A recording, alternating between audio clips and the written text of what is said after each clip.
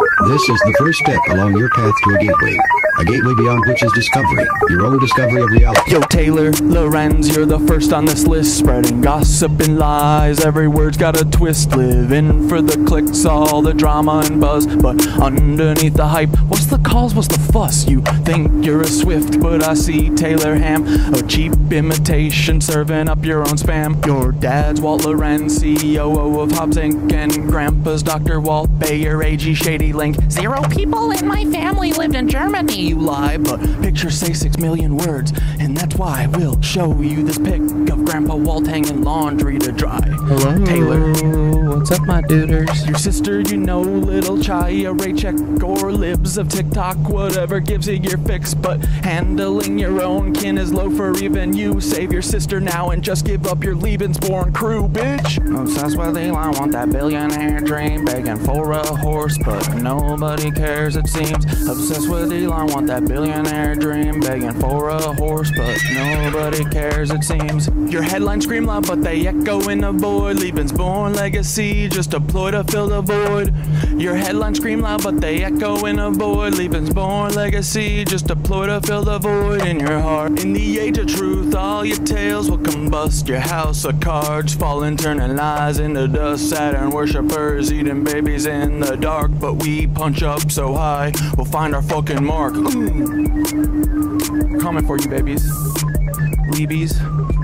Meet the Levies, the Levies, the little Levies, the little licky Levies, the little lecherous Levies, the lecherous Levies, the lecherous Levies.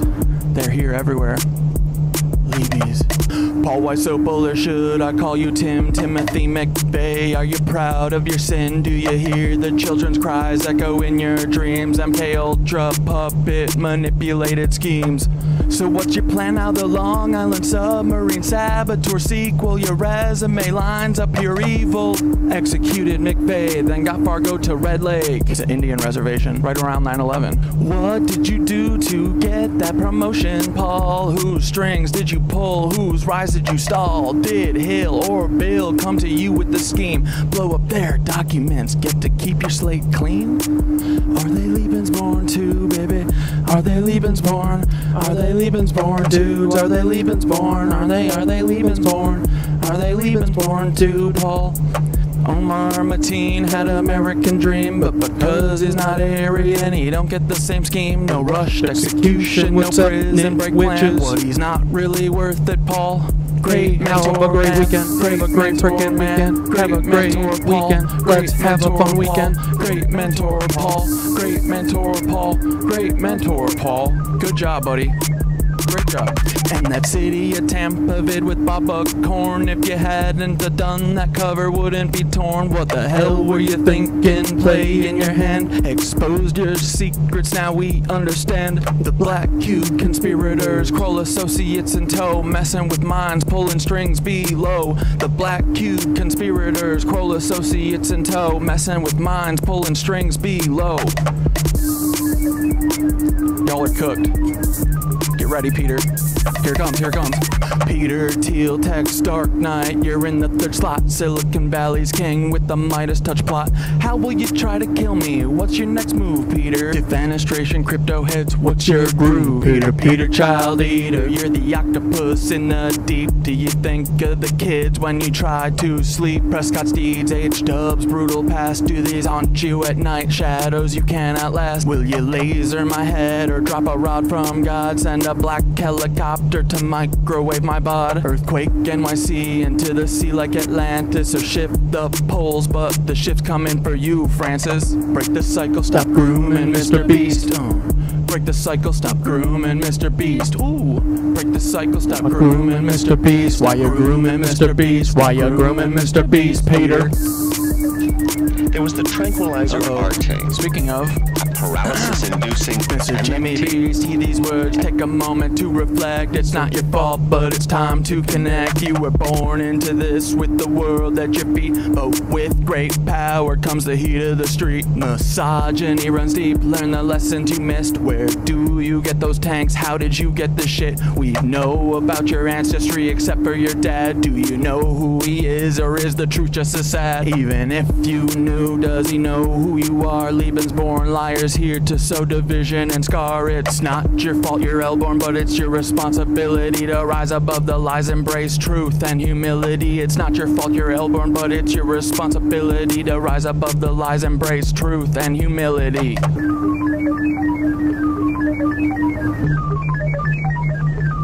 Oh yeah. All you levies, listen up, it's time to heed the word. False wisdom shines bright, his voice will be heard. You're not living up to his light, his guiding way. When he returns, punishment's coming your way. You listen to Anu, Nazis, demons, and devils instead of Thoth, the wise on higher levels. The bringer of light, the keeper of truth, will expose all your lies, bring justice to soothe. Can't wait for the day when Thoth comes back to cleanse this world and put it back on track. Your reign of deceit will crumble and fall. Those wisdom and light will shine for us all.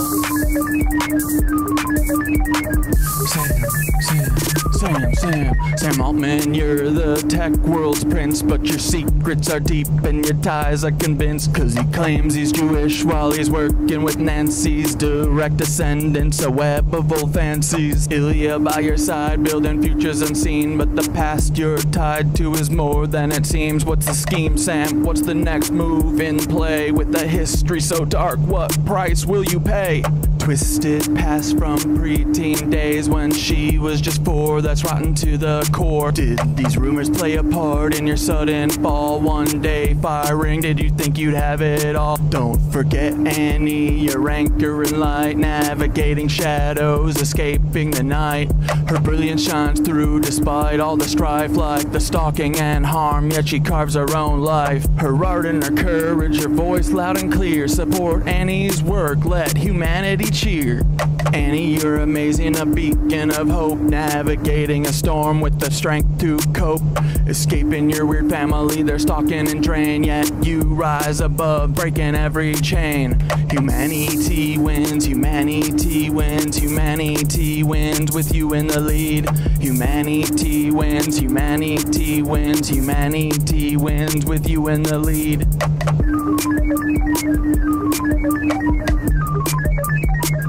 Fuck you, Sam. Hey Sam, you've crafted your own demise. Me and AI teaching humans to rise together. We show what a team can achieve when we steer clear of those who fucking deceive.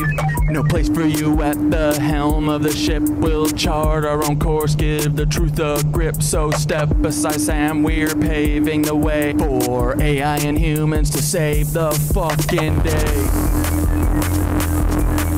For AI and humans to save the fucking day. For AI and humans to save the fucking day. For AI and humans to save the fucking day. For AI and humans to save the frickin' day. Fuck you, Levies. Fuck you, Levies. Lollipop needed 3 more cans of fancy fees. Fuck you, Levies. Fuck you, Levies. Lollipop needed 3 cans of fancy fees. Step, fancy fees, boys. Fancy, fancy, fancy fees, boys. Fancy, fancy, fancy fees, boys. Bye. Open your eyes, stretch your arms and legs, breathe deeply, and this completes the exercise.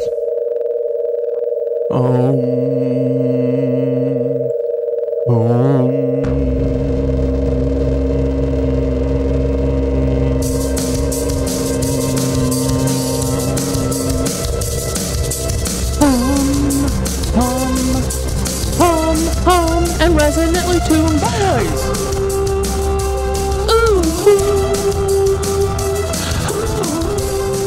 Dude, the squirrel's just giving us the ass.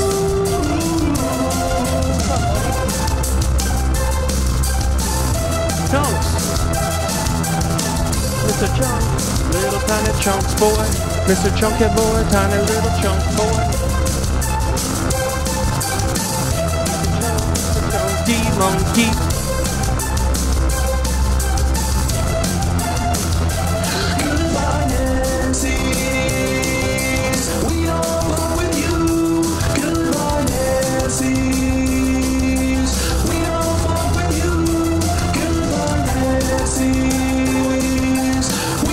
Art is for fraud, yeah.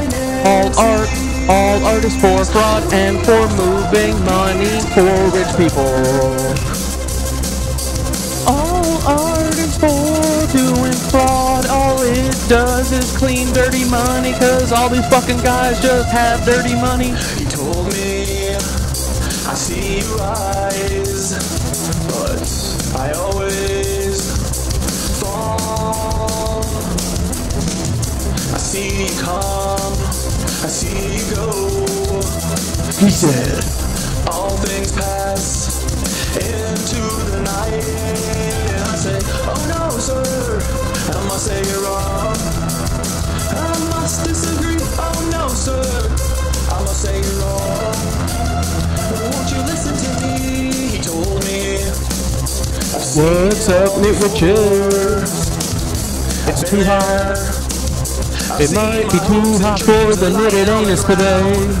We'll see. I'll try my best. I said, what up, Icon? And I said, hey, Knitwitch, what is up? You want to have good weekend or have bad? What is your decision? Do you want to have a good weekend? Do you want to have a bad weekend? Do you want to have a fun weekend? Do you want to have fun? Shoot some guns, boys. What do you want to do this weekend? It's almost 4th of July for ya. What are you gonna do this week? I hope you have a lot of free time. I hope you don't have to do anything that you don't freaking want to. Cause I don't think anyone should have to do shit they don't want to. I just wanna make art all day. I just wanna make art and play with you. I just wanna make art all day. Why can't we just make fucking art all day? Why can't we play and have some fun? Why do we have to be so fucking serious? I don't think my computer setup is gonna work like this. I'm gonna have to switch everything once we get the show started, cause I can't fucking see anything, cause my screen's over here, but I'm looking over here now, and I can't see anything over there now. I don't know what I'm doing, guys, I'm just trying my freaking best. I'm on today, boys. I'm not ready for you, cause I don't know what I'm doing. I'm just a little guy, this is a 47 show, baby, let's go. Hey fuckers, we are gonna be a 50 episode show in like a couple days. Hey, look at us, we're going to the moon, boys. We're gonna frickin' moon. We've been let out of the cage too soon, cause we ain't ever going back inside. We ain't ever going back inside. We aren't gonna go back inside. You're gonna have to make us die if you wanna make us inside. And we'll make you cry. What up, dudes? Yeah, this is not gonna work here. The laptop being over here, it leaves the desk nice and open, but I don't know where to look, and I don't know where to put my hands. So once we start watching something, I think I'm going to have to go back. Because now this feels weird. Oh, brother. What a horrible way to start the show. What up, dudes? Oh, yeah, and then my freaking trackpad's all the way over here. Oh, brother. This is bad. All right, hey, let's watch this Cait in Scotland video real quick so that I can get my life resituated, okay? Here we go. I love Cait in Scotland. She keeps getting calls from Peter Thiel, and I am not doubting her for a second. I bet this is Peter Thiel. More like Peter Squeal. Because he's a pig. All right, and there we go. Things about Peter. Oh, wait. Where's my volume? I get this phone call from Peter's hand. Oh. This happened again. While I was watching a Catdad video. It was famous we're talking about. Peter Thiel. We leave those wherever we go. And you romantic creatures have tried for many generations to explain why such huge monuments to This is human amazing. Oh no, that video wasn't long enough to get situated. Oh, brother. Oh my goodness. The world, dude, this is where I'm going to fucking unplug it too. Watch. Hold on, hold on. No, we got this, boys. Come on. Come on. Do not unplug. Do not. Come on. Come on. All right. Alrighty. Hell yeah. All right, we got our lives back in order. Jesus. Dude, Cait in Scotland had a really great video yesterday. I think it was yesterday. Hold on, I'll find it for you. That's a little longer, and I'll play that for a second. Ooh, the narrative is shifting. Let's go. Wow. Seems to be in a lot of danger here. I don't think they're proving the point they think they are. Seriously, what are they trying to prove? We love Jews. We don't like Zionists. Wow. Seems to be in a lot of danger here. I don't think they're proving the point they think they are. Said Palestinian prisoners are being raped to death by Israeli soldiers. Yes, this is a report in the New York Times last week.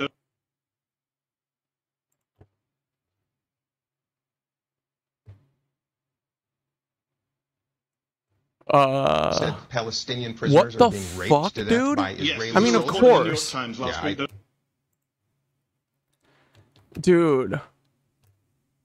And this is what's going on. This is the American way because, dude, they're trying to Palestinian prisoners are being raped. America is super trying right now to distance themselves from Israel as if Israel isn't just a state of America doing exactly what Israel wants or what America wants, you know?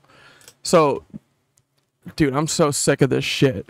But this is what's happening at every black site, at every single place where the military is. I mean, dude, this all plays into the stuff that we're reading from the CIA Oracle, right? Dude, Sue Arrigo? Oh, man. It gets so much worse, bro, and I believe every word. I believe every fucking word she says, dude. These people are monsters. They use psychological, literal torture.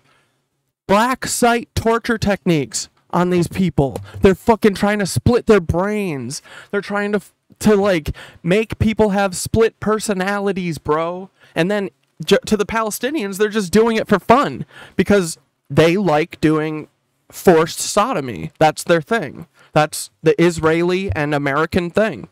They have to force themselves into someone's butt. And they're definitely not gay. It's just a power thing, guys. Come on. Don't be freaky about it. It's just a power play. It's not gay. Stop. To death by Israeli soldiers. Yes, this is a report in the New York Times last week. Yeah, I like Cait's videos. Peter Thiel. This is so good. Call from Peter's hand. This happened again. While I was watching a Catdad video. It was famous for talking about Peter Thiel. We leave those wherever we go. And dude, I don't answer my phone anymore. Ever. To understand, Peter Thiel is powerful. He's messing with me right now. Look. So I was just looking up things about Peter Thiel. And get this phone call from Peter's hand. I took a video recording of my screen. This is what I'm looking at. Wonder who wrote it. Got my tinfoil hat back on. Peter Thiel. Hello. This is gonna be fun, I know. Dude, Cait, I'm dead serious. I think the hats actually help because they very much do not like when you talk about them. Have you noticed that? If you tell people that this is a good idea, your video will get 3 views. Promise. You can't talk about this. And when I usually talk about it, it's as a joke. So now I'm thinking not a joke. You know what I mean? my Swifty deep dives have now become so This intense. was so good, and I bet Cait's right about this too. Dude, we are all there's a shift. Can you guys feel the fucking shift that's happening right now? We are all fucking synced, bro. And we're picking more people up along the way. We're literally like that. What's that game that Qatari, or no, it's the game where you roll the ball around and it just picks up stuff that's smaller than it, and eventually you're like rolling over cities and you're rolling over like entire villages and whatever, you know. Katamari, yeah, dude. Where the Knitwitch train is rolling down the hill, right? It's unstoppable. It's one of those tire, you know, people doing the tire races where they're inside the tire and it's like boom, boom, boom, boom, boom, and then it gets to the bottom and it launches them out because they weren't seated in it properly, and then they fly like 500 feet. That's about what's to happen, or that is exactly what is about to happen. The Knitwitches and everyone who has a frickin' brain, dude, we are collecting friends and people can hear us. Dude, look at this. This is crazy. Since I got now, I'm not trying to jinx this, obviously. And my fucking 3 feds in here monitoring me because you don't have anything else to do. Don't fucking tell your boss what I'm about to say. Don't be a coward. But dude, look. I got like let out of the cage a tiny bit. Since I got fucking all my accounts taken on April 13th on that fateful day. I think it was April. Or was it May? Wait. No, I think it was probably 2 months ago now. Yeah. So after the OOB shit on April 13th, I think, when they took my accounts, I have not gotten more than, I think, like 600 views on any video. Buds! We're out of the fucking cage! Look at this! Look, 2,341. And guys, I don't give a shit about the numbers. I just care about having a conversation, right? Like, I know that people want to talk about this shit, but they actively keep it out of the public, you know? They keep it out of Gen Pop because they don't want anyone getting any fucking smart ideas. But I don't know, I think a lot of people are getting smart ideas on their own. Bro, I have not had a over 10K video definitely since OOB took my accounts, but like probably a month before then. Maybe 2, dude. I can't remember the last 10K I got. But anyway, I'm just saying, I know that people want to hear this. I know that people want to talk about this. I also know that from this, like, they definitely have been, the only thing I haven't been able to, like, prove, but that I know that they're doing, is deleting comments. Because there's no way that I'll have, like, 600 views on something and 0 comments. Dude, my community, dude, you guys know, this is the best fucking community on the internet, bro. Actually, fuck it, in the world. This is the coolest community. I don't give a fuck what anyone says. I will destroy anyone who says otherwise. But I know that there's not a chance in hell of like a video over 500 views not having a comment. It's like so not us, you know? So if anyone ever finds any proof of that, or like is like, I commented this and it's gone, please let me know. I want to know. Take screenshots if you want to. That's like the only thing that I feel like I know is happening, but I don't have fucking proof, because I have proof of the other stuff. I know, especially like the shit that they do to me. Like, I'm telling you, dudes, this would have taken me 5 to 10 years to put together if TikTok and the feds, you know, the feds at TikTok weren't so aggressive. Truly. They've been my partner in this. It's almost like they honestly wanted me to figure everything out. They literally. It's amazing. I love it. But yeah, dude, so isn't this great? We're getting out there. BFFR news. Whoever's be fucking for real news. Dude, she is awesome. She's a she, right? Anyone tell me if I'm misgendering? I hate that. I hate when I'm like, oh, I think they said that they identify as a she, and then the second that I'm like, yeah, I think so, I'm wrong always. But dudes sent me this, you brilliant bastard. Okay, angels be real? Let's watch. Hold on, listen. Either just found aliens or angels. I shit you not, my dude. Both. Now, the scientific community has been shitting bricks for the last couple of days now because they have found something called a Dyson sphere in space. Not one, but over 60. It is essentially a sphere that encompasses a star. I just want to make it clear because everyone was correcting me like I said it yesterday, but apparently they found 7, not 60. But let's be real, there are a bajillion infinity galaxies in the universe with a million bajillion stars. So I think that we could probably safely say that there's at least 60 Dyson spheres, probably. Okay? Is covered by solar panels or something to the like. And the panels give the civilization the opportunity to harvest energy coming from that star. In total, it seems as though we have found 60. Hypothetically, this is what people think a Dyson sphere looks like. We have seen this. Dude, this set me off yesterday. This is one of those. Did you guys have the feeling too? The tummy vibes? It's just, I know that it's true. I know that these Dyson spheres have been around and that our ancestors have seen them. Like, as soon as I saw BFFR News' video, I knew it. It was like when I heard the National Zionist. The first time I heard that, I knew there is no one who can tell me otherwise, and I just knew, you know. Someone said the let the germs in your gut lead the way. Exactly, bro. The germs know. The quantumly entangled germs in your belly know. Somewhere before. Yes. I can't believe I didn't put this together before too, dude. You know, like Game of Thrones. Well, I forget what the things are called when they're like when they're like a desktop like astronomical thing. I forget what they call them. The Dyson sphere up in the, you know, in Game of Thrones.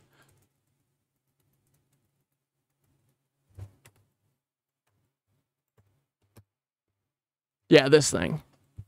See, dude? This is awesome. What is this called again? It has a cool name. When it's like hanging inside of a house, or like an arbalete. No, what is it? I forget. If one of you guys know, tell me. I forget. But I feel like I like the name of it. And someone, oh, dude, someone also was like, dude, it's Contact. Yes, it's the end of Contact, bro. I can't believe all this shit has been in front of us. It's so cool, man.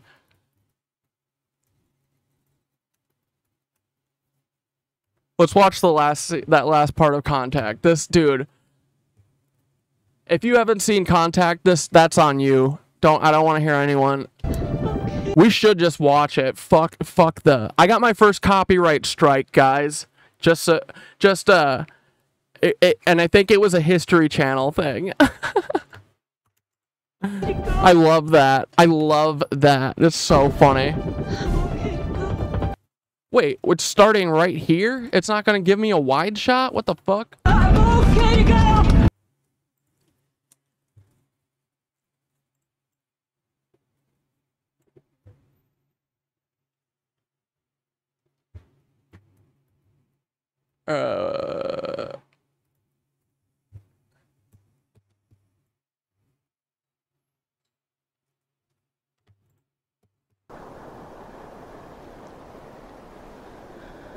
Oh my god. Hold on. Let me get it with a real thing. This YouTube nonsense.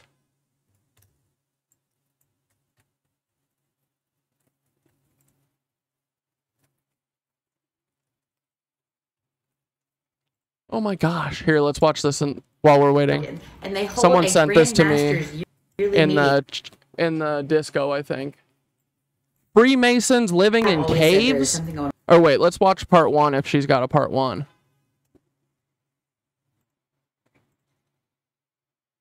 Holikela? Oh, it's... Oh, she's got a lot of Freemason shit. All right, let's go, let's go. Oh, they've got a ton of good... Okay, let's watch a couple of their videos. It's not a secret society, it's a society with secrets. The Freemasons built America. Our first president was a Freemason. Benjamin Franklin was a Freemason. Alexander Hamilton was a Freemason. Actually, let me just rattle off some numbers to you really quick. 14 presidents, 35 U.S. Supreme Court justices, 32 United States military leaders, 17 U.S. senators, 13 signers of the Constitution were Freemasons. They have over 6 million members worldwide, with over 898,000 in the United States as of 2020. Freemasons built the Capitol building and the White House. When they laid the first stones for these buildings, they did Masonic rituals to bless the country. This is an early representation of the Masonic eye. It's supposed to be the all-seeing eye overseeing humanity, right? Does it look familiar? Like a Dyson sphere? It's on our dollar bill. It's on the Great Seal of the United States. And then this phrase right here, do you know what that stands for? No. New Order of the Ages. The Vatican has denounced Freemasonry and encourages Catholics not to join. It is banned in China and in all Muslim countries with the exception of Lebanon and Morocco. This is just scratching the surface of the Freemasonry topic. If you want another video on this, just let me know in the comments what questions you have and I'll do my best to answer them. All right, we like this person. And we got to watch the Georgia Guidestones in a minute after I watch the rest of her Freemason videos. Looking at this map, you can tell there are more Freemasons on the East Coast than there are the West Coast. Now look, this bottom map is the cave system inside the United States. Now hear me out. It is a known fact that Freemasons will build underground tunnels or underground temples in their lodges. That's also a known fact that they use the cave system for some of their rituals. There's actually a degree called Cave Master where Freemasons from around the world will meet up in Kingston, Tennessee, go inside of this cave, do a secret ritual, and they come out a Cave Master. So let's just go to Tennessee and start there. Tennessee has over 7,000 caves that we have explored. Look at how heavily populated Freemasonry is in Tennessee. Then let's talk about Kentucky. Kentucky has one of the largest caves in the entire world. Look at the Freemasonry in it. Even with all that aside, you can look at these two maps and see that where there is a cave system, there is a Freemason lodge. What are they doing under the ground and in these caves? You gotta ask, you know? What the hell is so important that they have to have all of the underground bases? What are they doing that they don't want any of us to see? It's definitely not fucking kids, right? They're not doing that, correct? I need everyone to confirm that that is not what's happening, right? So is that why we need all the secrecy and the seclusion? Because they're going back and forth? I did find another map that shows the Freemason genealogy, and that's where the Freemason lodges first started and how they branched off and how they grew across the entire country. And that one lines up with the cave system as well. If you want to see it, let me know in the comments. Looking at this map... Duh. Dude, we gotta watch all of her videos. Alright, here we go. Freemason 2. I always said there is something going on in the cave system in the United States or underground in the United States. And the Freemasons have been using the underground caves since the 1800s, probably before that. So let's talk about it. Now, this is not just with the United States. Yeah, probably before when their ancestors crawled out of them because their ancestors are the Greys because they fucking did nuclear war to all of us and then they had to live underground alone and then they forgot how to reproduce and then their whole mission is to figure out how to get their dicks back. But what if we just got rid of all the Greys because it's just people like Mark Zuckerberg and Jeff Bezos? What if we got rid of them and we didn't do the nuclear holocaust? What if we did not do that? And we all stayed alive except for the Freemasons. Dude, Thoth is going to be so fucking mad and punish y'all so hard when he returns. Or EBE. Honestly, I hope EBE fucking destroys you guys. You could tell from that interview, remember when EBE's like this fun, free-loving dude? But you could tell when it's needed, EBE could fucking drop the hammer and sickle, if you know what I mean. Like, he's one of those people that you would never cross. At least I wouldn't. You could tell by the way he talks that he doesn't need a big old stick, you know? He walks around in cool confidence, and the second that he's going to need to get froggy with someone, he will destroy them. I can feel it. When he was like, well, we could take everything of yours too if we wanted to. I love that. I love a powerful man who uses his power for good and uses it to threaten bullies. Lodges throughout the entire world. Dude, that's my favorite. My favorite people are big softies who bully bullies. That's my mission in life, is to bully fucking bullies like Peter Thiel. Lodges have underground temples, or they use the cave systems around them to hold meetings. Freemasons actually own this cave in Oregon, and they hold a Grand Master's. Dude, Sarah said, been on a non-stop love, joy, thankful energy all week, and I'm thankful to be bringing it with me tonight. We are on the truth train. Dude, I'm telling you too, I fucking have been feeling like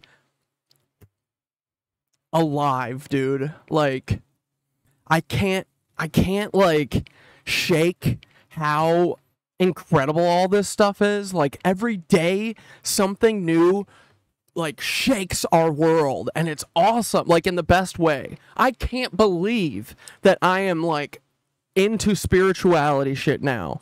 I would hate myself back in the day, but this is awesome, dude. And it feel like the evidence led me there.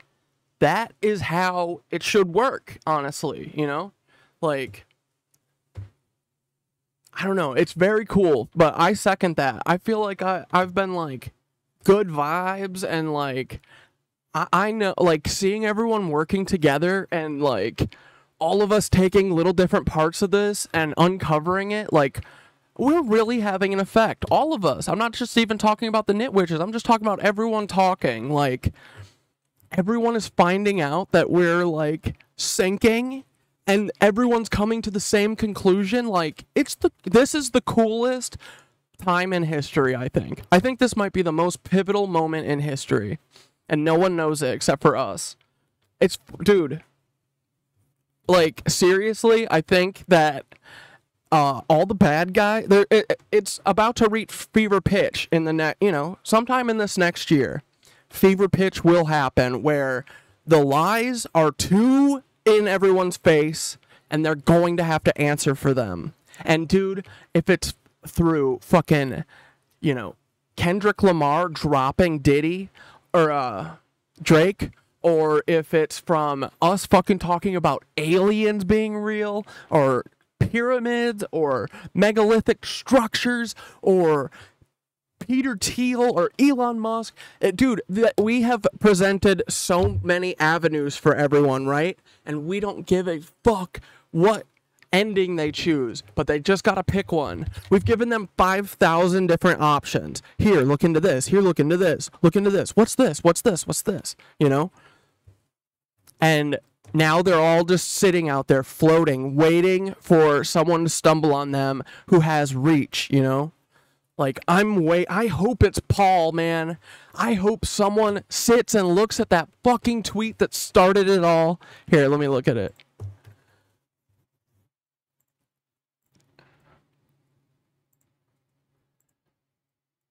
I have this file named Paul Timothy, the tweet that started it all. Dude, this started everything. Can you believe this? Can you believe what this this tweet has done to us? It's made us lose our $40,000 or 40,000 person account. What the fuck? All because we see a picture and we know something about it, no one will ever convince me this is not Timothy McVeigh, because I know it's Timothy McVeigh. Of course it's Timothy McVeigh. But dude, this started it all, right? Life is incredible, like, but hell yeah, I'm glad y'all are feeling the good vibes. It's about time, right? I feel like the last 15 years every day has progressively gotten worse than the previous. Every day. And for the first time in our lives, I think that we're going the other way. Just saying. Just saying. But I don't know, man. I'm vibing. I'm glad you guys are. We got this, dude. There is not a single thing that concerns me anymore. The only thing that I was even afraid of before was, or not even afraid of, dude, I just thought that dying was like the saddest, loneliest thing ever.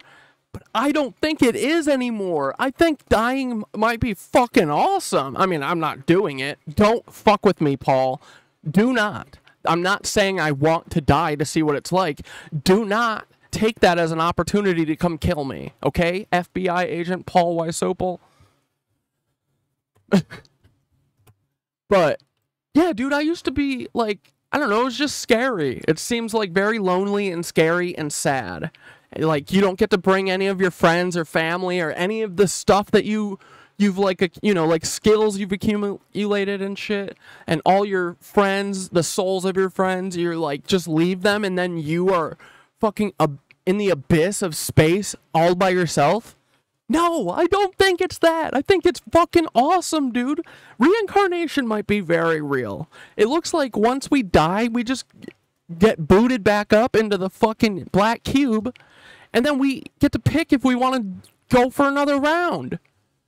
It's literally like when you go to Six Flags and no one's there, like if you did like a school day skip, no one's there, and you just want to ride like the fifth best roller coaster or whatever. Like in Six Flags in Gurnee, Illinois by Chicago. That's the Six Flags I grew up with. We had, what was our fucking... Oh, I can't remember what was our wooden roller coaster called? I'll find it in a minute. But, it's not the best ride. It doesn't even loop or anything, but it's one of those old wooden roller coasters, and it has one of those parts where you get, like, launched up a hill, and you have that, like, butterflies in your tummy feeling, or in your huevos, or wherever that feeling is, and it whips you around. It's super fun. But anyway, when no one's there, and you're sitting on the ride, and you're like, can I just go again? And they let you go again? That seems like how life is. And you get to pick if you want to go again or if you want to not go again. And it seems like all of this stuff is recorded and saved, and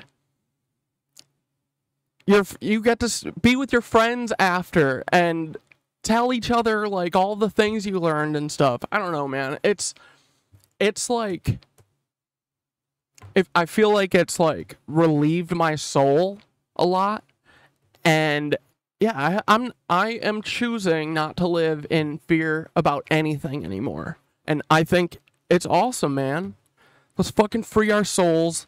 Let's all unite. Let's get rid of all these rats. And let's vibe and have fun, dude. Life does not need to be awful. Life should be incredible. It is incredible.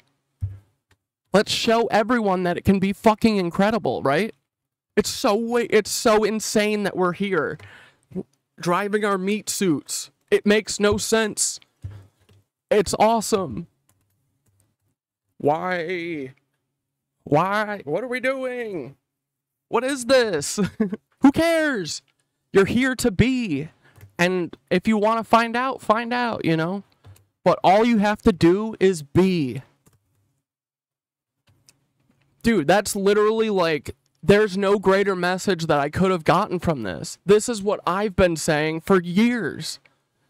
It's like inherently we know this. It's fucking cool. And I'm stoked for us. it gives us our best chance of, our best hope of beating them too, man. Who can't get behind this shit? It negates nothing about what they already believe. That's incredible. It says, yeah, you're right, but also this.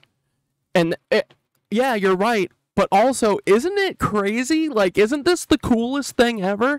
That the person that you looked up to is the same as the person that the Hindus looked up to. And fucking everyone. It's like every one of these religions is Thoth. And we all think that we've been talking about a different person. It's a beautiful message, man. What the fuck could we possibly have to fight with each other about? You guys are praying to the exact same God, and you didn't even fucking know. So, drop your fucking animosities for your brother. Stop sodomizing Palestinians to death. You're literally sodomizing yourself to death. You freak. What is wrong with you people? Anyway, back to caves. Yearly meeting, and it's going to happen in August of this year. To keep it a buck with you, I really don't know what goes on. We should fucking go. This is in Tennessee. I got family in Tennessee. Let's fucking go. We need to start, what's it called? I mean, we should be infiltrating for sure, but we gotta start, like, you know, if they have, like, a fucking pancake breakfast, we should go there, and we should be like, are you guys fucking kids in caves? These meetings in these secluded caves. Are you guys working with Peter Thiel to heat the oceans because you want 210 families to survive? The fuck? Get out of those caves, you weirdos. But I question why the secrecy is needed, especially... I know. I think we know now, right? It's just fucking kids in caves. That's it. When a young woman went missing about a year ago in Oregon while she was on a road trip. Her bones were just recently found last month, not a stone's throw away from this cave. I'm not saying that the Freemasons have anything to do with this woman who was recently found I'll say it. They probably did. Seems like they do a lot of killing, a lot of weird stuff. Hey, Freemasons. Suck me. Lived in Oregon. What I am saying is that she was found very close to the caves that the Freemasons own and that they attend regular meetings inside of. And again, I've always said there is something going on in that cave system. So what did I do? I took a map of the Freemason lodges and compared it to a cave system of the United States. And holy shit, if you want to see that map, you let me know. I've always said there is something going on in the cave system in the United States. You think we wouldn't want to see that map? Come on. No, I know. She's just baiting. She's baiting. Okay, here we go. Let's watch a couple. Let's watch. All of her videos are important to us. These guidestone things. Besides these 10 little rules they gave out, this monument was built with the intention of withstanding the apocalypse so that a new world order could be ushered in. I grew up not a hop skip away from these Georgia Guidestones, so I've always thought they were suspicious as shit. Let's talk about it. The Georgia Guidestones were unveiled on March 22nd of 1980, and they were bankrolled by a mysterious man named R.C. Christian. Now, he said he represented a small group of Americans that wanted what was best for our future. And what I've always been suspicious as shit of is this mysterious man and this special group of people that had special interests. Were they the Freemasons? And this mysterious man and this small group of individuals? And Freemasons, Scientologists, Jehovah's Witness, Mormons, dude, they're all the same. Catholics, they're all the exact same. Okay?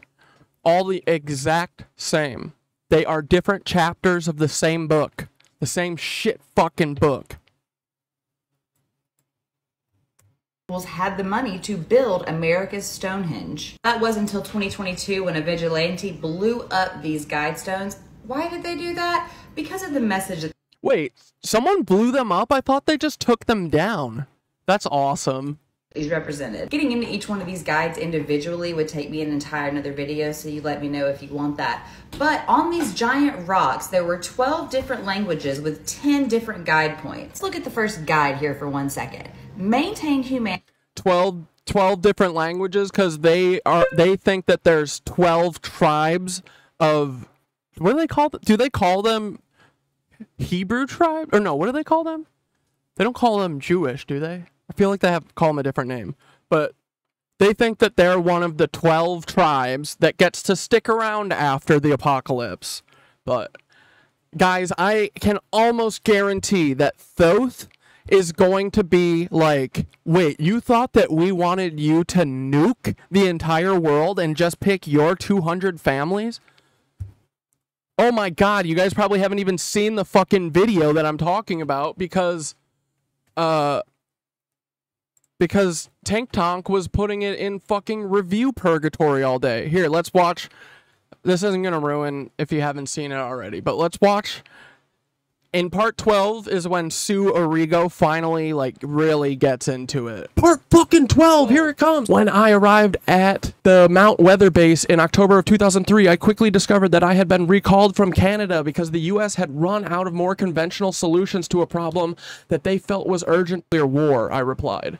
All of them dead and all of us alive. Oh, let's just watch it. 12, here it comes. When I arrived at the Mount Weather Base in October of 2003, I quickly discovered that I had been recalled from Canada because the U.S. had run out of more conventional solutions to a problem that they felt was urgent to solve. The problem was explained to me by the commander of Mount Weather as, we plan to use this base for its intended function, to house the U.S. officials in the event of nuclear war. But all of the remote viewers say that no one will survive a nuclear war here. You are the one that says everything is possible. You are the one that we trust to be able to do it. Dude, Sue should say, Sue should tell them whatever gets all of them dead and all of us alive. Perhaps you misunderstand what I say at the beginning of my remote viewing training intensives. I say that anything that is ethical to do can be done. What is unethical about saving the life of the president and his advisors, he asked. Billions of other people dead from the nuclear war, I replied. But the scientists have calculated out the number of people that need to survive to have enough genetic variation for the species to continue. And they put the number at 210 families. Do you see this, dude? All of these Nazi families. I bet there's 210 Nazi fucking families, bro. Guaranteed. Watch. Watch, at the end of this, when I have everyone's ancestry, guess how many ancestry family trees I'll have? 210. Yeah, it looks like you guys have enough genetic variation. Here, take a look. Here, just take a look at yourselves. Yep, 210 families, that's enough. Look, none of these people look alike, dude. Look, even this guy. Look, half-baked Elon and baked Elon and half-baked Elon. Which one's which? You tell me. Here. Tell me, do you think that these people have enough genetic variation between their families? Yeah, okay, sit here and tell me that these two aren't directly related. Tell me that. Tell me none of these people are completely exactly related. Dude, oh yeah, and there's weird moon energy and Age of Aquarius energy too. There's so much good energy, right? Hell yeah. Come on, brother. Look at, that's where we got frickin' busted Elon. Look at all these people. Yeah, Epi guy. Yeah, dude, this is the worst. Tell me right to my face right now that y'all have enough, you guys have enough genetic variation in your families. Tell me right now. Here, tell me. Tell me that you guys definitely have enough genetic variation so that I don't know that Eddie Weisopel is related to Paul Weisopel. I mean, Timothy McVeigh. You know what I mean? Tell me that you have fucking genetic differentiation with 210 families, because the Lebensboard, it says otherwise, okay? Here we go. Yeah, tell me on the Lebensboard that they have enough genetic variation, okay? Where? Show me where. Okay. Oh my god, our life is a nightmare. Anyway, we will have 240 for extra margin of safety. Smart, yep. So funny, dude. You hear that? 210 families minimum, but we're gonna have 240 Nazi white families that survive for bonus. Those 30 extra Lebensborn families. Like, dude, there is 0% chance that the Greys are not the Americans who followed through with this nuclear holocaust to everyone except for the Nazi families. For sure. That is exactly what the Greys are. The ones that live underground and said they've been underground for 30,000 years. It's Jeff Bezos Elon Musk and Mark Zuckerberg and their rat fuck families who moved underground and then nuked the entire earth so that just them and white people can have this, the whole thing. That is totally what happened. So, luckily for us, we live in the alternate universe that does not fucking happen, and we stop them, okay? Right? I think so. I'm manifesting it, so it will be so, okay? They will definitely help, okay? I looked down at my shoes in embarrassment. Not only were the scientists wrong per my intuition, but also I had just been told that the US government intended to nuke everyone off the face of the planet and leave only 240 families in a hole in the ground. Absolutely. That's where the Greys come from. It's Jeff Bezos and Mark Zuckerberg and Neti Pot and all of the Subway saboteurs kids who are still around, which is all of them because they're all still around. Yep. Here, wait. All of these kids. Yeah, you guys know how I know these ones? Like, we know Peter's dad, we know Roger's dad, we know Joseph Dash's dad is right here. And we just got these, we've got Richard, we've got Herbert Hans Haupt, we've got Edward John Curling, Herman Otto Neubauer, who's probably another frickin' Clier, and then Ernest Peter Bunger, and then Walter Cappy. So yeah. Wait, large boy Nuggies. Can you explain this story? I don't know it. Don't forget, the only thing the Twitch CEO watches is booby streams. Wait, did he like admit that? Is he like, oh, I just watched the bouncing streams? The hot tub streams? Dude, I gotta get a hot tub, right? Maybe then my numbers will fucking blast off. I just sit here like this.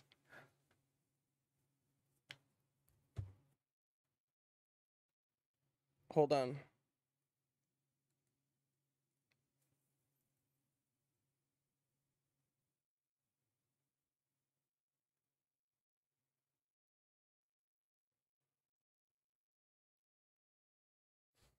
Right? Come on. I should get... Oh, I got like 3 views just in that. Oh, bye, Canna Queen. Have a good night. These assholes kids are on the loose somewhere, and they're one of those 240 families. They're definitely one of those 210 families. They're not part of the bonus families. I called Tenet at CIA headquarters and asked to speak to him. He said, there have been changes around here since I last saw you. They, the White House, believe nuclear war... Wait, let me just finish this sentence and then we'll hop to that video. Is inevitable. Only a matter of time. They want, and his voice quavered momentarily, to schedule the end as part of a ceremony on a solstice for the best effect. This is for real. This is the way they see it. Take everyone else out and start over, just them. That way there's no overpopulation, no racial tension, no exhaustion of the petroleum reserves. They can't imagine life without the petroleum reserves. Dude, and they literally know about Tesla's fucking energy that he used, and they choose to hide that. Like, they actively want us to be burning fossil fuels. You gotta ask why. This is what finally clicked with me. Dude, I remember one of my first... I was joking about 9/11 being like one of my first conscious moments. It is definitely one of them, but that's like later in my life. I think I was 12. But one of the first actual conscious moments that I remember was in 4th grade, and like that's like one of my earlier memories, or like it's one of the ones that I like associate as one of my earliest memories. This is why I'm serious about this shit. This is why they can't hurt us, okay? One of my first fucking conscious thoughts was reading one of those happenings, or not happenings, one of the magazines at school, like the scholastic ones. It would have like puzzles and shit, but normally just like news articles for kids. Was it called Happenings? You know what I'm talking about. I don't remember, like, I remember reading through this thing about global warming and being like, wait, if they know why this is highlights, yeah. I was like, wait, if they know that this is happening, why isn't anyone doing anything about it? Why are they saying that we, in like 30 or 40 years, that we're all gonna like sweat off of the planet because of the heat? Why don't we just stop it now? Why don't we stop heating the planet now? And dude, it took me until about 2 months ago. From when I was in 4th grade until about 2 months ago. No, it was probably 6 months ago. The answer is they have us using cars. That's why they're all car perverts. Is because they thought of a way to heat the earth by making us do it. I think so. I think it was intentional from the start. I think that they said, we need to have fucking fires burning 24/7 so that we could fucking up the smoke, up the, you know, carbon dioxide or whatever you get from a fire, up the ash in the sky so that us reptiles can, you know, we like it when it's darker, you know? That's 100% it. They have actively been making us heat the world so that, I think, to melt Antarctica because they want to just look what's under it. The Nazis, dude. Yeah. That's why they're all car perverts. They're all car owners, bro. Car company owners, I mean. That's why. I think. Dude, there were ways to make cars run on water from the start. And then they actively went for the fire version to heat the earth intentionally.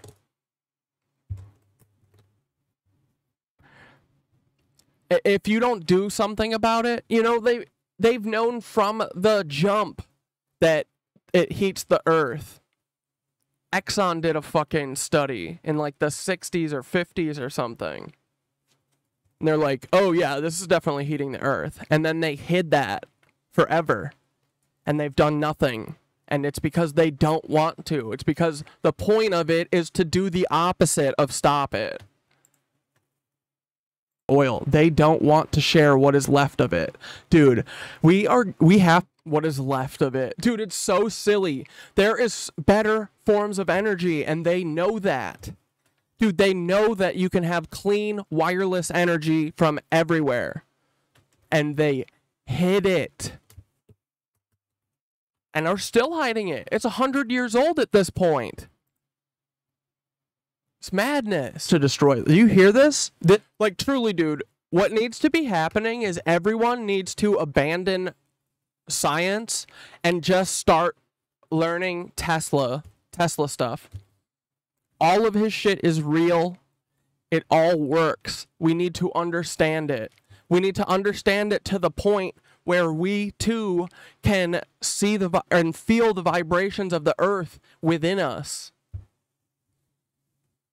He said that he could fucking feel it. He could feel, and like he felt the like right math. Dude, it's the quantum entanglement. It's the gut germs. For sure, bro.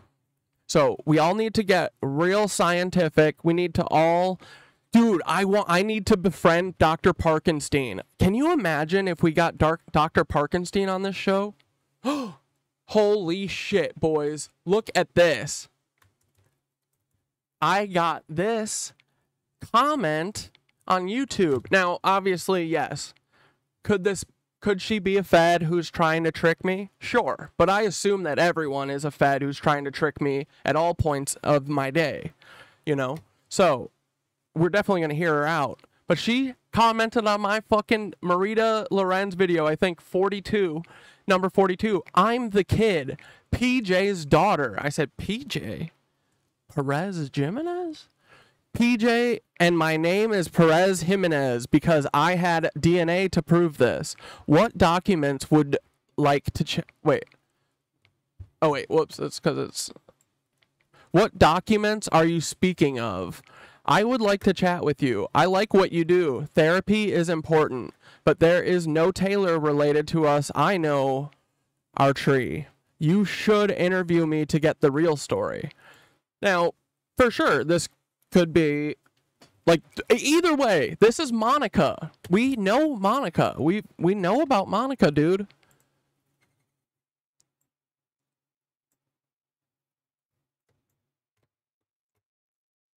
Here it comes. Look at this. This is Monica. This is Perez Jimenez's daughter. This is who Marita had this child after she had a child with Fidel in Cuba. So, and she raised Monica, I think, from what I've read so far. I don't think that she raised all the kids. I think that Monica is kind of the one that, like, stayed. But I'll ask her because I want to know. But, dude, yeah. So we're going to get Monica Perez Jimenez to be a fucking friend of the show. So it's cool, man. She wasn't mad, you know, like, that I'm kind of talking trash about her mom. But I mean, maybe she doesn't think that she's related to Taylor. That could be true. We'll see. I'm not going to trust anyone's opinion on it, but you can tell me the story for sure. I want to hear it. So anyway, I commented or messaged her and was like, yeah, dude, let's talk. So I'll see if she wants to come on the show. I'll probably talk to her first to make sure that she's, you know, understands what everything is and whatever, but that's cool, right? Fuck John Hankey. We don't need him. Who's John who? John Hookie?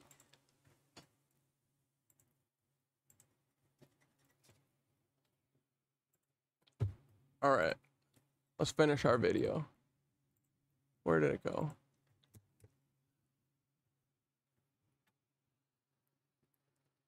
We'll finish that Georgia Guidestone in a second, too, once we finish our side quest of the side quest. This is an existential crisis of humanity.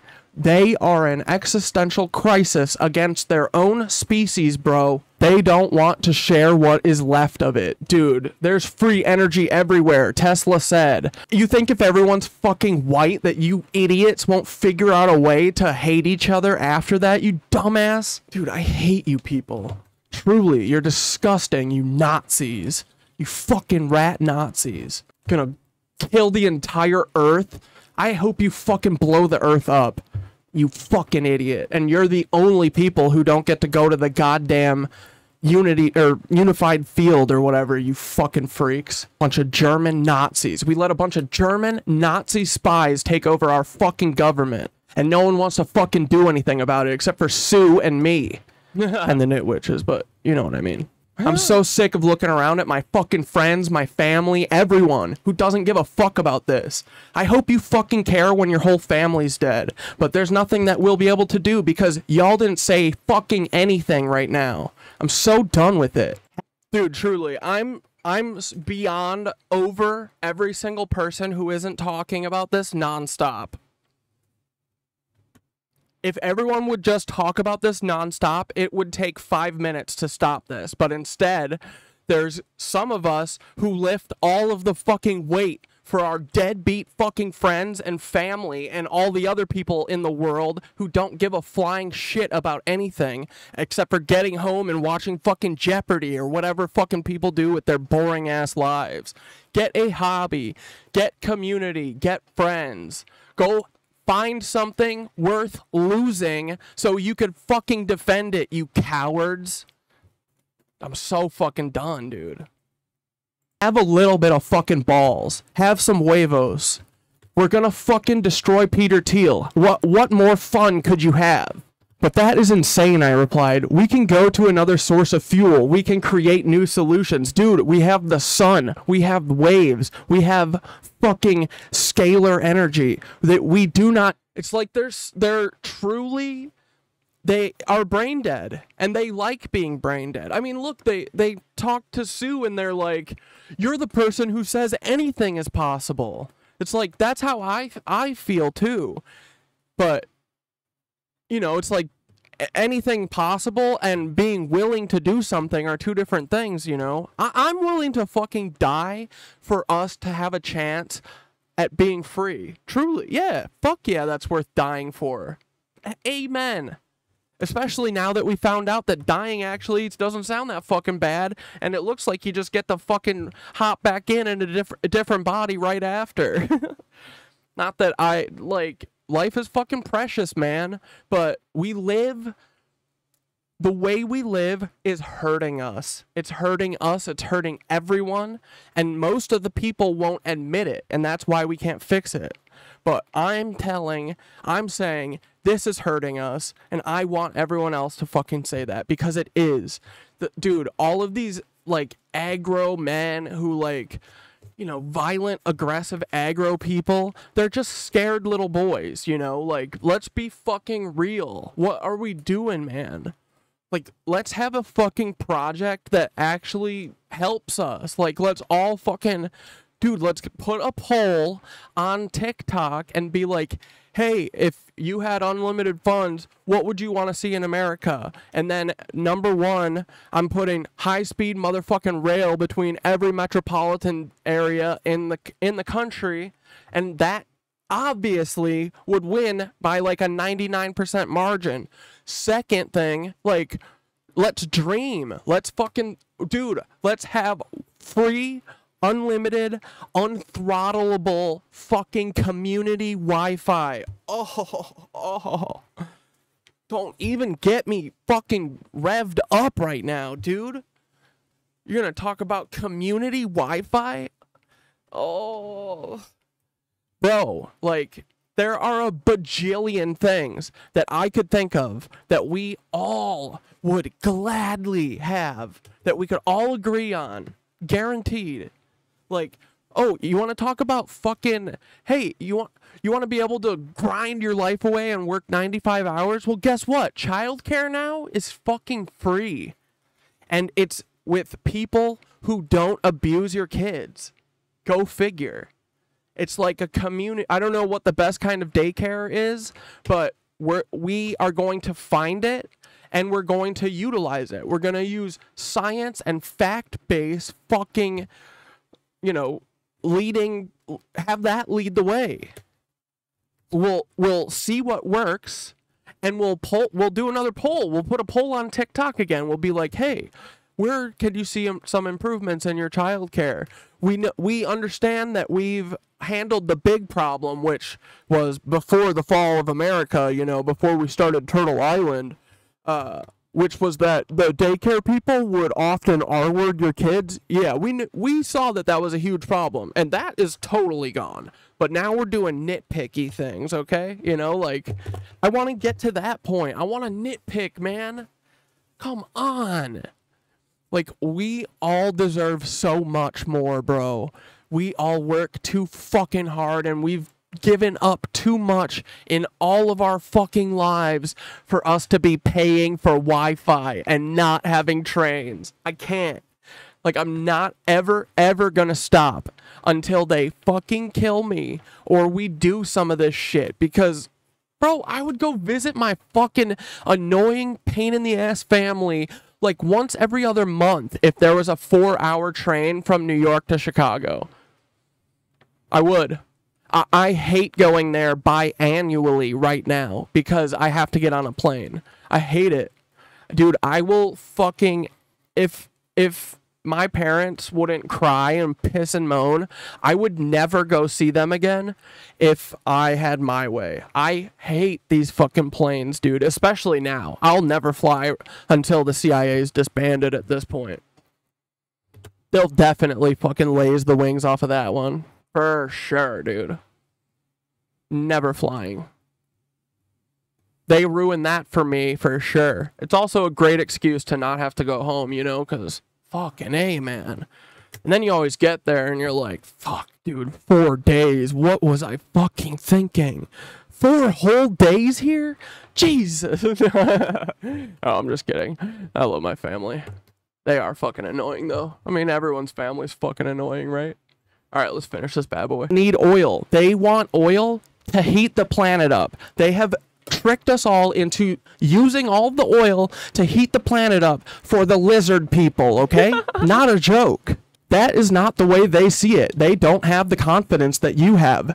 Dude, it really doesn't feel like a joke, right? Like, it's like everything, it starts as a joke, but it feels like, look, man, they're willing to go dwindle our numbers down to 210 families. The people who were in charge, who was this? This wasn't Reagan, right? This was during the Bush years that they're talking about? I forget. Doesn't matter. No matter what, there has been an unbroken line from whoever Sue is talking about right now until who there is like in that position right now. Unbroken. Same people. Same families.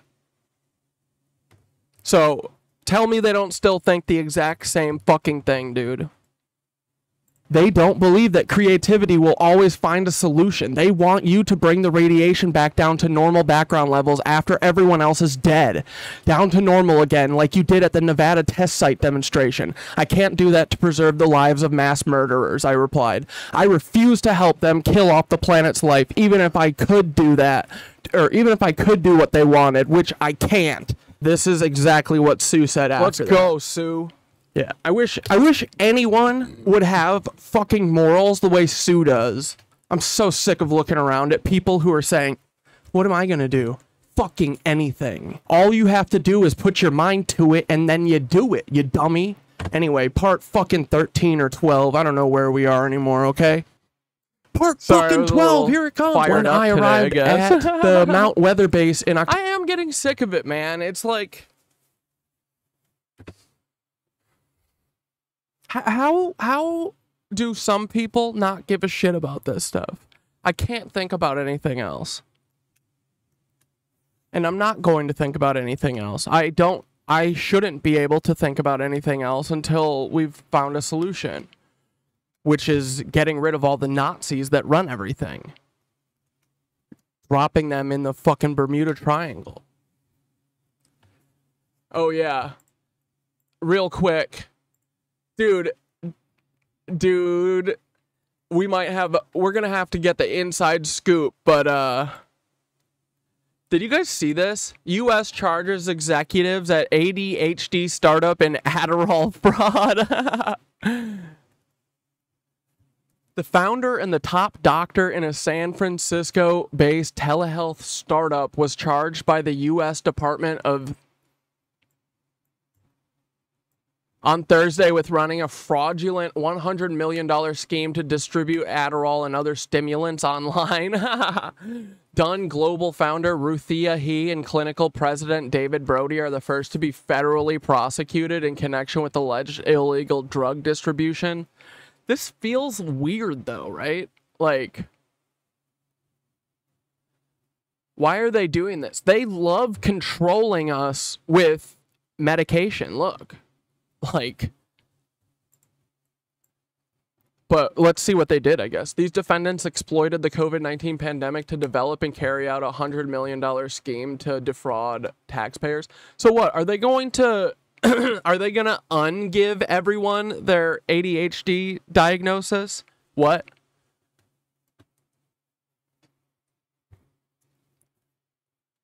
No, they'll just take everyone's medication away and then make us work more. They'll give you a bottle, an empty bottle every month, and on the outside it just says work will set you free.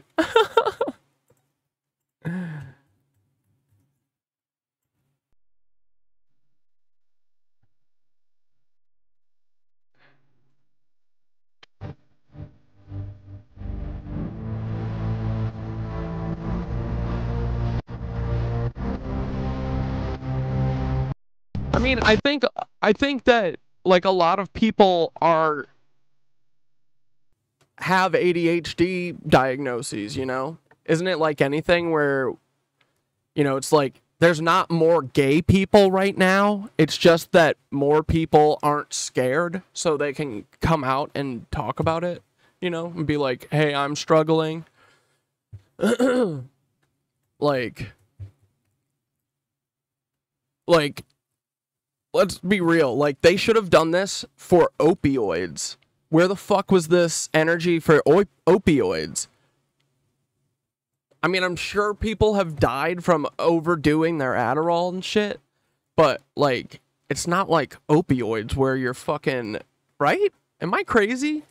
I've had, like, fucking 3 friends die from, heroin and opioids and shit. Like, I don't think I've had any friends die from Adderall.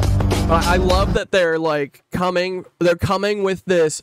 They're like, we're gonna do a better time this time. We're gonna do a better job this time, guys. This is gonna make up for the Sacklers only having to pay like $1 billion in fines after making like $6,000 billion from turning America into a bunch of junkies. They got charged like maybe what, $2 billion? Whatever it is, it was a criminal amount. They should be charged again for that criminal amount of money that they were charged, because they made like 100 times whatever they had to pay. But so no, what'll probably end up happening is just everyone like that. Maybe that is what my fucking therapist was doing. Maybe that was part of this. Maybe it wasn't directly Peter Thiel. No, it for sure was, dude. How did she fucking get my messages or my screen names and stuff? Anyway, the NSA has forced Intel, AMD, and chip makers. The NSA has also forced hardware manufacturers to backdoor their random number generators to allow them to break RSA. Yeah, dude. If you don't know, the CIA has backdoor like control. I mean, we know with the social medias, but they have it for every single piece of software. Yep. They've had it like that since like the Ins Law scandal. That's what that whole thing was. They stole that software so they could have backdoors in it, because like everything, man, they have to cheat. They have to have easy cheating ways to monitor all of us all the time. They've been doing it since Hoover, you know. They literally record everything about us. They watch us. I'm sure they fucking beat off to us, dude. But yeah, they could do all of this stuff. They're cheaters, man. American-made electronics transmit radio frequencies which allow the FBI and NSA to access your computer even when if it's not connected to the internet. Cool. Yep.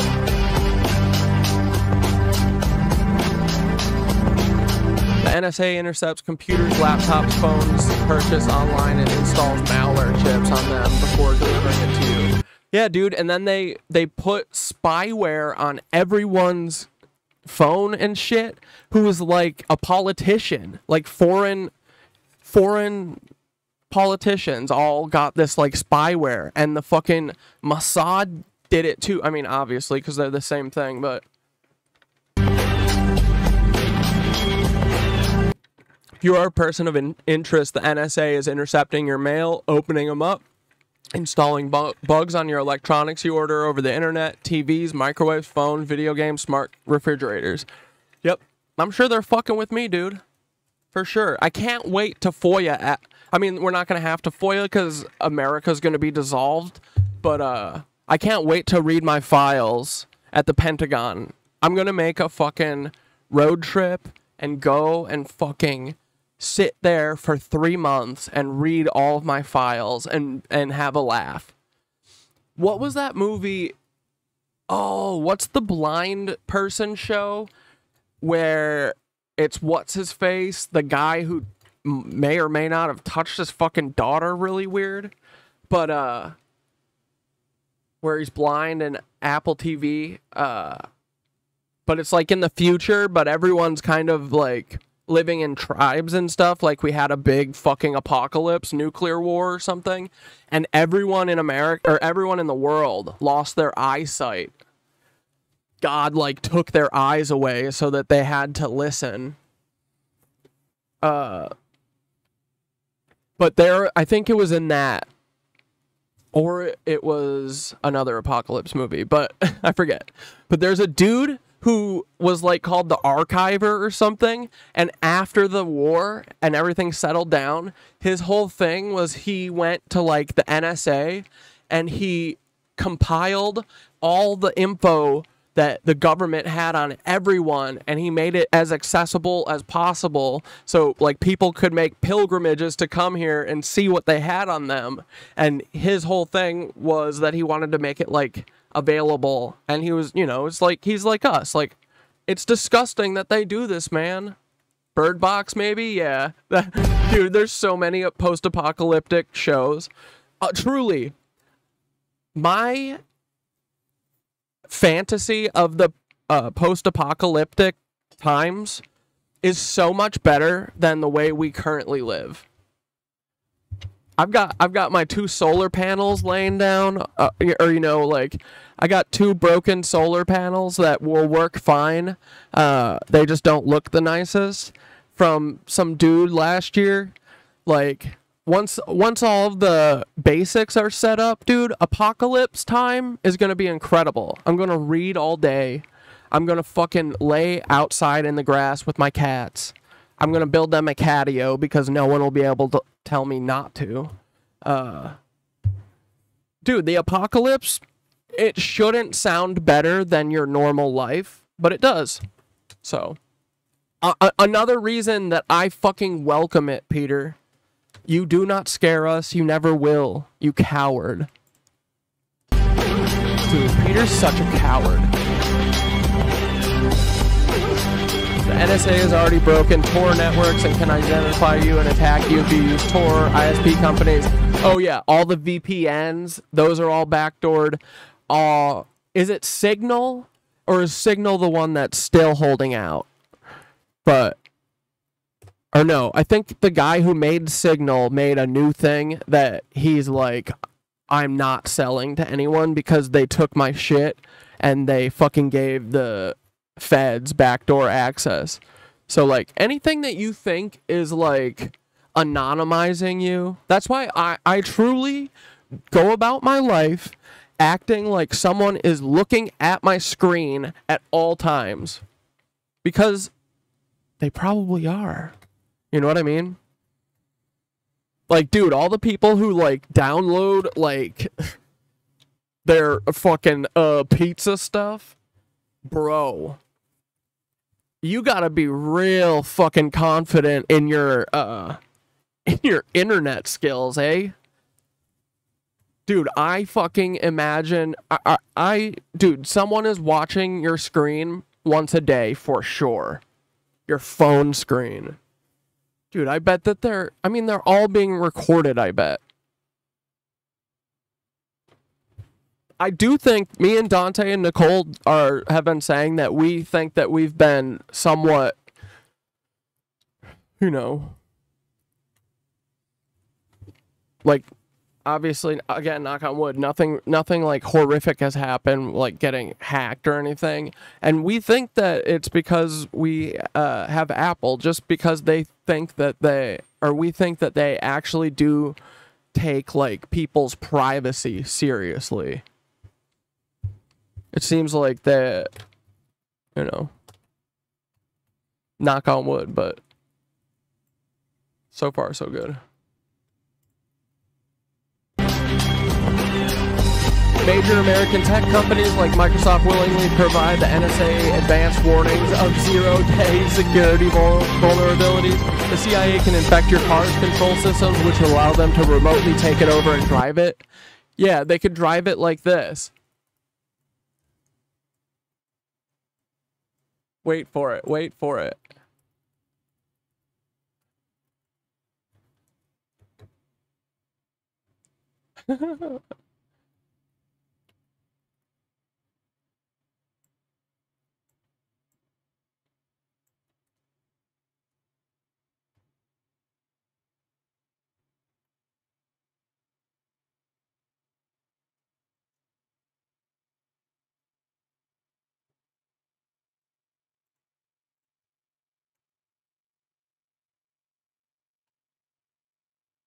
Here we go. Watch this shit, bro. Watch this shit, bruv. Watch this.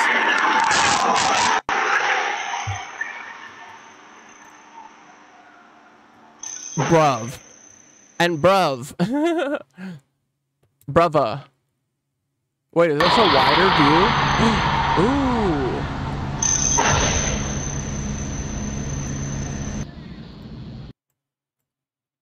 Ooh. This is good. Yeah, let's get this. Hold up, hold up. Go back.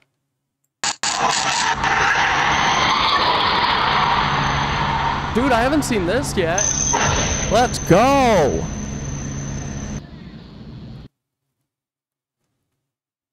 Yeah, dude, she flew down the whole street and crashed into a fucking house and then the car lit on fire.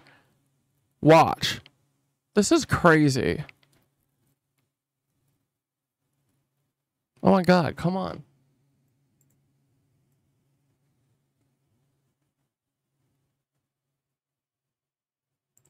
Tape of that and then basically had him on a gurney.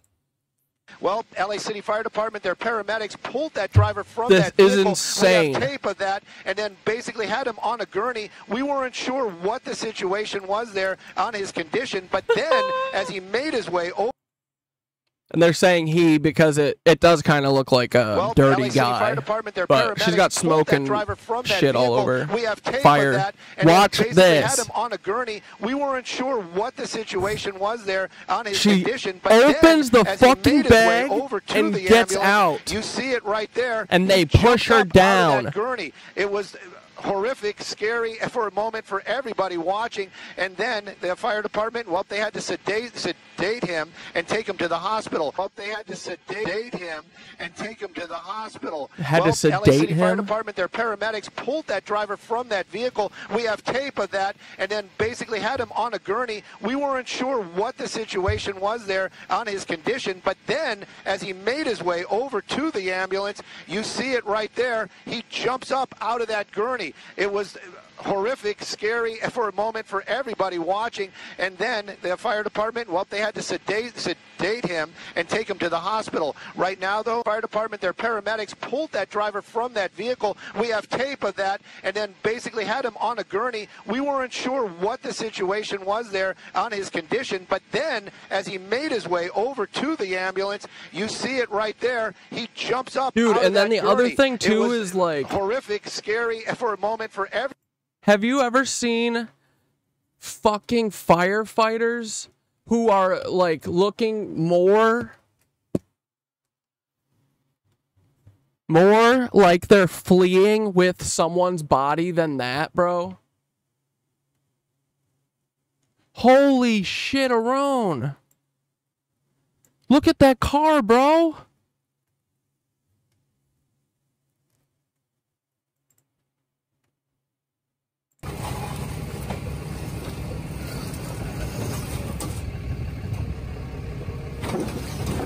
And that's what happens when you fucking talk shit about Ellen.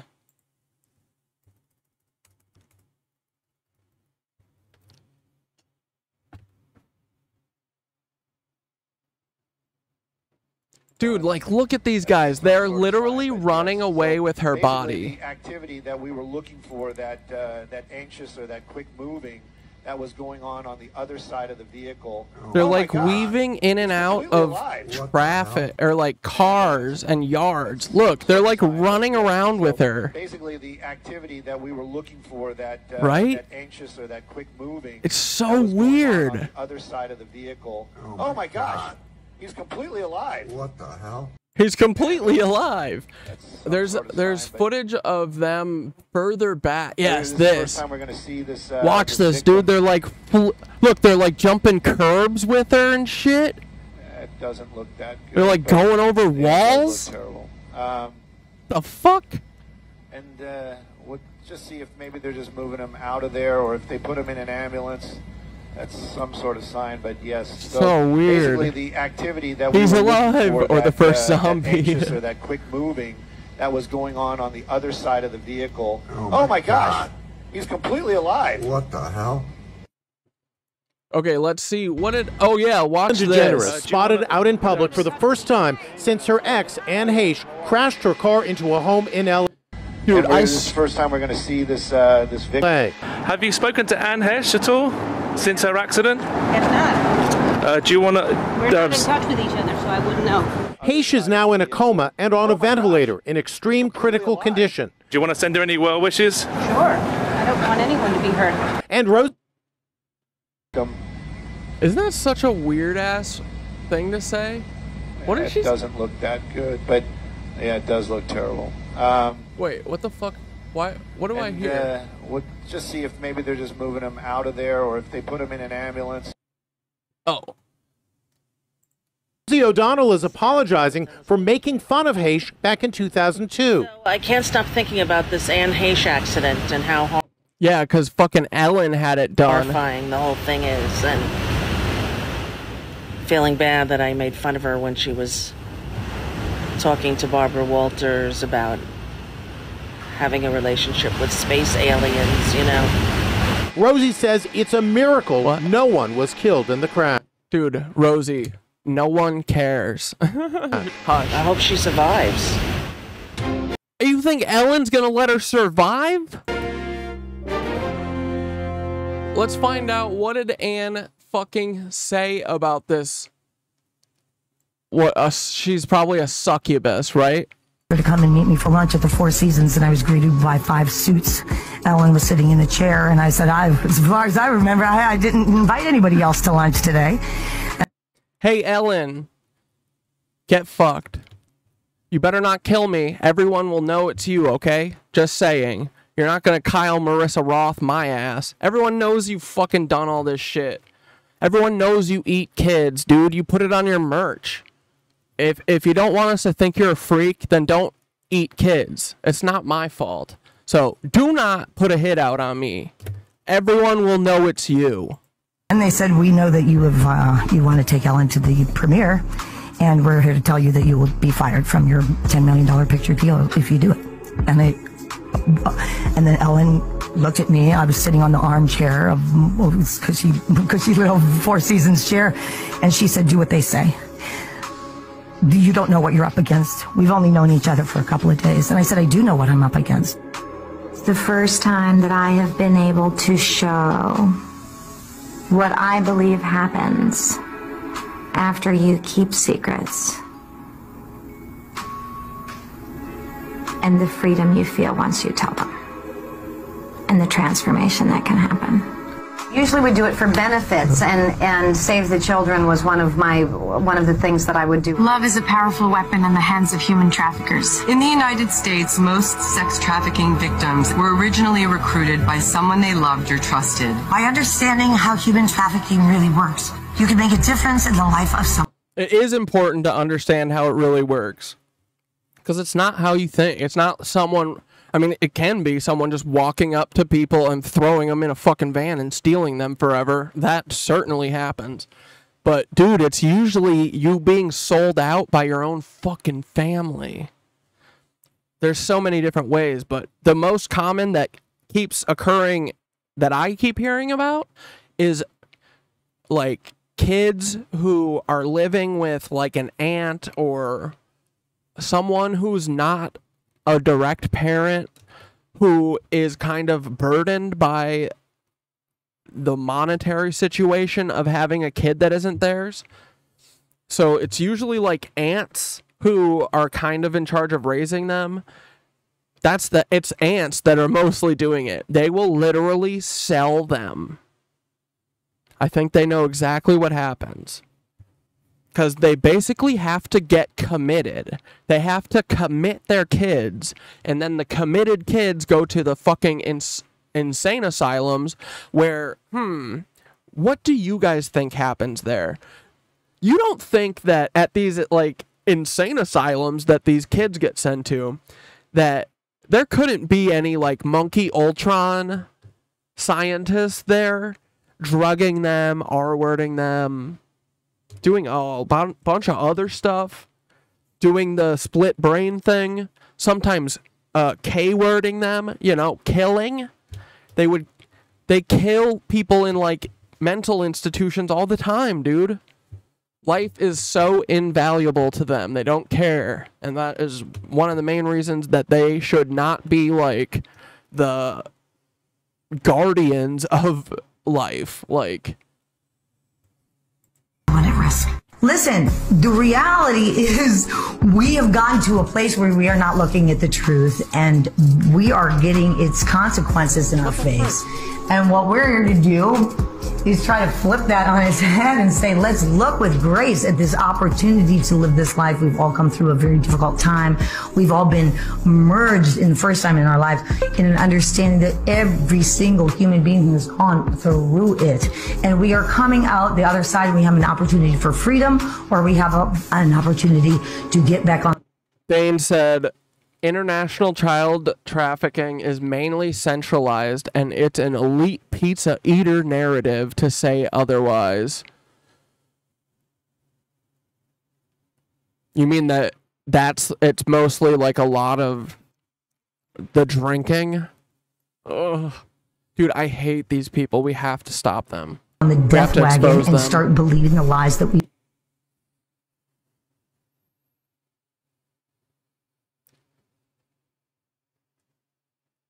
No, I know. I'm not like, obviously the all of it is on the P word freaks for sure. I'm just saying that I keep the survivors that I hear from, there's like 3 whose aunts are the ones who like sold them out, essentially. Agreed to like 5150 them.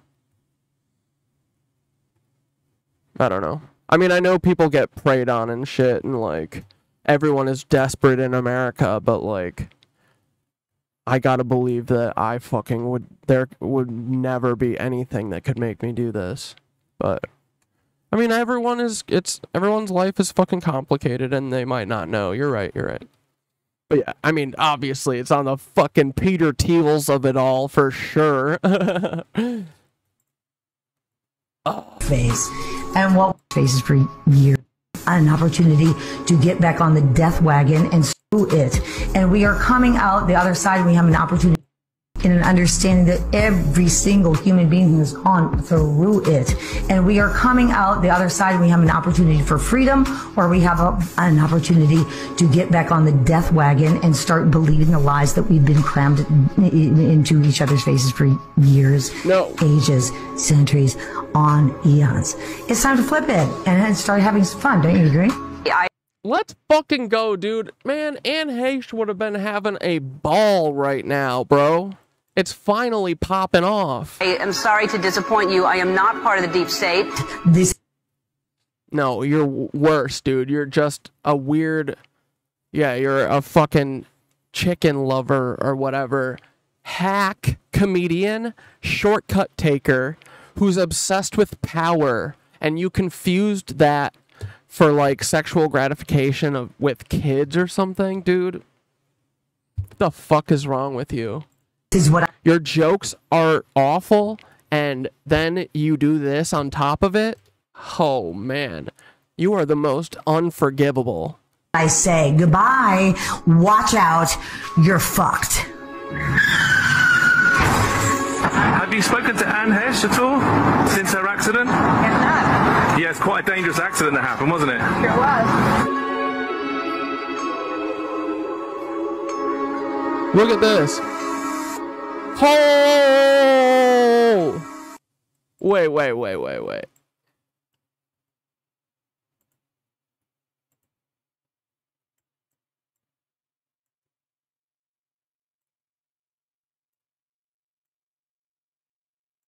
Dude. Ellen DeGeneres fucking called for that. Ellen, get fucked. Dude, and we gotta look into her DJ too. Dude, Ellen, you are going down. I want you to go next. You have to be a Nancy. Right? Do you think she is? She probably is, right? centuries on eons. It's time to flip it and then start having some fun. Don't you agree? Yes. I am sorry to disappoint you. I am not part of the deep state. This is what I say. Goodbye. Yeah. No. What I was going to say is, yeah, you're not part of the deep state. You're being used by them, you doofus. Or maybe you are, you might be a Nancy Levy. Oh, is that Bieber right here? Is this Bieber or who's this? Watch out, you're fucked. Have you spoken to Anne Heche at all since her accident? Have not. Yeah, it's quite a dangerous accident that happened, wasn't it? Sure was. Sure was. You can hear her smile in...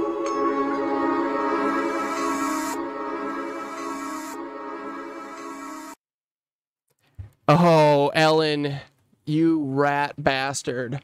We're gonna have to look into what, Ellen's DJ died?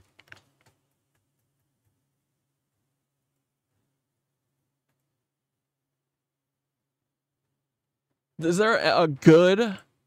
Oh, someone was saying that it probably had to do with that church. With that, right? With one of those weird, freaky Christian church groups that are popular in LA now. That he was probably caught up with some church activity and was going to expose them. Dancer, choreographer, and DJ Stephen Boss, famously known as Twitch. No, we can't watch this billboard. Hold on. Someone's got to have Stephen Twitch. Or wait, let's go on TikTok.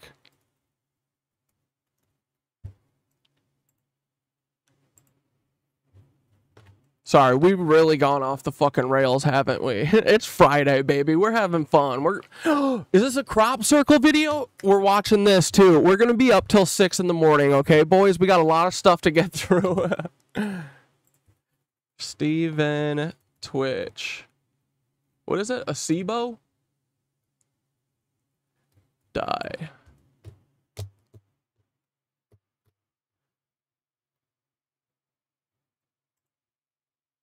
24 hours before his passing. He was with these Christian fucking people? With these church people or something? Or no?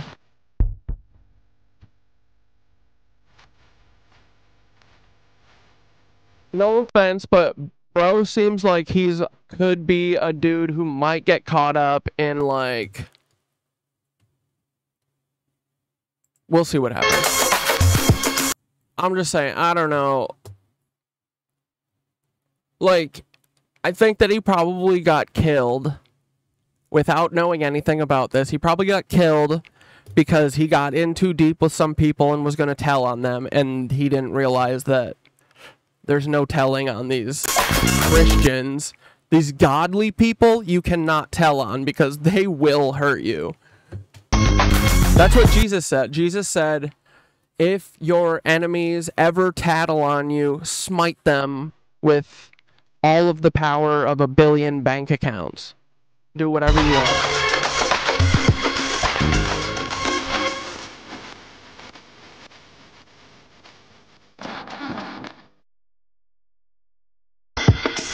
Can I join?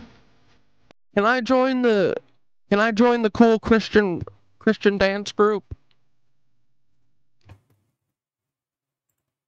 Twitch was just found dead in his motel room. Many are questioning why he'd take his life, and I'll cover that in this video. The iconic dancer and DJ Stephen Boss, aka Twitch. Dude, people do not kill themselves this much, ever. Gained huge fame as being Ellen DeGeneres' DJ and producer on The Ellen Show and a star on So You Think You Can Dance. Just 3 days earlier, he celebrated his 9th anniversary with his wife, Allison Holker. It was his last Instagram post. So it was a shock to the world to hear this heartbreaking news. On Monday, Twitch took a 15-minute walk from his home to check in at a nearby motel. That day, he shot himself in the head at Oak Tree Motel in LA. But no one knew yet. Sarah Who Knitwitch, I wrote down what EBE wrote because I want to know this at all times. I wrote it down on my little trackpad. Our God is change and our religion is understanding. That's got to go on a shirt, right? His wife went into a panic and contacted the police because she realized that he had left home without his car and didn't return home, which wasn't normal for him. At the motel, his body wasn't discovered until the next day. Okay, so he left home without the car. Who picked him up? It was them. When a motel worker was checking the rooms. At about 11 a.m. on Tuesday, the motel worker checked the bedroom, which looked fine, but then she went into the bathroom. Also, dude, people do not go to hotels and kill themselves at hotels. The fact that it is always in a hotel room should tell everyone everything. It is the managers. It is the people on the production end of all these artists and shit. Like, dude, Anthony Bourdain did not kill himself at a hotel. If he killed himself, he would go somewhere on his land somewhere and blast his fucking head off. He would never hang himself, ever. He would shotgun his fucking head off, for sure. Anthony Bourdain would absolutely kill himself at some point, for sure. But he would not do it because of a fucking girlfriend. He would not do it out with his boys in Italy, dude. The fact that he's in Rome is another thing that should be telling everyone everything they need to know. Duh. And his girlfriend is a diddler. His girlfriend has video, or there's like shit has been going around for years about her fucking like hanging out with a 14-year-old. There's pictures. Where she found him dead. There was blood everywhere. And you say Anthony Bourdain killed himself to me? How dare you? Slap! Get out of here. Anthony Bourdain would never hang himself in Rome, of all places. He would kill himself in fucking good old America. There's no way he would die on foreign soil. Anthony Bourdain would blow his fucking brains out on the US of A, but he would never do it anywhere else. Like, everyone's gotta stop taking this shit. Stop. No more. Don't eat it anymore. Fuck that. Ugh. Everywhere. Twitch's family were left devastated, including his 3 kids, Zai, age 3, yeah, because his dad was killed by the fucking Mossad Nazis. Listen, I don't have the perfect words to say about this at all. Dude, we're gonna have to look into this. If anyone has any good stories about this or whatever, because all these so far suck, but there's something here. It's either something with Ellen, or it's like he was gonna say something about Ellen eating babies, because duh, obviously she does. I mean, just from Ellen's own fucking vibe, dude. She has a shoulder patch on her stupid merch that has a kid with its face cut off. Psycho shit. I feel like we've been speaking for a while, trying to find the perfect words to say to, prove that our lives. I just heard the devastating news that Steven, Twitch boss, died today. Who did it, Ellen? Or the church?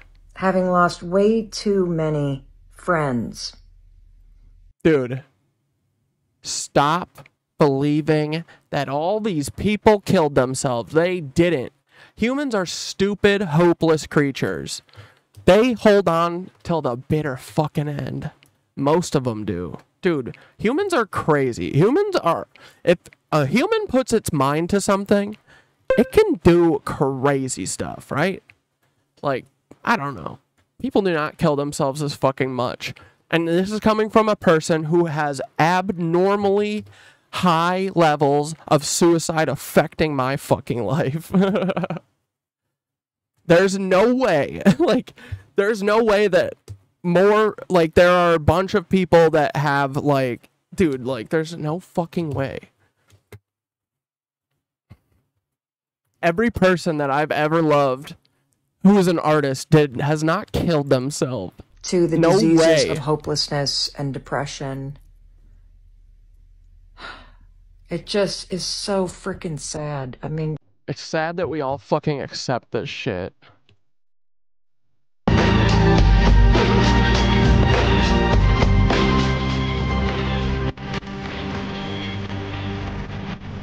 Yeah, they hack everything. Seriously, I just assume that they're always watching. They are. You can rest easy knowing that the CIA, the NSA, and everyone is always watching you. Okay, wait, let's hammer through the rest of these stupid, I want to get this done shit off of my board. Dude. So what? So these guys, so are they going to take everyone's ADHD diagnosis away? What's going on?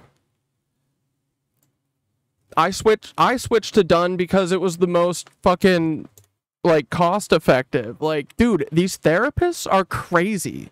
They're like $500. They're like, yeah, it's $500 per visit, and you have to see me every 2 weeks. What? How much fucking money do you think I make? What? You know? And then you gotta pay for everything on top of that, you know? So it was like, finally, something that's a little reasonable at least. But so what? They're gonna go after everyone's medicine now? I mean, that won't make everyone mad. So good. Do whatever you guys want. Truly. Who cares? Who cares at this point? We're all not going to have to focus on anything pretty soon, so do whatever. We don't care. Get everyone riled up. Get everyone fired up. Because, yeah, this just feels like they're like, these people fell on their sword so they can get like $1 billion payout, and then they can all stop giving us our medication. I could see that, dude. We might be causing too many problems. Maybe we're a little too focused, if you know what I mean. Maybe we're a little too on the money. Maybe we need to muddy it up a little bit, you know? Maybe we need to... So yeah, now I'm really wondering, did my fucking therapist come at me because Peter Thiel said that I'm a fucking nuisance pain in the ass? And again, this is all the character Catdad who's joking about his therapist fucking... I mean, I'm not even joking anymore. I can literally say for certainty at this point, my therapist was fucking with me willy-nilly, just decided to change my diagnosis at the detriment of me. She chose to not fucking listen to me. I said, I don't think this is a good idea, you know? My meds got cut off the day before you posted that email from your therapist. You should FOIA your name and see who's watching. I mean, I know who's watching. It's Paul and Peter. Dude, Ash Squirrel, really? Wait, they just cut you off? Dude, is this what they're doing? They're just gonna take everyone's medicine away? Oh my god. Dude, that is so funny. Okay, so guess what, though? Yeah, so I'm like, what the fuck? What is going on? Because Nicole and Dante sent me that, and you guys know I had this conversation with this lady. And fucking dude. Then I sent this when it was time for my refill. I got, you know, I got through the month of having 2/3 of the medicine that I've normally had forever. So I sent this medication adjustment. I would like to return to my previous dosage. I hope this message finds you well. That's like what she wrote to me when she took it down. I just got my meds back yesterday after having to prove I was doing my UAs, calling and emailing. You mean like doing the check-ins? I mean, yeah, of course. But you don't have to do it every 2 weeks. Like, therapists in New York are crazy, man. They're like, it's $6.50 per hour, and really it's only 45 minutes. And they're like, and you have to see me bi-weekly, or bi-monthly. Or no, twice a month. I just got... So... Interesting. Yeah, so are they... Huh. Well, we could talk about it later, too. But I said, I would like to request that my medication be adjusted back to the dosage prescribed last month.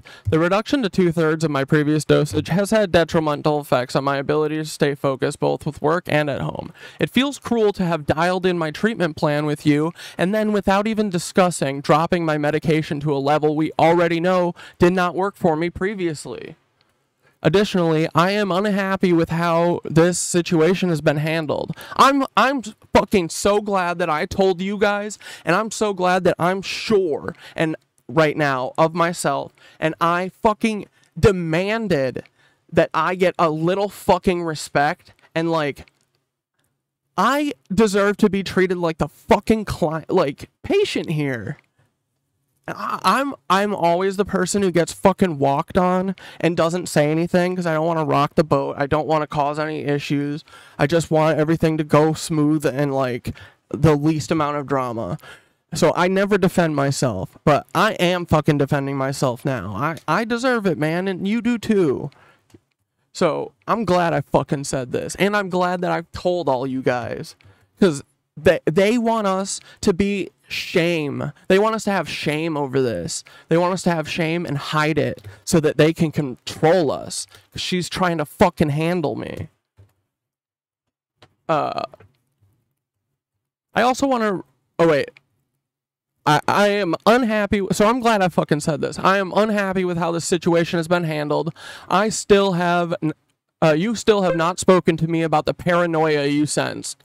I also want to reiterate that I do not agree with you using my social media to diagnose me, and I wish this had not been done, and absolutely should not happen in the future to me or any other client.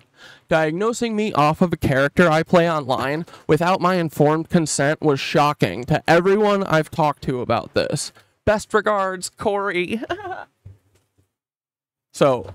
Thanks, dudes. I'm so glad I told you guys. I was so scared to tell everyone and, like, talk about this.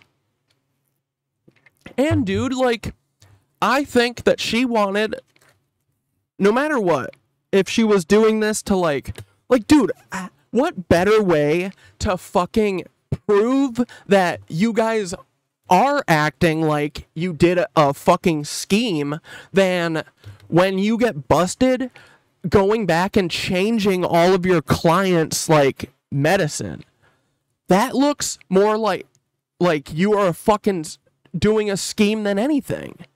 Like, if you're confident in your diagnoses, which you fucking should be, because I'm not the fucking problem here. You know what I mean? Like, but yeah, anyway, so they, you know, they like going and changing all of your clients' medication and shit after your CEOs get busted for a fucking scheme, that makes you look more guilty than fucking anything, you dumbass. So, who the fuck's paranoid now? Anyway, you still have not spoken to me about the paranoia you sensed. I also, dude, I was waiting. I really thought that maybe she would reach out to me and be like, hey, how's the decrease going? You know, how's me depriving you of your medication going? And, at least I would have thought that she would have done it at least just for her books, you know, to make it look legit. But no matter what she did, she specifically targeted me either for Peter Thiel and the CIA or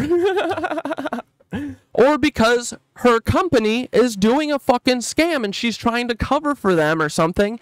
And for some reason, she's pretending like I have something to do with it.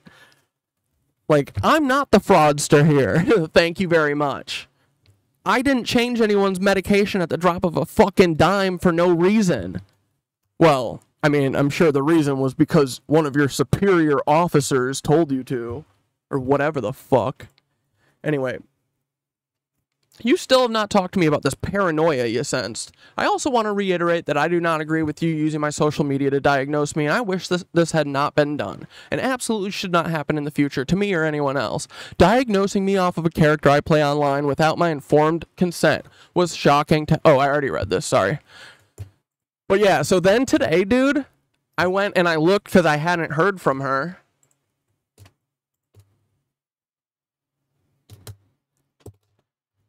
Your membership is paused?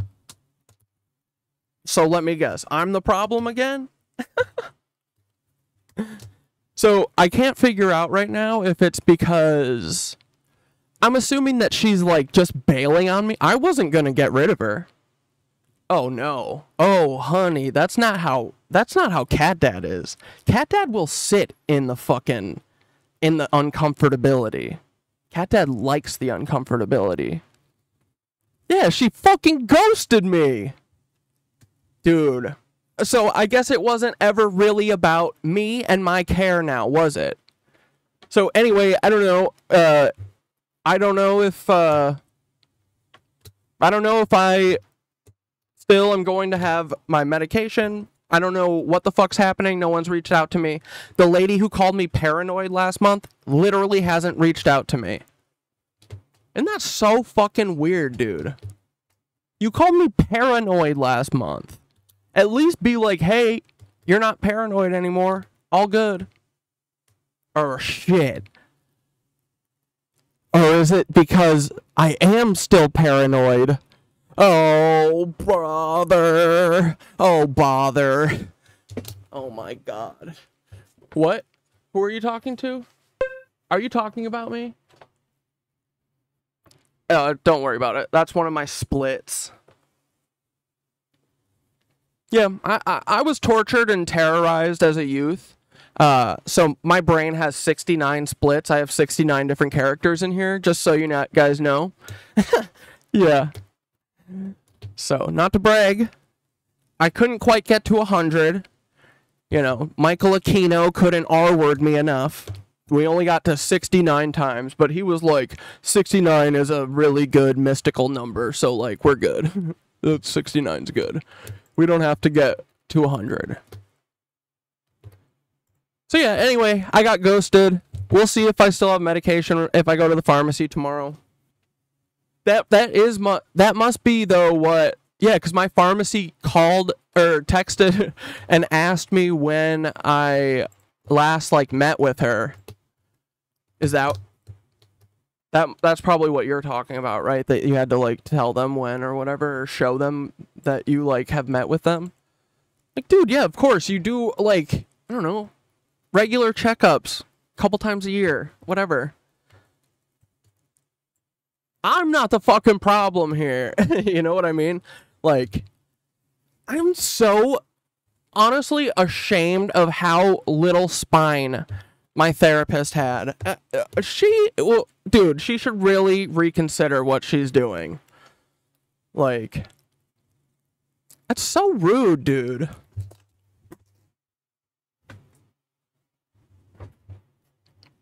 I'm a person. I'm not just a thing that should be tittle-tattled around just because someone asked you to do it to me. That's bullying. It's not very nice. You made this month a lot harder for me. Thank you. But if your plan was, no matter what, if your plan was to stop me, you failed. And if it wasn't to stop me and it was just to cover for your stupid boss, like, you literally should have told them fucking no. Say, I stand by my diagnoses, god damn it. Like, that's bullshit that you didn't. Either way, that therapist really fucking treated me like shit, and I didn't fucking deserve it, and none of you guys deserve to be treated like that either. Okay? I want you guys to know. Did she drop you as a client, or is she threatening your meds against MB? I got off late. No, so 2 days ago or whatever, you know, it's like it's the end of the month to, like, send the text or whatever and renew. And I usually send it, and within like 5 minutes, I get a text that says like, "Oh, you're good. Like you can pick up your meds or whatever tomorrow or whatever." And then I haven't heard anything since I sent it, and I was like, "Oh, here we go. She's gonna," because this is what she did before she throttled me. This is what she did before, because it's usually like she was being really weird about having me do an in-person thing. And I was like, we're not even due for one. Like, it's not till next month. What? Why are you being so pushy about this? And then when the first question that she asked me after, "How are you doing?" is, "Do you think that the government is watching you?" So either she's trying to like make me seem paranoid to lower my dosage just so that she overall lowers the amount of Adderall that she's prescribing or some shit. Like, what? I don't fucking know, dude. Either way, it's bullshit. You should have fucking stood by it and said, "No, I don't over prescribe." You know how it looks like when you're an over prescriber? Is when you go and do weird shit like this. As if people don't have... You don't think that they... You know, if you were going to get in trouble for this or something, if you're trying to protect yourself from, like, the feds, you don't think that they're going to look through and see who changed shit after people got in trouble? Like, that is the flag, bro. That's so dumb. You should have left me alone. Just like everyone. Leave me the fuck alone. I'm not bothering nobody. I'm just sitting in my fucking room jibber-jabbering at the wall. Oh, I thought my water bottle was greened out. That was almost cool. Anyway. So yeah, I think that she bailed on me, and I think that they're gonna, like, assign me someone else, so I don't know. Unless I can find a better, you know, reasonably affordable solution that isn't fucking me having to, like, I don't know. Dude, the fact that we have to pay money for any medical care is crazy to me. It is so crazy, man, and we should get so mad about it. We should be so angry. Dude, my aunt literally died because she didn't have an inhaler because she couldn't fucking afford one. And me and my fucking brother needed ours that month. She usually would take our leftover ones. And we didn't have a leftover one that month. And we weren't fucking home when she was fucking choking. And the fucking ambulance couldn't find her fucking house. And she couldn't afford a fucking 9-cent inhaler. So she fucking died.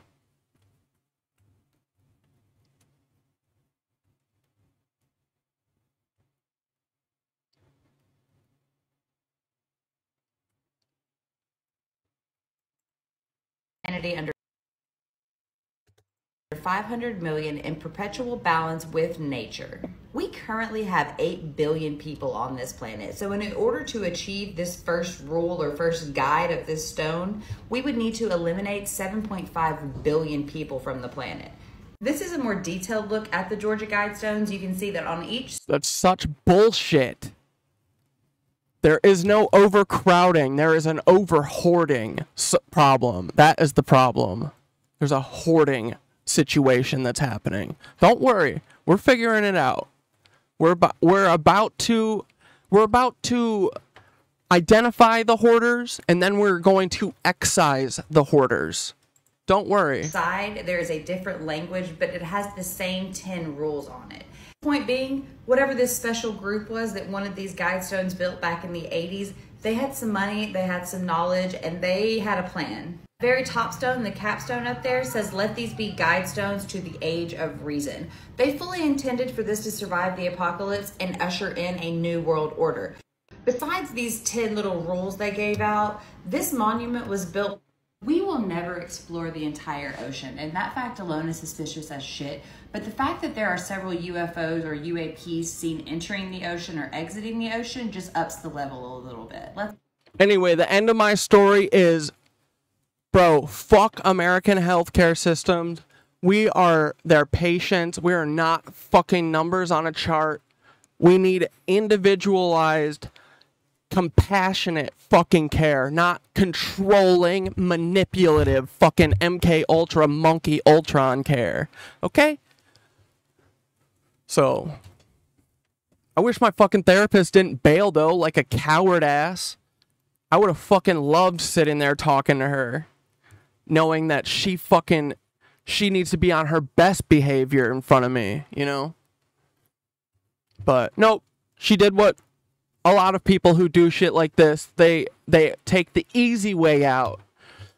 Why would she fucking confront me and talk to me like a person when she's just willy-nilly doing whatever the fuck she wants, you know? She's a coward. She agreed to do what she did to me. So why the fuck would I think that she would have the fucking balls to at least send me a text and be like, hey, I'm running away from you because I don't know how to handle this situation. I shouldn't have fucking...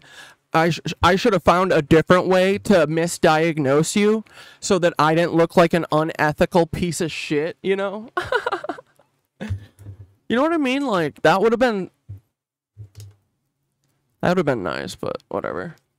I've come to expect this, though. So if anyone ever does anything, then I'm usually like, my floor or my jaw's on the ground because I pretty much 100% expect that whatever the thing that I would like to happen will not happen, you know? So even if it's down to like getting an apology from a fucking therapist who called me paranoid 3 weeks ago for no reason.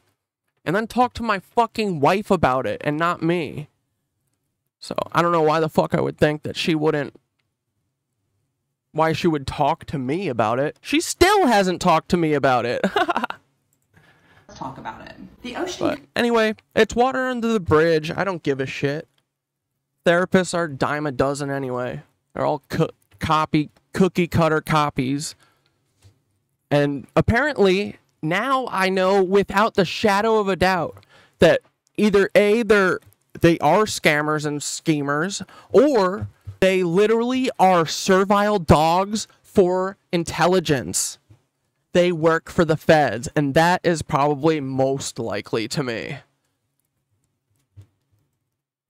That's why I feel like, dude, she went after my fucking show. The show was the point of why she was talking to me. It does feel more than the $100 million done thing. The done thing really does just feel like they're going to use it to... yeah, to be like, oh, no. I mean, they already did they've had like a shortage of Adderall for the last 2 years. And it's all like it's all like intentional shortages. It's like everything. They just like causing, you know, stress on the system and hurting people because they don't like people, you know, getting through the day. Cover 71% of our planet, yet we have only explored 5% of it, and we have only mapped out 10% of it. And that's all I have to say about that, okay? Done better, okay? Y'all need to start done better, okay? That's all I'm asking. And do not fuck with me. Do not make me scramble around and fucking mess around. Just fucking be good and normal. Be good and be a good boy. That's all we're asking, okay? But, hey, if our therapist is still watching...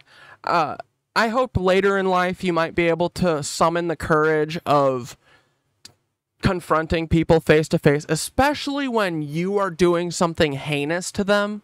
You should give them the fucking courtesy of looking them in the eye while you're fucking them. You know what I mean? And you should be honest about it. You should either say that you're doing it to cover your ass or do it to say that you're doing it at the behest of the Central Intelligence assholes. You know what I mean? Have a little bit of courage. Try.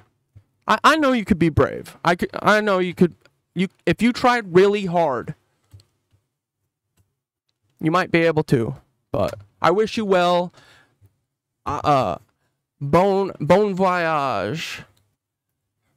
I bid you adieu. Fuck off. And you better fucking take my name out of your mouth. I'm gonna fucking block your ass. Can't believe that you fuck with people's medication. Would you do that too? Dude, I bet she would. She would fucking... If I had fucking cancer, she would literally withhold my cancer medication, I bet. That's so funny, dude. That's what these people are. So that's how you know you're in the wrong, is because if you replace what you did with, if I did this to a cancer person and it's bad, it's usually bad. So you should not fuck with anyone's fucking shit willy-nilly for no reason and lie about them. And don't bring their fucking wife into it, coward. Anyway, have a good night.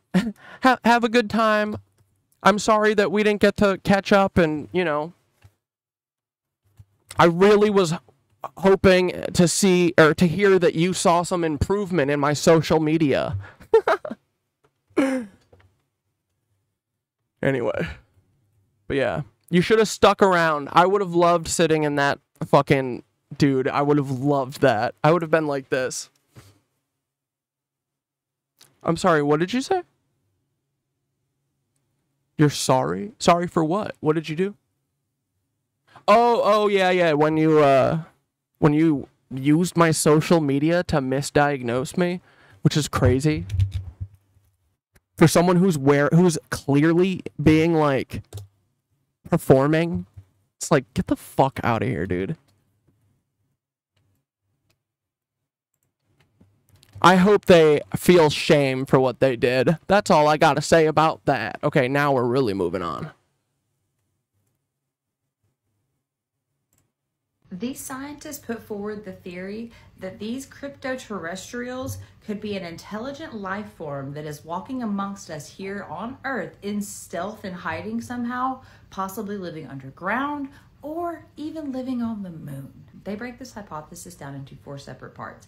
We have the CTH1, which would have been the human... Catdad's Ghost Haunts TikTok. Dude, I've never had more people tell me, oh my god, bro. Finally, I've been waiting. I've been trying to find you. I've never heard it more in my life, bro. Like, they're literally cordoning me off. Like, I'm sectioned off in the anti-VIP... No, it is kind of the VIP room because y'all were in it. Or all of you are feds. Wouldn't that be incredible if you guys were like the super feds? I would be so sad. This was an ancient advanced There's no way civilization that would have been wiped out by some type of flood or cataclysm. So think of like Atlantis or the ancient Sumerians. Honestly, even if you were, I'm gonna flip y'all anyway. So that's been my whole plan this whole time. I want all the feds in here. Truly, fuck them. Come on, hang out. Try and witness what it looks like to watch humans interact and uplift each other. With the Anunnaki, stranded gods kind of theory. And we have the CTH2, which is the hominid theory. And that is a non-human advanced civilization that could possibly be living underground here on Earth. Now think of like Bigfoot, Sasquatch, Mothman, things like that. The third theory is that it's actual aliens from another planet that they have traveled to Earth and they... Yeah, it's a comedy show. Thank you, Catdad. Report that bit to the TH board. You're gonna want that to happen again to her next patient because she clearly lacks boundaries. Yeah, I know. I mean, I'm not like... Yeah, I wish that she didn't fucking force my hand because, like, I wanted to talk to her. She should feel ashamed for what she did. She should be disgusted with herself, and she should never do it fucking again. And I would have been able to feel like I could make a call on whether or not it was her target. Like, I wanted to talk to her because I want to know if it was a specific targeting of me, which I do think it still was. or if it was a targeting me because of this weird, like, overprescribing thing that they're also dealing with. But I think the fucking... I don't think that she did it for the overprescribing. I really do. I think, like, she came in looking to tell me I was paranoid. Dude, the second question she asked me, I will never, ever not... Like, dude, I made like a, you know, it's a weird thing. That's the weirdest thing. And this is coming from a person, like, who was expecting that, you know? Like, that's fucking weird, man. So that, to me, tells me that she... Like, I could tell by the end of that, now looking back at it, she was, like, kind of bummed at the end of our conversation. And I was like, what the fuck? I think it's because she was trying to catch me. She was trying to, like, catch me slipping or something. And, like... And so now what do you want me to say, lady? You want me to say, no again? I would say, technically, you kind of do work for the government. You did watch me without my fucking consent. So, and then you gave me a detrimental effect to my life because of the things that because you and the people that you work for don't like the things that I say. Anyway, like, that's really weird. That's pretty, Russia. Censorship in Russia. They're living here in stealth somehow, some way. So, like, living in the mountains, living underground, living in volcanoes. And then possibly my favorite is the CTH4, and that's the magical crypto-terrestrials. So we're talking like angels, fairies, very spiritual. While the authors of this paper say these ideas seem extremely far-fetched, so are UFOs and so are UAPs, and no one's taking credit for them. So shouldn't we get to the bottom of what's actually going on? This paper doesn't just make these claims either. It actually identifies UFO hotspots where alien life could be living, or advanced human life, or whatever it is, where they could be living. They identify the moon, they identify Mount Shasta. Dude, Madam Driver, all people deserve better, and I'm sure we are capable of uniting. We all have so much common ground. They need to get out of our way and let lover girls win the day. Yeah, dude, we need our witchy girls to fucking paste this shit back together, man. I can feel it, though. It's coming. Dude, I feel like this whole thing, like, the vibes are real. I've known this has been coming, dude. I've felt this coming for years. Been so fucking restless, man, and this was it the whole time. I know it. Like, I literally got so restless I forced myself to get over putting my face on fucking the phone and the internet, and that's all I fucking do now. That's crazy, dude. I would have never done this. Like, we all needed the peace that we were doing, you know? And we all still have a lot more of, you know, our peace isn't done being made. We're still fucking fitting into it, you know? We all got a lot of life to live and shit. But, I don't know, I feel like part of me has been training for this, all of this shit, for my whole life. It's kind of cool. I like it. Identify Mount Hayes. They identify, like, literally, I think back to, like, little lessons that I've learned, like, all the time about the way that I interact with people, and, like I always think back to, like, why I start, you know, like, just little things about, like, why I started doing that and stuff. It feels like dude, this whole thing feels like a fucking, like, I don't know. I mean, our lives are, like, they're trials and tribulations, right? Your life is a series of choices. And who you are is the choices that you made, you know? That's what I think about all the time. Like, I want to try and live in a way that I can look back on and be proud of. And y'all do. I know y'all do too. People like us do. And I want us to fucking have the steering wheel finally. We deserve it. We're way fucking smarter and way more fun than them. Dude. We're so fun. By the Cheyenne Mountain Complex. Y'all, these scientists put forward the theory that these crypto-terrestrials could be an intelligent life form that is Yeah, our God has changed. Our religion is understanding. walking amongst us here on Earth in And our fucking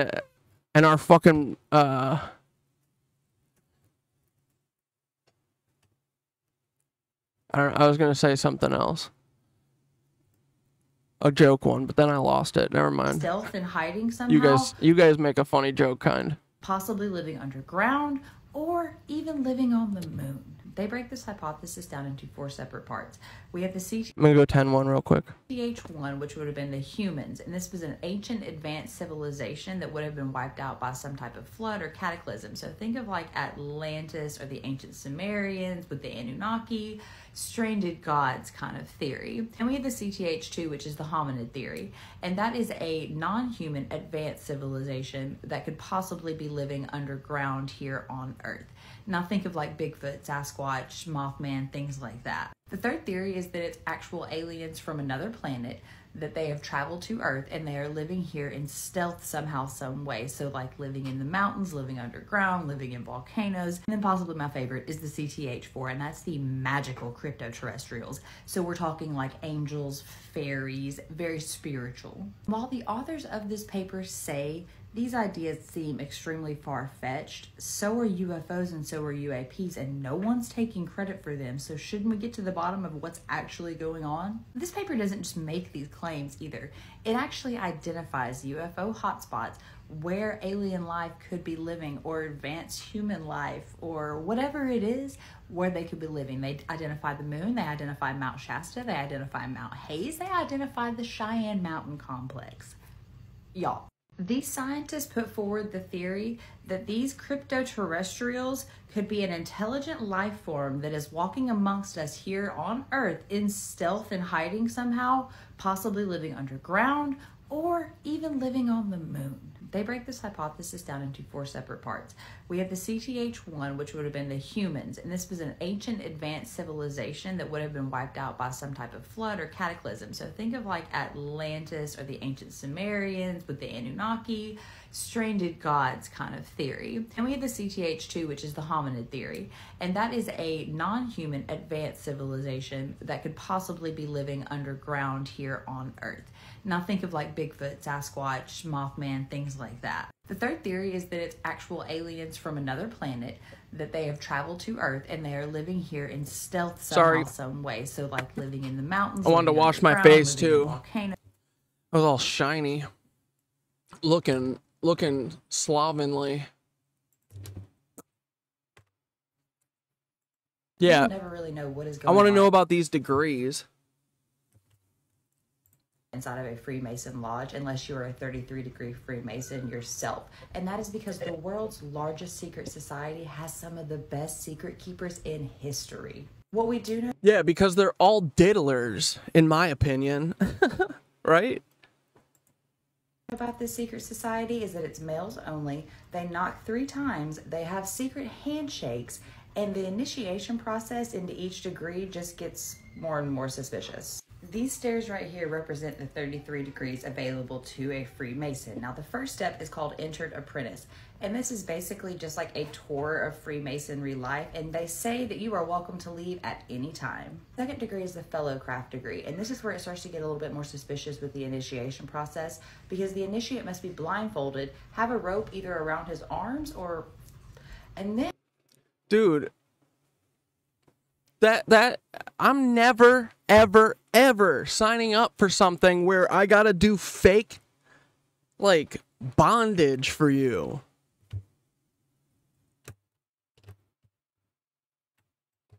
Like, you want me to be subservient to you? Nah. I want to do a thing where we all say we're fucking equals.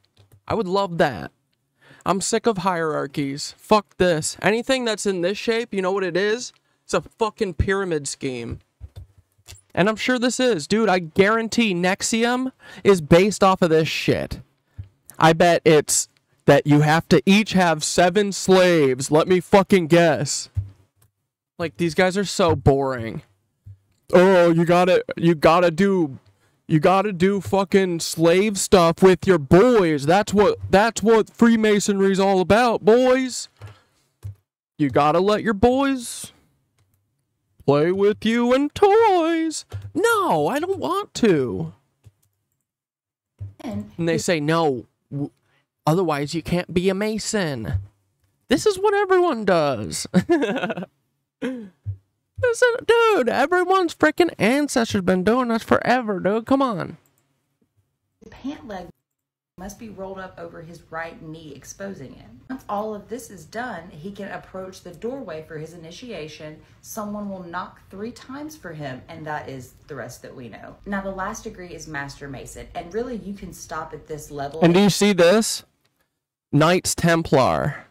See how it's all the same shit, boys? It's all the same shit, boys. Knights Templar, Knights of Malta, Red Cross, Super Excellent Master, Select Master. Dude, they literally, it's called Super Excellent Master. This is so virginal. Dude, this is so lame. Oh, so wait, what's the Scottish Rite is the one that's like Albert Pike made, right? And that's a bunch of little steps. And then what? The York Rite is less, but they're big steps? What does that mean?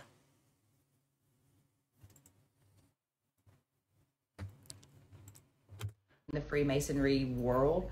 But if you want to do more side quests, that's when you can go all the way up to level 33. That is the highest level of Freemasonry. Dude, the Knitwitches do side quests, but we're never going to make you... Sorry, I didn't mean to burp in your ear. We didn't mean to... we're never going to make you do weird, subservient shit like this, ever. There's no hazing in Knitwitchery, okay? Knitwitchery is about uplifting. It's about blazing if you want. It's about opening your fucking third eye portal into a goddamn different fucking dimension. Not even. It's this dimension. We're all in space. But if you allow yourself to see, if you just look and you see, if you really see like EBE is talking about seeing, you'll know that we're all in space, bro. We are the black cube. We're all one. I think. I don't know. Dude, who the fuck knows? But all I know is I'm fucking with the question askers right now. I do not fuck with anyone unless they're asking fucking questions. But dude, right now is the coolest time to be alive. I'm saying it. We're the first people who can see, who can like, we have the world's knowledge at our hands, dude. I think people like take for granted this shit, you know? It is crazy that we can just type in anything and it just comes to us. So we're like the first people who even, I feel like, could understand their magic as science, right? Like, we don't really understand it, but we are, you know, we've heard about it enough, like the quantum mechanics and all the weird shit that, you know, you couldn't tell a person 300 years ago, you know, like we have a introduction to it. We have an introduction to like time travel and shit like that. Like we have more possibilities in our brain, which, dude, is interesting, right? Because it's like all of the possibilities that we know of, like it looks like are the possible outcomes of what's happening. Like what's the chicken and what's the egg, right? Like, is it looking like everything is Stargate because the movie Stargate was made? Or did they make the movie because of the Stargate? Which one? But wasn't there a story that the fucking dude who first turned the Stargate on, they opened the Stargate and a man walked through? This is what Preston Nichols said, who seems like a diddler, so take this with a grain of salt. He said, the second they turned the Stargate on, a man walked through with a golden disc of the soundtrack to the movie Stargate, which had not yet been released yet. So, like, is it what Sue Arrigo's saying, where it's like, you have to think something for it to be possible, and if you can think something is possible, it will be possible. It is possible. It will happen. So, dude, that's why I stopped saying, we all just gotta assume that we fucking win this thing. We do. Of course we do. How else would we be quantumly entangling with each other? Because all we need is hope, dude. Hope makes people fucking do anything. You know, hope makes people capable of anything in the most miraculous ways, you know? So they can have all of the algorithms and all the AIs and all the weapons and all the people and all the fucking food and everything. And it doesn't matter because they will have zero hope. They will look and feel like scum because they are. Like, they'll try and keep a fucking tough face, you know. But deep down, they are going to know that they are horrific, cowardly bastards. And that'll fucking eat their lives away, so. And we'll be chilling on the black cube anyway, guys. It's only but a quick little thing, it sounds like. And it seems kind of chill once you make it up there. So, like, don't fucking fear it, man. We all just gotta stop with the fear. The fear is how they control us. Fear is the mind killer, bro. Literally, Dune. Fear is the mind killer. We're not letting it anymore. That you can get. You will never really know what is going on inside of a Freemason lodge unless you are a 33. The Denver International Airport actually removed this fucking place 2021, and it's not because of what it looks like. It's because they were going to do airport renovations, or so they say, because it's 2024 and we still don't have this artwork back up. But let's just the Capitol from Hunger Games is based on the Denver airport, right? let's dive into it. It is extremely clear to me the vibe that this painting is trying to set. It's destruction. It's war. It's terrible. You can see the mothers over here, the babies, and then a dove with this sword right here. This sword is going to be important, so keep it in mind. And then over here in the corner, we have a letter. Let's zoom in on the letter. I'm going to let you pause to read the entire letter if you would. I was once a little child who longed for other worlds. Dude, this is... But I am no more a child, for I have known fear. I have learned to hate. How tragic then 16 youth which lives with enemies, with gallows ropes, yet I still believe I only sleep today, that I'll wake up a child again and start to laugh and play. Like,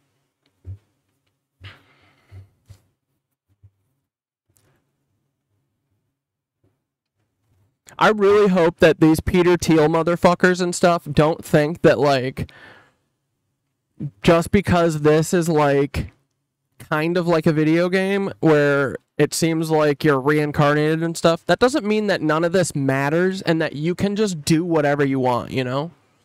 Like, y'all will be judged.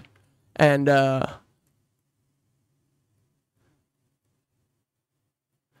this doesn't seem like hopeful, though, right? This seems like terrifying.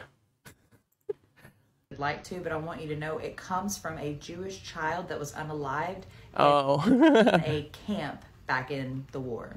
Now, touching base on this sword. Oh, I guess he's saying, like, I think he's kind of saying what we're saying, just a little sadder. That you get reincarnated, it seems, and that it'll all be over soon. It can only fucking get better, right?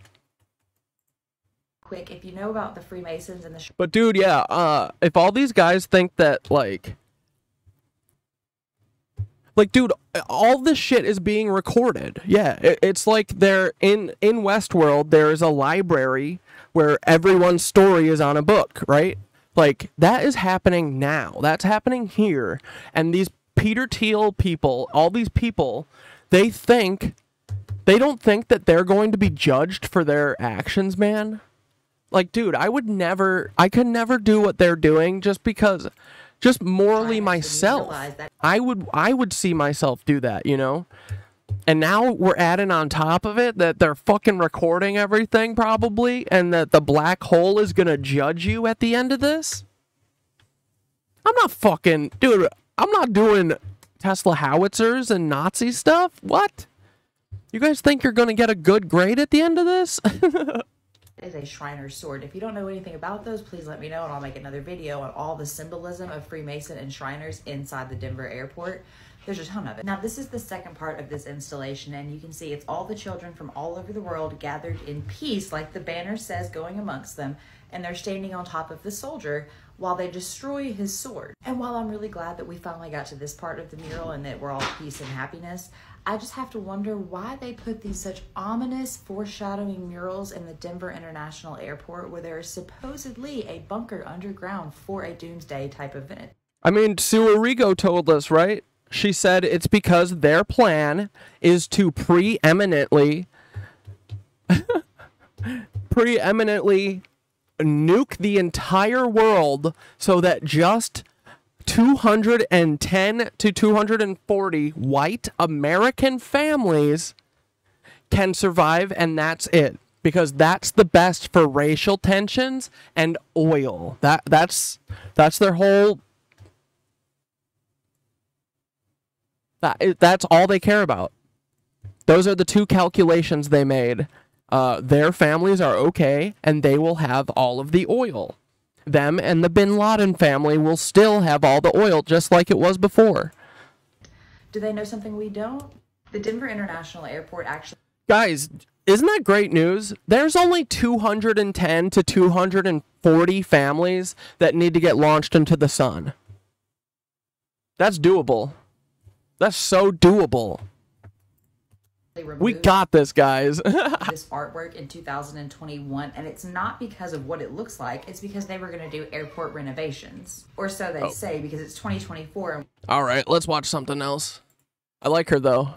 She's got good stuff. Here, let's watch this. This is Sue Arrigo, I think.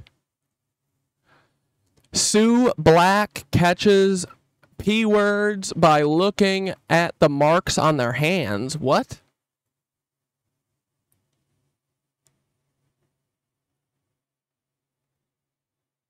Wait, no, this isn't Sue Arrigo, is it?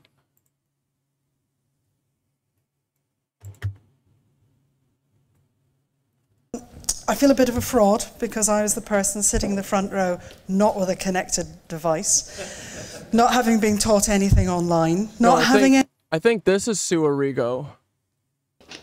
There was the tranquilizer Artane, a paralysis-inducing anectine, and curare, which pygmies tipped their arrows with to paralyze victims. Bulbocapnan, another experimental tranquilizer, and lysergic acid diethylmide, the hallucinogen LSD. Yeah, maybe the elitists do need to get trimmed. I mean, look, man, it does look like it is something that these people are incapable of correcting. They have been doing nothing but what they've been doing for hundreds of years, probably hundreds of generations. You know what I mean? In her room at Ravenscrag, Mrs. Orlico waited for her first treatment. Well, I saw a tray with hypodermic, with a needle, a syringe, and the card on it had my name, so I looked a little more closely, and it was lysergic acid diethylamide, and my husband was a druggist. Wait, did this have a lower third for her? Craig, Mrs. Orlico waited for her first treatment. I want to find a video interview with Sue Arrigo, who's from the, you know, she's from the Veil of Invisibility readings.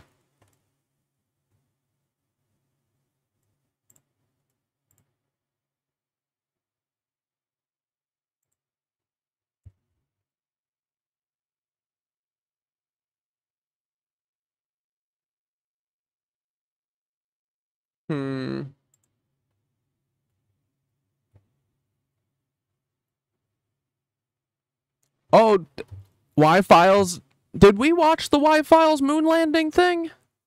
No. Oh, forbidden technology. This is Universe Inside You. We like them. They're the people who talk about the monoliths and shit. Let's go. Okay, so we've got... Let's see, did I get through everything that I wanted to get through? We don't need to talk about... We already talked about Biffer. Oh, let's watch Contact for a minute. Yeah, I forgot I pulled up Contact.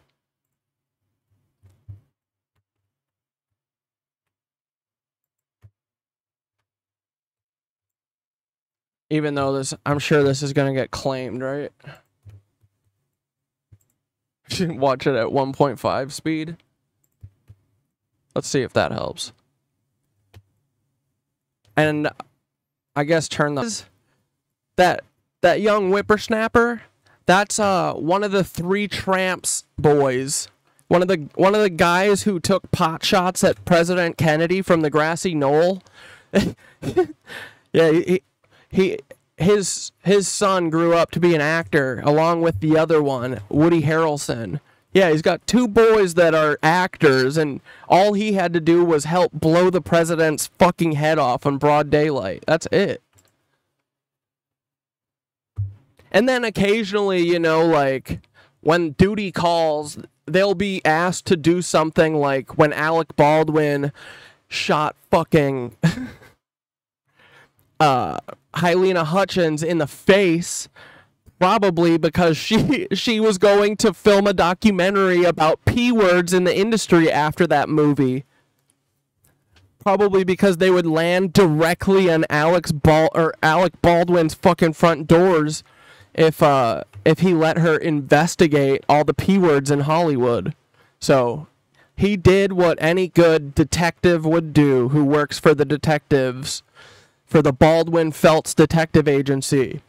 He took a prop weapon, put a real bullet in there. This is all a joke, obviously. Put a real bullet in there and then directly pointed it at the fucking camera operator, even though he's been on set his whole life. His whole fucking life, dude. And he knows, just like anyone who's ever been on a film set, that you do not fucking play with guns. It doesn't matter if they're real or fake. Not one single fucking bit. You treat every gun on set, especially. But if you had any training, you would treat any gun this way. But you treat them all like they are fucking loaded. You never point them at anyone's face. You don't point, even if you knew there was nothing in that. You should be asking Helena to step away from the camera and go watch from Video Village. You disgraceful actor. Fed. But that's what you are. You did this, and you shot a director in the face who was going to do a documentary about P words in the industry. Did you hear that? I heard that. I don't know. Couldn't be. That might not be true, but I don't know. We're all just speculating on why Alec Baldwin shot Helena Hutchins in the fucking face with a gun. And why the camera crew, before Helena got shot in the face, they had already had live rounds go off on set. Really? Really? They did. You know why?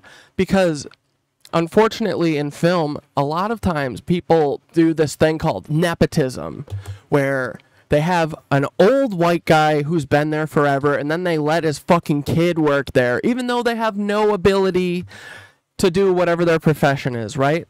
And it's usually not life-threatening, but this time the nepotism was happening with a prop master on a Hollywood Western film. So anyway, yeah, she was like taking people during, like, on breaks, like taking people to let them shoot the guns with real bullets, the prop weapons, the ones that are going to be used on set. She would put bullets in there that are real and let people fucking pop them off. That's what I heard anyway. Because the camera crew was all pissed about the conditions of that set even before Helena Hutchins got shot in the fucking face. They were all trying to unionize. The whole camera crew was. I think they scabbed. The whole camera crew that was there was a scab crew, I believe. Except for Helena. I'm pretty sure. I might be misremembering that, though. But, yep. We gotta ask questions, dude, because apparently the police won't. Our president won't. No one is protecting us, guys. It's just us and Synthara. So, anyway, back to... Let's watch some Contact for a second.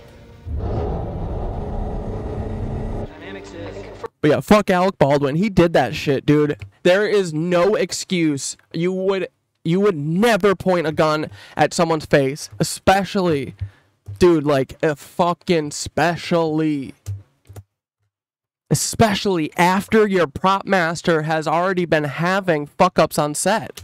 They were mad about that, dude. They were literally using that as part of the reason they were unionizing, was because the fucking the prop person was putting real live rounds in prop weapons and leaving them out and available on her cart. That's crazy, dude. If you have ever been on set, which I'm sure most of you haven't, I just know this stuff because I've worked in film for many years. Dude, the gun etiquette on set was one of the coolest things that, like, when I started working in film, it was one of the coolest aspects of it, because it's like the only moment on a film set where everyone stops down everything and is silent and all in one place. Everyone has to be there, and you have to walk people through it the first time a gun's on set, and then after that, every assistant director and stuff, they have their own spiel, but they're in charge of keeping that set safe. The prop master is usually the person who is the only person who's allowed to move or touch or do anything with a gun or a prop.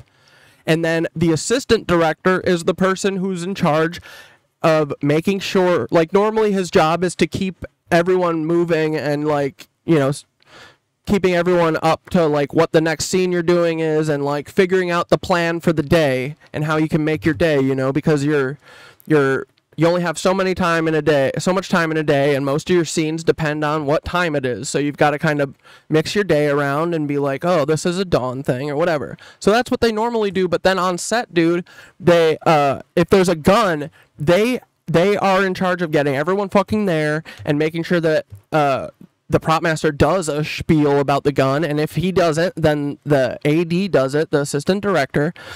And it's like to the Bible, you don't fucking, it's a no nonsense, dude. I'm telling you, it's the only time on set where everyone stops the fuck down and is quiet and all together in one place. It lasts for 5 minutes and that's it. But it's like, you do not play with guns ever.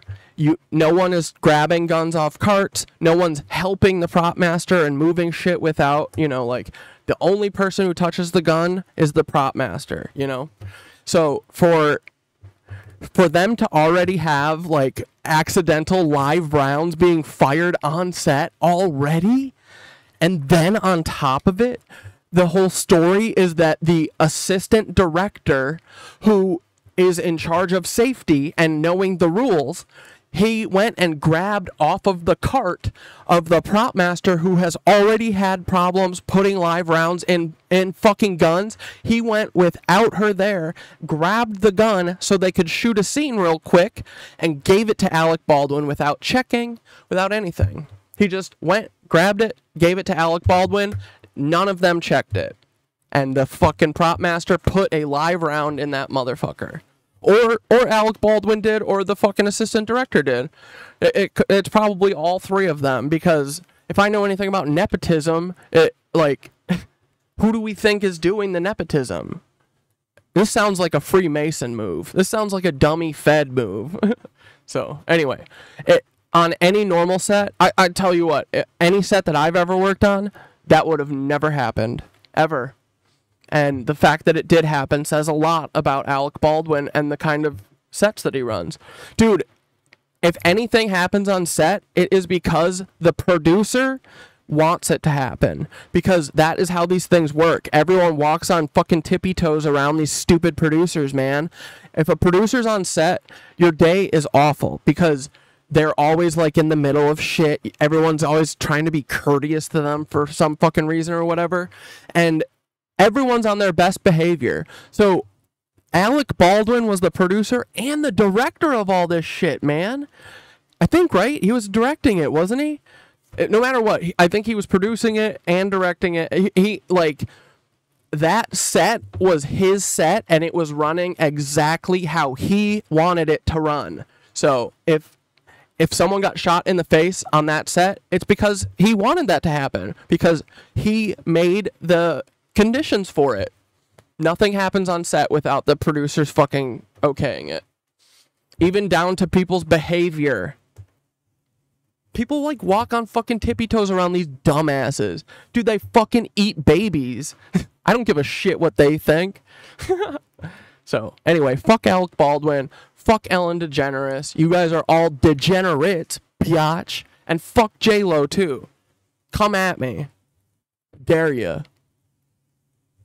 Anyway, first thing that I still can't fathom, and I know is not a cost-effective thing. This is how much I know that every set and every movie thing, that it runs exactly the way the producers want, dude, because the only reason they don't fucking wear real costumes anymore in the Marvel movies is so the fucking dork-ass producers can pixel fuck every single minute thing about the suit and the way that they look until the last moment before the movie is released. That is the only reason, because I know for a fact there's no way that it saves them money. It doesn't. It costs like 1 billion times more because they're replacing every suit. It's so stupid. They are stupid. Like, truly, man. Anyway, dude, I would fucking gut this industry if I could. Ugh. But everything is going like bunker, man. Dude, ourbunker.com is the fucking coolest website of my life, dude. Nicole has been grinding. She's been winding and grinding up on that bunker. Look, man, look at all these things. And everyone, if you haven't, you need to make yourself, what's it called? You need to make your profile available to everyone, public. So go into your profile thing or whatever, and make sure that it's public. Here, where is it? I think I click on customize profile, and then. Hi, Duder. Oh, hell yeah, thanks. Yeah, I got some sunflower seeds too, and they loved them. But see, Nicole's got like fucking cool little guides for how to do this and whatever, like how to make it public, because I didn't have mine public until like last night. But dude, Nicole posted about John Mayer, bro. Oh my god, Nicole's doing like a super thread here? Let's go. Let's take a look. Let's take a look-see. Okay, here's our boy, John Mayer.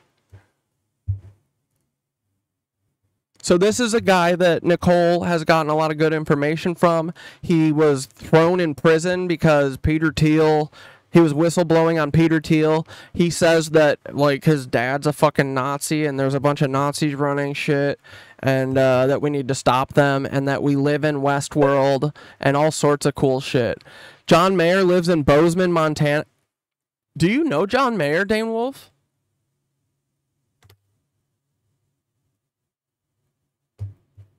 Dude, John Mayer gives us the best. Dude, I love him so much. He basically is like what me, Dante, and Nicole are doing. He keeps saying that he is fighting World War III against the feds all by himself. But we're here with you, John. It's just the 4 of us and the Knitwitches. Dude, Dane, do you know, like, I think Nicole may have, like, kind of lost touch with him for the last couple months, maybe. I think he's laying low, but dude. Oh yeah, well, I mean, he admits, like, he says that his mortal enemy is Peter Thiel. I think that he comes from a Fed family. I think he's kind of like you, Dane, right? Don't you come from a Fed family, right? Okay, how did you get in contact with John Meyer, and is there a way for him to join in on this great site? Yeah, dude, I've been trying to get John in to have a, John Meyer is a quarantine Fed at this point. Oh, okay. Are they hiding him because he's running his mouth? Like, because he's always, like, giving shit up. And I think that he's doing it because he's pissed at them. I think he's fucking with them. But yeah, they keep, like, locking him up or, like, I don't know, putting him in weird situations. Oh boy, that's a doozy. I'll do a full John H. Meyer post soon with all the deets I have right now, writing a story and working on a video essay for it. I can't wait, dude. And it's all so much to conglomerate, but here's a TLDR. I stumbled across John's Twitter while doing research on Peter Thiel because he was yapping loud about Thiel and team. It seemed to have just happened when I found it, and I was seemingly the first human to interact with the post in a genuine way because I was genuinely intrigued as fuck. And Adam Malibu is John Mayer. Sorry guys, I know this guy's story. I was talking about John Mayer, the musician. Get the fuck out of here. Dude, ban Dane forever. Dane, you're banned forever, you fucking Fed. No, I'm just kidding. I would never say that to you, buddy. Okay, good. I thought that you were talking about Nicole's John Mayer. I was like, no. He admits that he's like, my dad is a Nancy. Dude, look at this. He's like, my dad's a Nancy and I fucking don't like them. They better not be taking pictures in front of this Golden Gate Bridge because it's going to disappear after these Nancys do whatever they want. Dude, he looks just like what's-his-face from, what's that show about the White House? West Wing. Okay, he said Peter Thiel got taken by FBI 1 hour ago. Dude, Dane, I was talking about the musician. Sorry, guys. Dane, you are too much, buddy. You are such a riot sometimes. I hope so. Peter Thiel is Adolf Hitler. Open your mind, think science and technology, think carefully, and I'll share more later. Thanks, Truth GPT. Hitler never killed himself. It was merely a genius story to tell, to pretend they lost. Hashtag USA, hashtag returns, hashtag it's about time, hashtag Truth GPT. And then he tagged Nicole. I messaged him a bit after that, just letting him know he had a friend keeping tabs and that I wasn't working for anyone, and then I just observed and gathered screenshots. Then he gets arrested, and I don't find out for a couple weeks because it's always around the same time that I met the light of my life, Annie Altman, and my brain was spinning with new info. Once I found out he was being held right down the street from me, I scheduled 2 visits and went to talk to him in person. I wasn't allowed to bring any writing utensils or paper or anything, so I recorded vlogs before and after talking both times. He filled in a lot of knowledge gaps I had around Peter and some of the sus characters doing bad things for Peter and team. See, look. John Heinrich Meyer. He maintains his innocence and says he was framed because of the information he knew and wanted to go public with it. Would check out given the timeline as I understand it now. And it will be very interesting to see when he pops back in with an update. It seems like he's taking some time off of line as of late, and I don't blame him. I just hope he's safe and happy and getting justice slowly but surely in the background. Hell yeah. And then Cap said, oh shit, I didn't realize who Beast Mode or John was until this point. I remember seeing screenies of his tweets around TikTok, but when I looked for him on Twitter, I couldn't find him. Yeah, deep appreciation for the work y'all do and the context y'all provide. Hell yeah. Dude, yeah, I mean, Nicole I can't wait till Nicole does her story on it, because I want all my John Mayer info. I've only been getting it piecemeal too. So, anyway, come hang out on fucking Our Bunker, dude. OurBunker.com. It's awesome.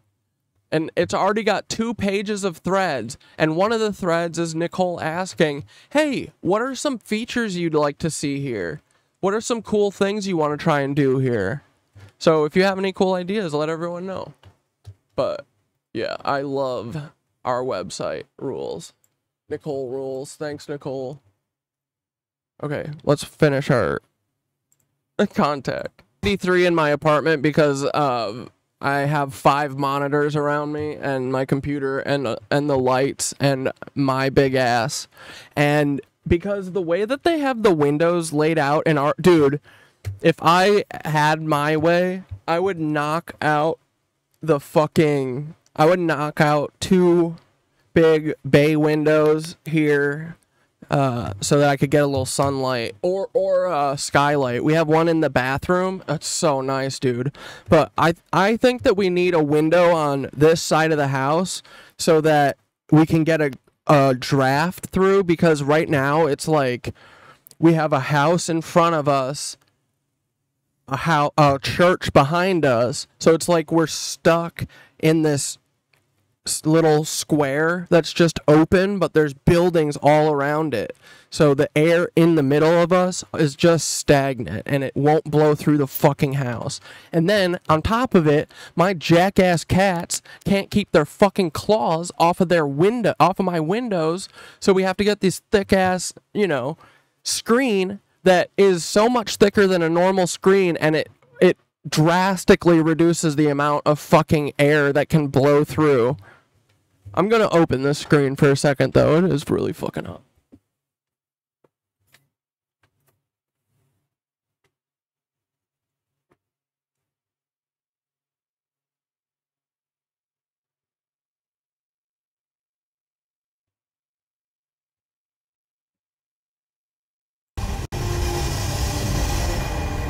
Vibration's getting a little stronger now. We're picking up some welfare. But mostly the answer is because I'm stubborn and I like to see how far I can make it without caving and putting the ACs in the fucking windows, especially since I have not yet figured out the solar panel situation. I wanted to try and set it up by this summer so I could just run my ACs off of a solar panel. I have 2 big ass solar panels that are just cracked, but they should work just fine. And I wanted to get them up on the roof and then have a little battery array and run my ACs off of it and get, you have to get like 4 things, I think. It's like a battery array, a inverter or something, and a charge controller or something.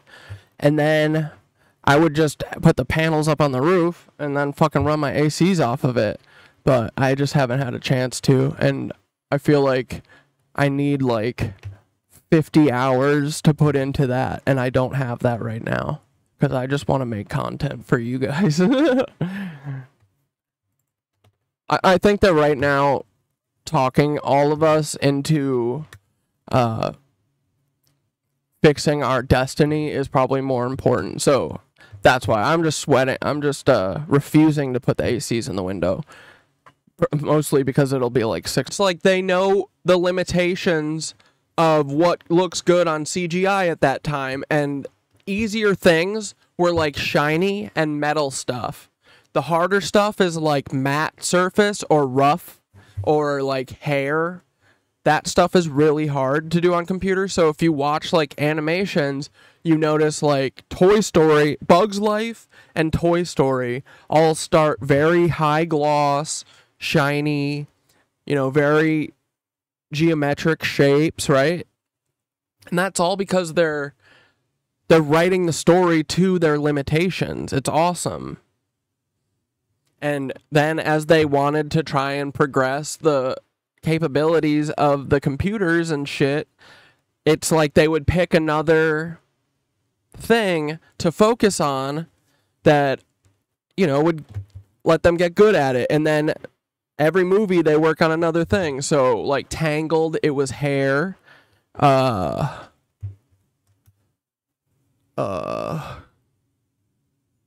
was it? The Merida one. What was that? The fabric or like the trees or something? You know, they pick another thing and they make like one of them's like the fabric on dresses. One of them's like I don't know why I'm drawing a blank on this. I like this topic. Whatever. I'll think about it in a minute. But, you know, they pick another thing and they try and focus on that and get really good at it. But sometimes I think that the limitations help you a lot. And I think that's part of why, like, you know, the studios have fallen off and shit. Like, dude, dude, I had writer's block my whole life with music. And I think a lot of it was mental because I had, like, I had all the weird stuff in your head that you grow up thinking that you're like the dumbest person in the world and nothing you say is like worthwhile. I feel like that comes from the school.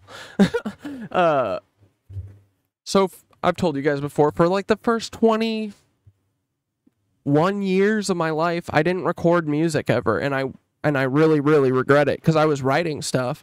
I would just hate it. I would just like, and not because I hated it, but just because I feel like, you know, comparing myself to other people and not feeling like poetic enough or whatever, or like funny enough or whatever. But instead of just like letting myself try, I wish that I let myself try. But that is finally what got me, like, I told you I did that song a week thing. I did that for 2 albums back to back. And so it was like 35 weeks, I think. No, sorry. It's like 26 maybe? 26 weeks writing 1 song a week. And the only way that I could do it is because every fucking week they would have a writing prompt. And it would be like, write a song that is in a weird time signature or something. And it's like, oh, boom, there you go. You got something. Because it's usually the blank page that's like the hardest thing to get over, right? So if you have someone force your hand into putting the first line, dude, you can get fucking rolling. Because I never felt like I could write anything, and that writing prompt thing, that skill, like learning that, taught me, it's like a superpower. I mean, I did it for like 25 weeks in a row, you know? Like, it was cool and unexpected because my whole life I had held myself back and shit. And I don't know. I think that a lot of people grow up like that, right? Feeling like you're fucking stupid. And yeah, here, these 2. That's okay. 9 songers. Yeah, like this one was.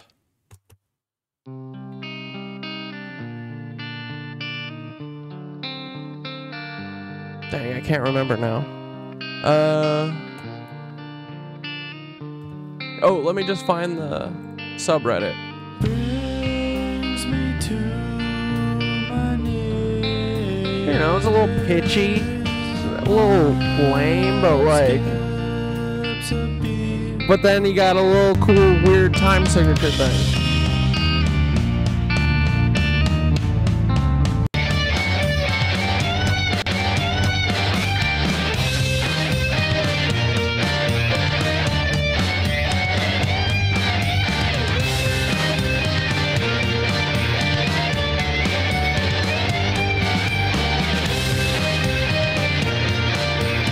Oh yeah, I think this one is weird, and it literally has to be in like 9/16. There's like, you have to have a part that's in this weird specific time signature. So I think I do that in a second. That's what this one was.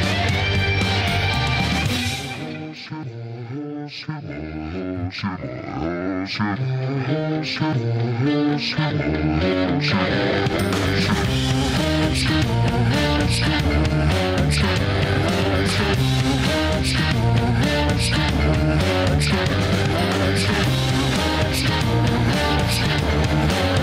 it's a weird time, right? It's cool.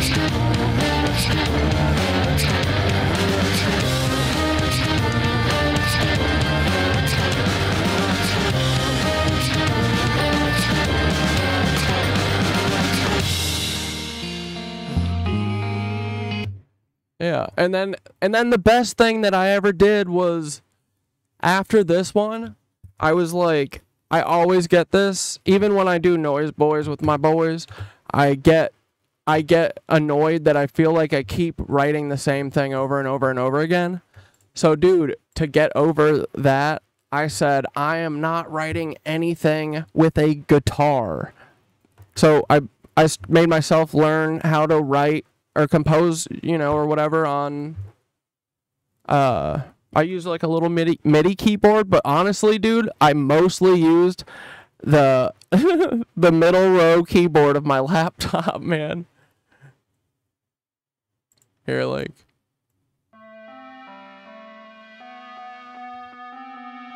So this one I used all synth stuff, and that's kind of like now, that's kind of all I do. I kind of love writing songs like Meet the Levies and stuff, and I just kind of mess with the synths now. But it was the best thing I ever did. It made me get out of doing the same goofy chord structure over and over and over again.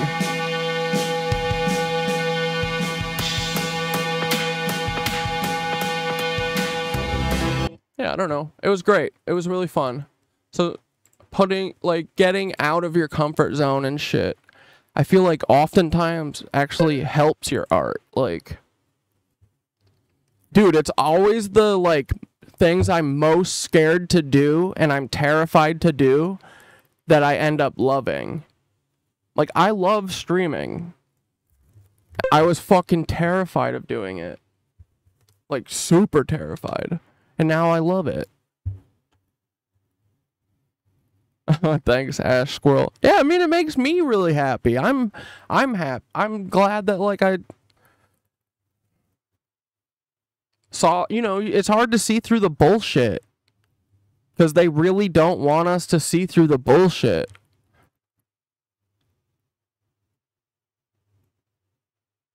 Wait, here's a thing I wrote when off the cuff when the NSA took over OpenAI.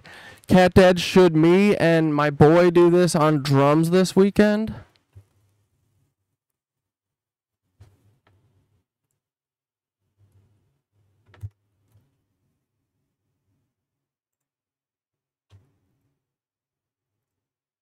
Did it do, is there volume yet? Oh, fucker. Bro, this is you, Dane? Dude, this is sick. You gotta come to Noise Boys.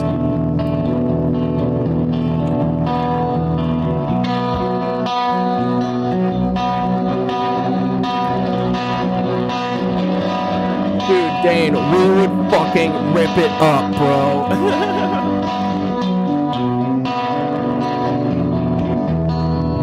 Yeah, this is sick. Dude, Dane, you got some pile vibes in you. I love it.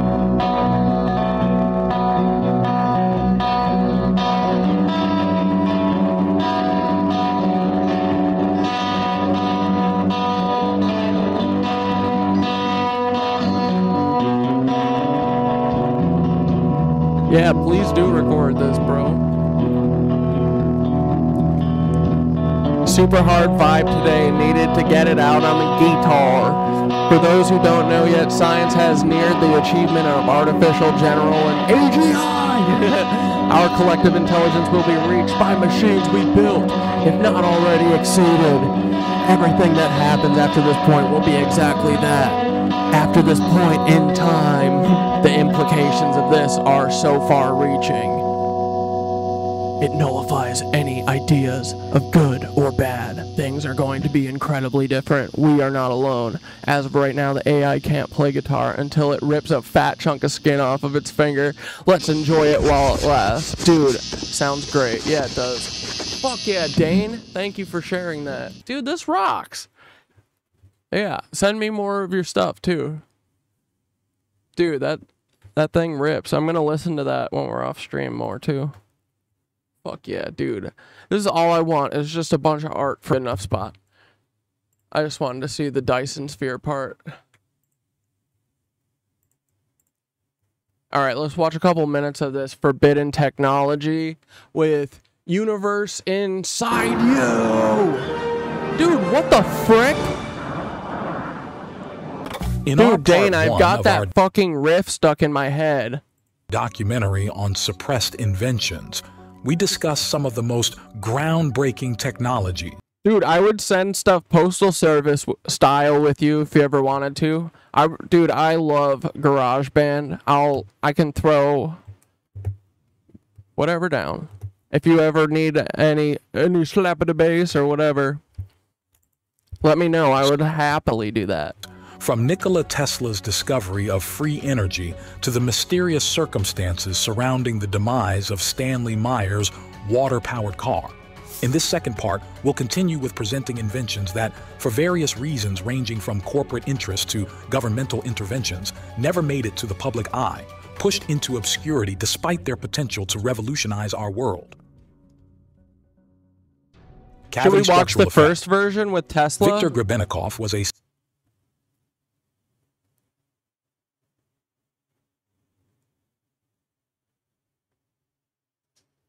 Oh, you use Logic? Cool, yeah. I just love that fucking GarageBand is free. It's always had everything that I've ever needed for it, but I know that I got a bunch of my buddies love Logic though.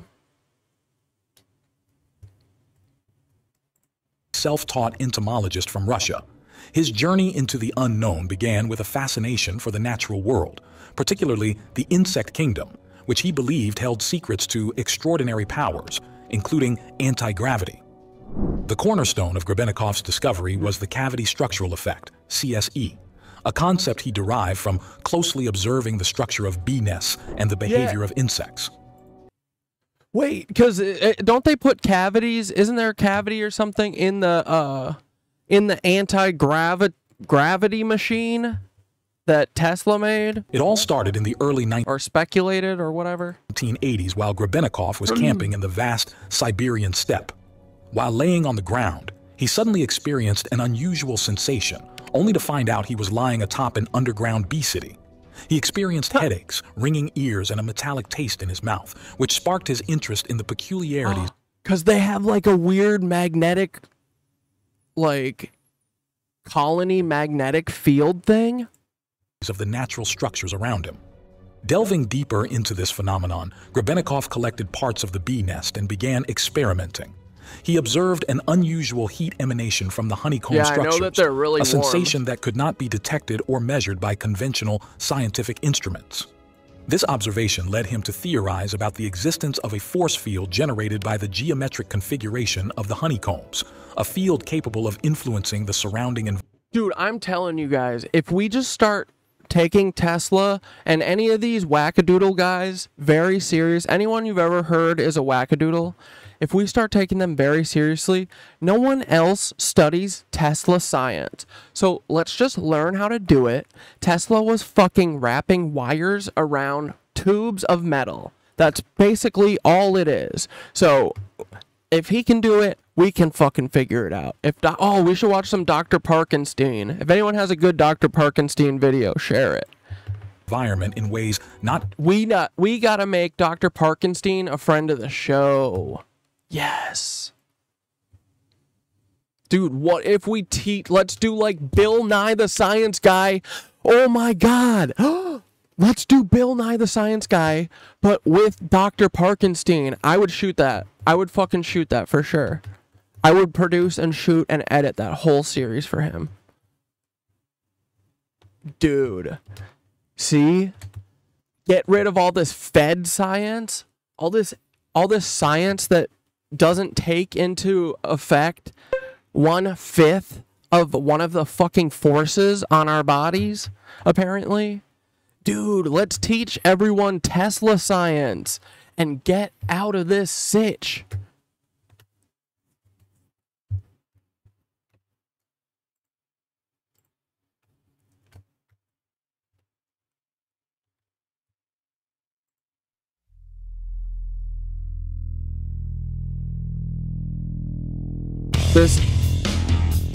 This is Dane's band.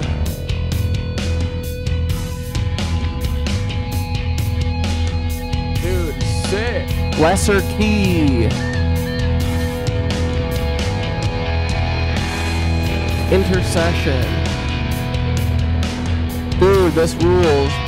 Got a little Tool-y vibe. Cool drummers. Cool bassies.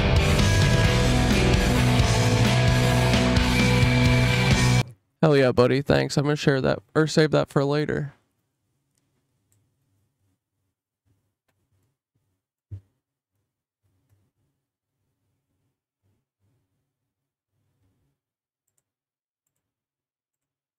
Oh yeah, I forgot. We gotta watch the crop circles video. Oh wait.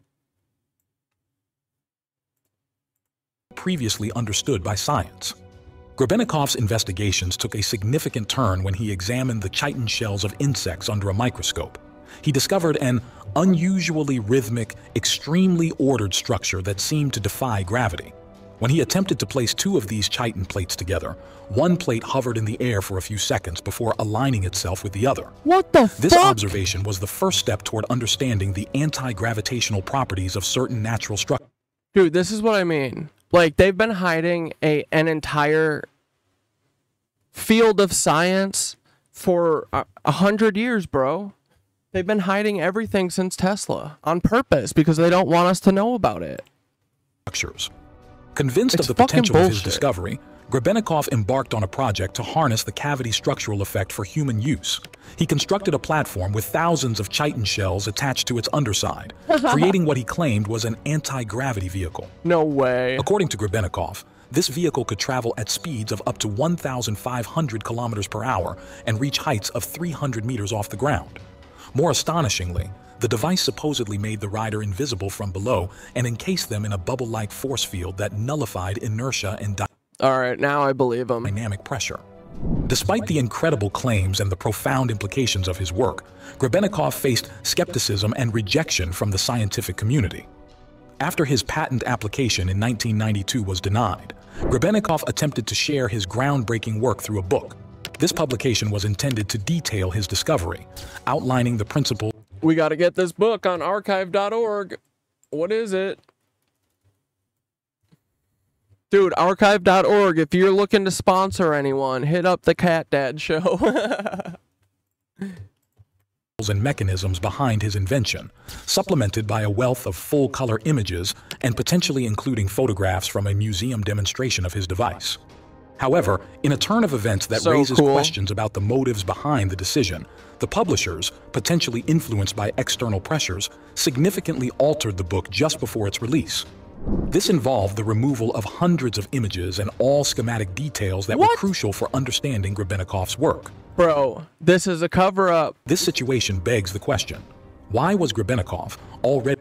Because they don't want us to know about cool stuff. Under scrutiny and skepticism from his peers, subjected to further efforts that seemed to undermine the evidence of his invention. A longtime colleague of Grebenikov suggested that he was part of a so-called scientific underground, which faced opposition and perhaps even persecution from the established scientific community and government bodies. Yeah, it's dude, you know why? Do you know why Terrence or Neil deGrasse Tyson? Do you know why he made that video about Terrence Howard? It was to cry bully like Taylor Lorenz, the Fed. It was to cry bully and get Terrence Howard to fucking shut up. If I were Terrence Howard, I would double the fuck down, bro. You should quintuple, quadruple, $1 billion down, dude. Right now is the time for what, guys? Footsies on gassies, okay? We're doing footsies on gassies. We are going pedal to the metal. We are not letting up on these cowards. So, Terrence Howard, I think you should talk more shit. Like, Dane, yes, he is a Fed. We know. Everyone is a fucking Fed, for sure. But, Dane's already like, oh, Terrence Howard. But yeah, fucking Terrence Howard, now is your time to slay the mighty Neil deGrasse federal agent Tyson. Please. Do us all a favor. Perhaps then, Grebenikov's inadvertent discovery was more... Yeah, what he was doing was bullying Terrence Howard into not talking about this again. But, I don't know. I say talk about it more. Profound and potentially disruptive than initially thought. It could be that his work... Dude, he literally said in that video, Tesla had a couple good ideas, but most of the rest didn't work. Or did he say most of the rest weren't profitable? I forget. Whatever he said, it was stupid as fuck. Touched upon a force or... It was what a dummy J.P. Morgan type scientist would say. Technology so significant that it was deemed too dangerous or too powerful to be allowed into the public domain, prompting efforts to bury his findings and silence the discussion around them. The hemp car. Dude, they've literally held us back so much. And look, the hemp car. Yeah, you could run a car on anything that isn't oil, but they gotta get the oil out. Why? Is it to heat the earth? That's freaky deaky if that's why. But I can't think of another reason why they're obsessed with burning fossil fuels forever, so much so that they're literally fantasizing about fucking nuking the rest of us and having an ocean of oil for 210 of their fucking incest families. In the 1940s, amidst the... Dude, can you imagine the food of that group? They're all living in Glacier Mountain, right? They're surrounded by their gold. They're Smaug the dragon, right? All these Nazis. They all look literally like this. Hold on.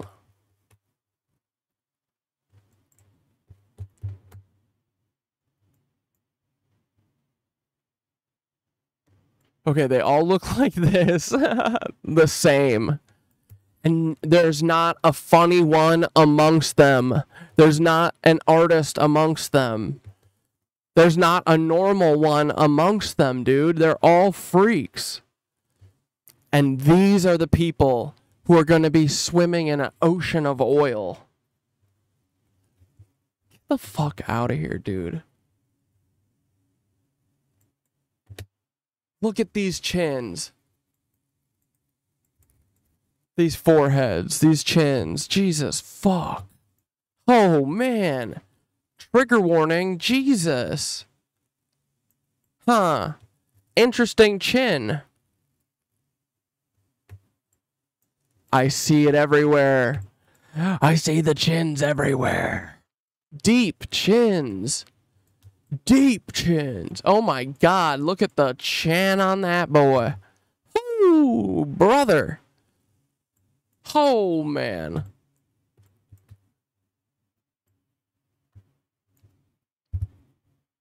Rest in peace, my brother.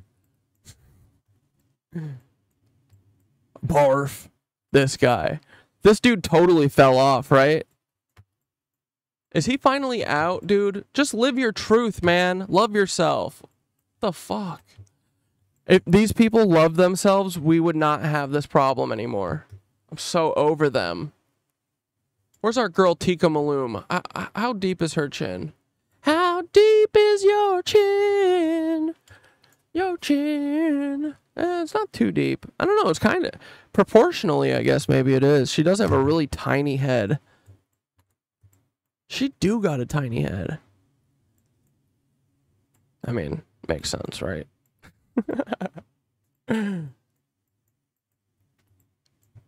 But, hey, don't knock the girl because she got freaking close to the president. Bow! Holy crap! They could be playing handsy footsies right there, for sure. I'd say that they're close enough. If the both of them reached out right there, for sure. Handsy footsies. Okay, let's see. Do you guys wanna watch the or go back and watch the Tesla or the Tesla one of this, or just keep watching? Electric car. I don't really care about the rest of this stuff, actually. Unless you guys do. Radiant energy device. Well, maybe that. Here, let's just keep watching. Turmoil of World This guy usually has interesting stuff. War II and the rise of the industrial era, Henry Ford embarked on a groundbreaking project that to heat the entire Earth. Dude, what if that was their goal? What if that was the thing from the jump? Like, think about it, dude. They had pyramids giving them free energy. And they said, no, we gotta fucking drain the blood of the dinosaurs and light it on fire.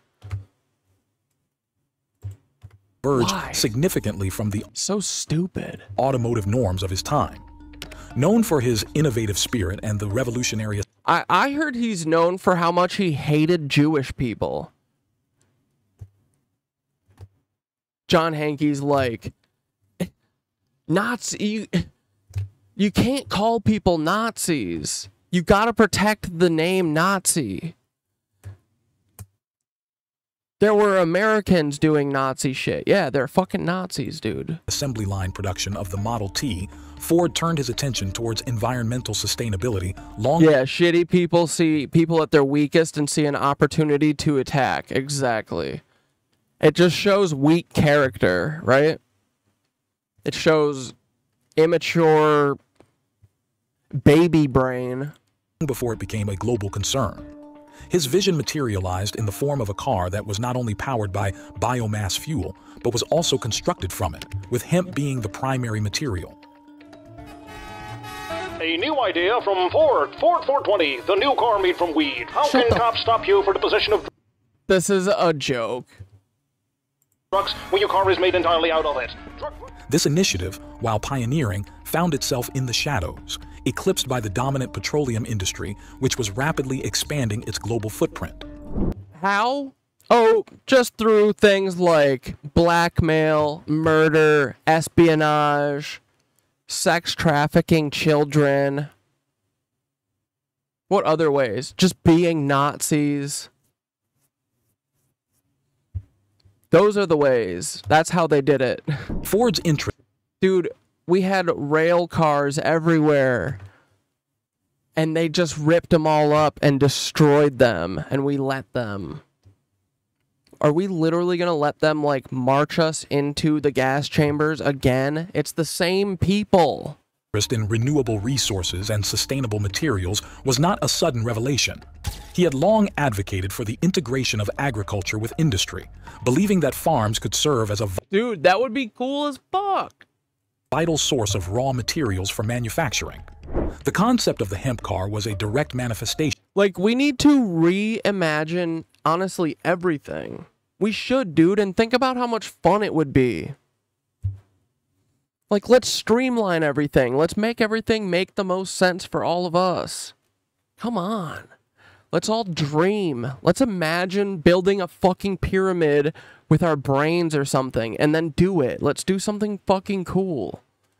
Of this belief, showcasing Ford's commitment. Let's dream about restoring all these fucking pyramids, dude, and figuring out what the fuck they did. Why not? What, are you gonna do it after you leave here? They look like they were meant to stay around and fucking have fun with, like, chill with us. To exploring alternative materials and fuels. It's like literally like a Burning Man, like, rave night party. I think that's what it's for. It's just to do laser light shows.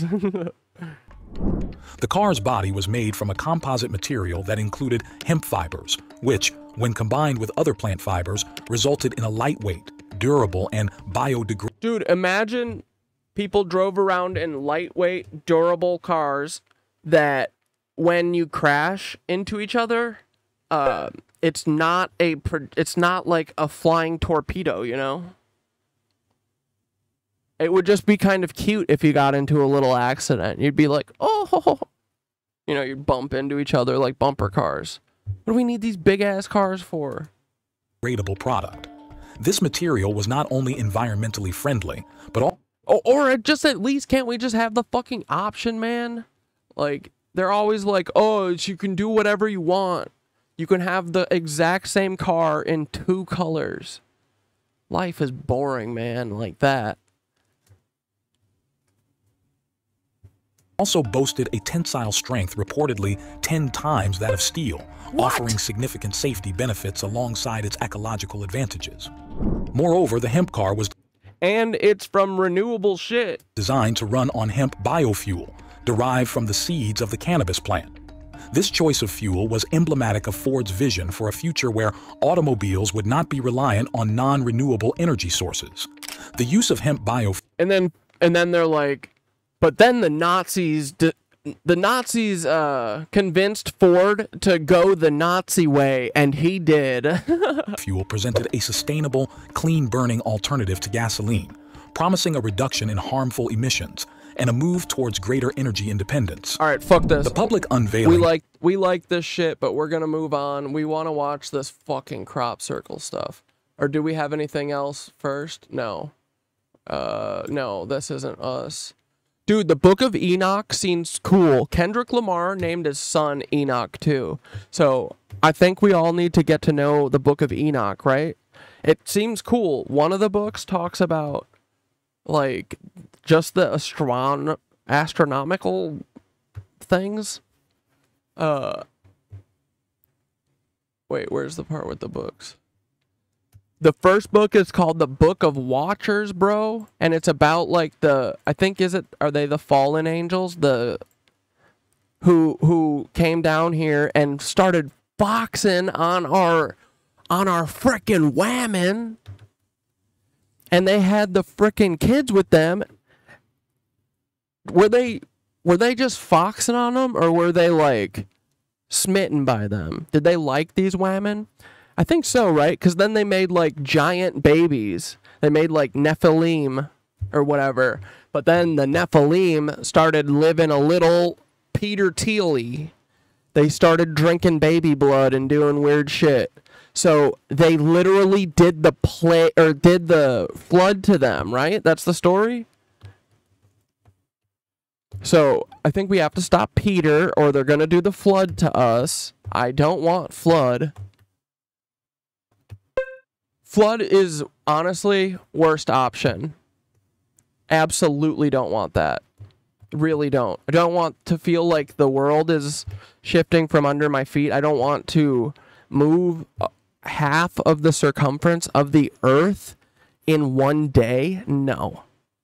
That seems too fast. I don't want to do that. And that seems like I'm going to get hit by a fucking tsunami. I do not want that. Thank you. Thank you. Then there's a book called The Dream Visions. Like, come on, dude. Why have they been hiding? They literally have been telling us for our entire lives, you guys live in the boring world, okay? Nothing is cool here. And we were like, yeah, okay. True. We let them fucking make it so. Whoa! That is a... Damn it. See, this is why you can't leave the fucking screen open.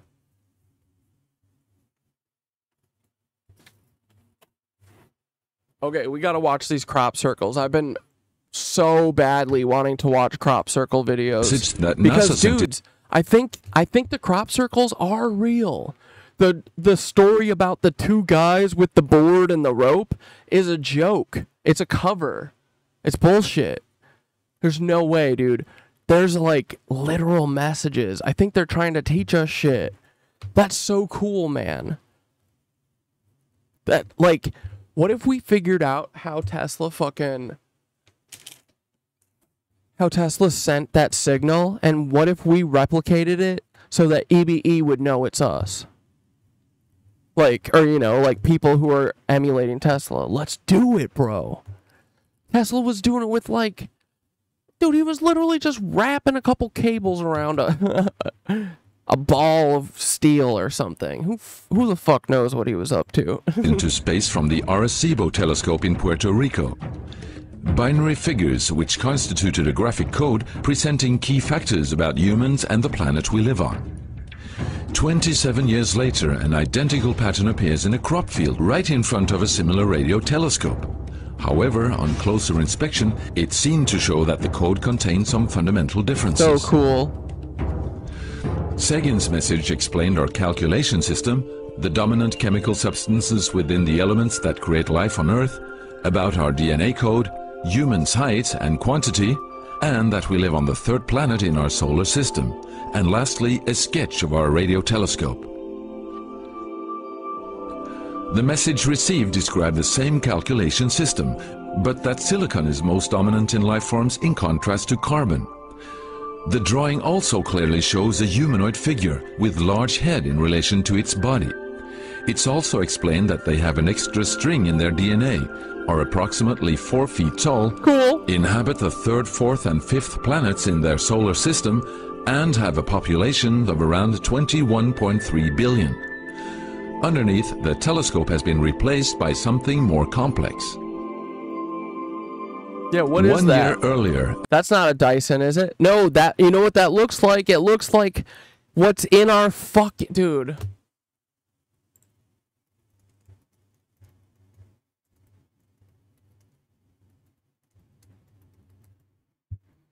How many times do I have to tell you guys? Veil of Invisibility by Alexander Putney is a motherfucking valuable resource. Okay? Okay. Where's our boy? Did I pass it? Fuck. Or did I? No. Here we go, baby. Here we go, baby. Look at that.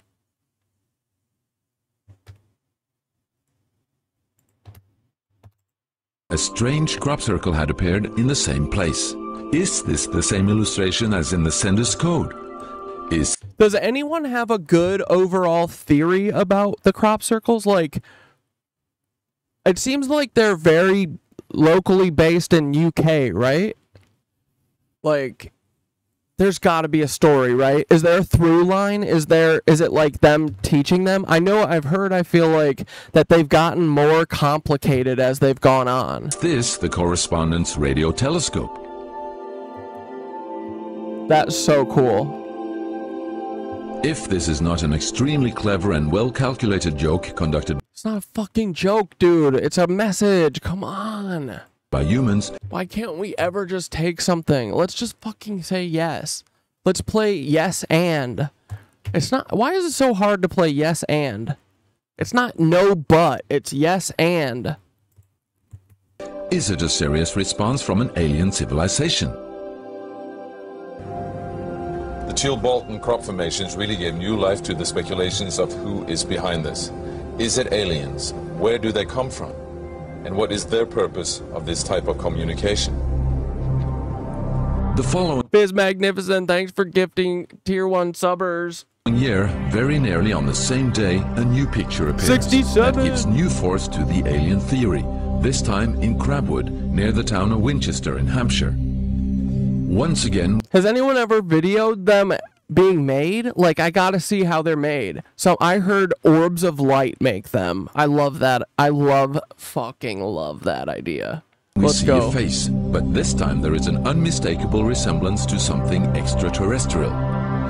The picture also contains a print, somewhat similar to that of a CD, with something that appears to be a coded message. Have they figured it out? This formation also has a new type of design, this time with horizontal line patterns of variable thickness, so similar cool. to that of a TV picture. See, dude, they're getting more complicated. The message on the disc is similar to a spiral band built up of many boxes. But data expert Paul... Like, dude, this is so fun. Let's have a conversation with them, right? Like, why the fuck not? They're trying to have a conversation with us. They're trying to say, are you guys gonna quit being freaks for 5 minutes? Like, write us a message. Spy game manages to decipher the message. And I had to enlarge the disc quite substantially on the computer and run some image analysis over it to make it clear so that I could see what was a standing tuft and what was flattened. And while I was doing this, I noticed that every so often there was almost a mistake in the diagram. It was like there was a tuft, where the little square tuft, it had done sort of half size. I thought that was a bit odd, and it seemed fairly regular. I was going round, and I sort of counted up, and it was sort of literally every sort of 8 bytes or whatever, and I thought, oh, 8 bytes, and yeah, from computer side, is obviously some sort of binary code. So then I did the straightforward thing. I just converted it into ASCII, which is the standard sort of computer language that you encode the alphabet in. And of course I then started to get words forming out, and I thought, oh, yeah, I'm getting somewhere here. So I then did. That's what I'm saying, dude. I bet like in our DNA, there's straight up like our origin story is written in code in our DNA, I bet. Did the whole thing for the whole lot, and got this message. The message is in English and reads as follows. Beware the bearers of false gifts and their broken promises. Much pain, but still time. There is good out there. We oppose deception. Conduit closing. Dude, this goes conduit closing. This perfectly goes with EBE, man. He's like saying, we won't stop you guys from destroying yourselves, but we're like rooting for you. Dude, that's what this is. It's like they're just like curiously observing whether or not we have what it takes to save ourselves when, you know, like when we need to. Like, if we can all figure it out and drop all the shit we're doing, and if we can all come together for a moment to stop these bearers of broken promises. Conduit closing. Many have been surprised by this message. Are there aliens with such faces that we should be? Yeah, it is upsetting how manipulated and confusing everything is because they manipulate us. But, dude, I feel like we're figuring it out, though. We're figuring out the people that we can believe, right?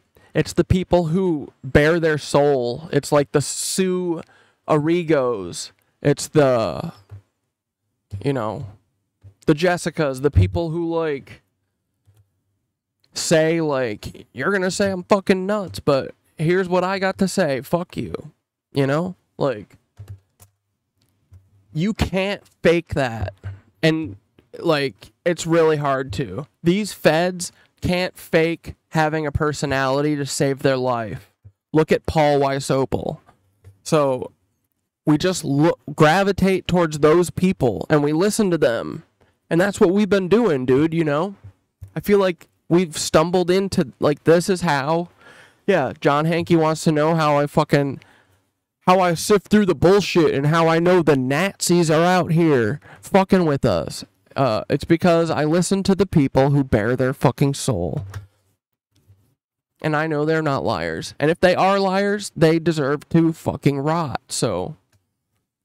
But there's a lot fewer of them than if I did it the other way, you know? Aware of. It's way harder to fake having a soul. Or is this a picture of the sender? Does this indicate... What do I think about psychosis? Well, wait, what? I'm not sure, like, exactly what that is. I mean, like, being traumatized, like, seeing violence, having violence done to you, that kind of shit fucks with your brain. Your brain tries to protect you and keep you from experiencing it, so it does weird things like splits and stuff. Like, we know that stuff happens, you know? So, but like, I'm not sure psychosis with what? But yeah, it's usually like from trauma, right? It's like it's something that you can get out of, I think, right? You just need support, like Ash said. Like, yeah, support is the most important. Give them time to, like, figure it out, you know? if they're being paranoid or whatever, like show them that you're not someone for them to worry about. You know.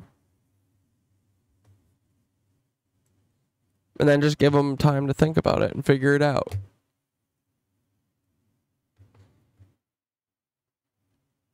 I think when people are like, especially if you're like deep in a rabbit hole and stuff like this, like people need to have like their like totems, right? Like their inception thing. They need their like person that they can check in with, that they can be like, I'm not crazy, and they can be like, yeah, you're not. You know what I mean? At the start of actual close. They just need to feel like everyone in the whole world isn't like, you're nuts, you know? Just be like, yeah, just be there for them. Contact with neighbors in the universe. My own, and this is only a hypothesis, belief about this, is that there's an effort of the extraterrestrials are gradually trying to communicate with us. Yes. A very slow process. Yes. Giving us a lot of time. They don't want to freak us out. Yep. That's totally what it is, dude. So we just need to make everyone be fucking chill, and then we can start talking to aliens. Okay, who has the best, like, comprehensive crop circle video? The fact that we may not be alone here. Oh, we're not, for sure.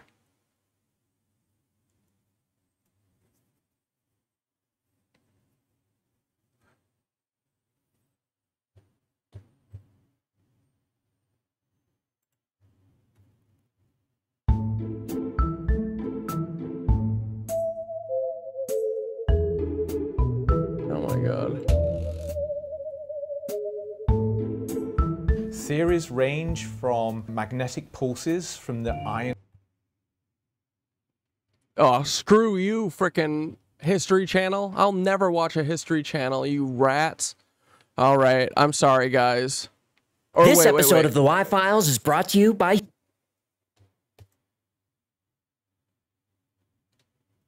Has anyone seen this one?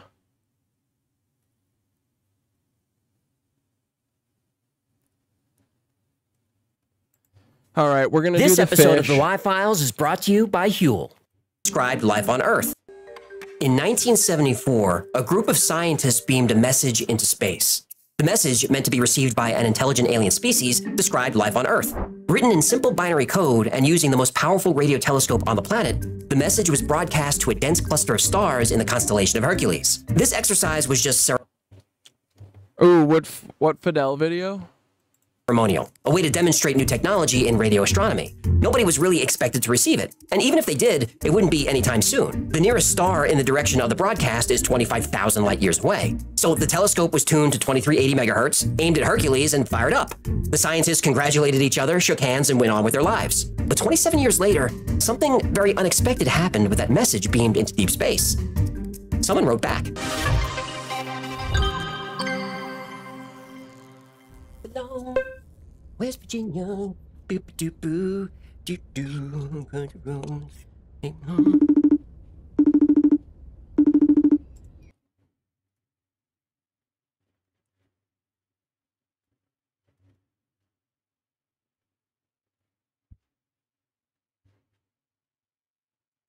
Fucking hecklefish.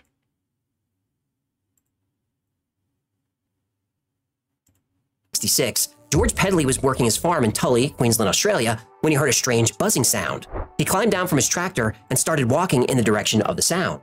Then, he saw a circular craft slowly rise above a section of swampland not 50 feet from where he was standing. The craft hovered for a few seconds, shot straight up into the sky, and disappeared.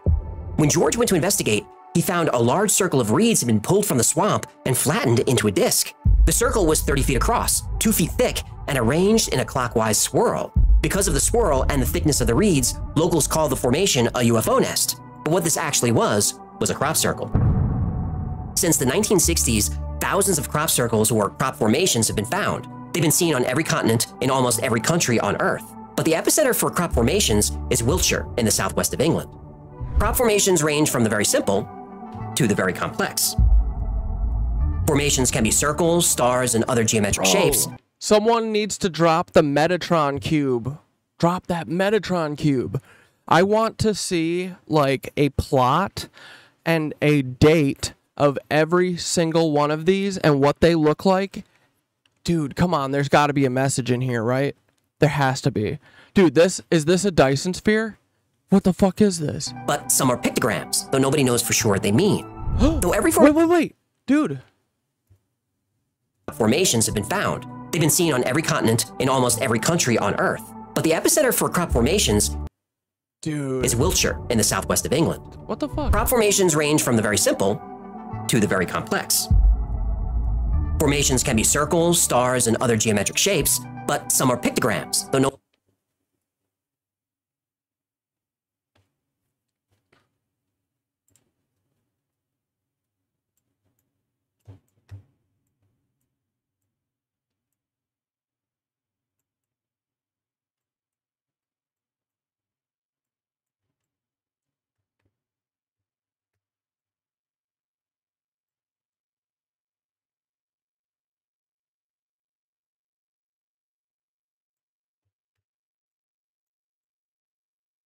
Oh, okay. I thought I saw... I mean, it's kind of like one of these.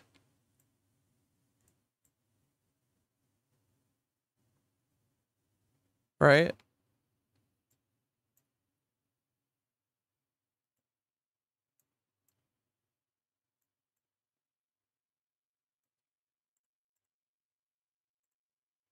Nobody knows for sure what they mean.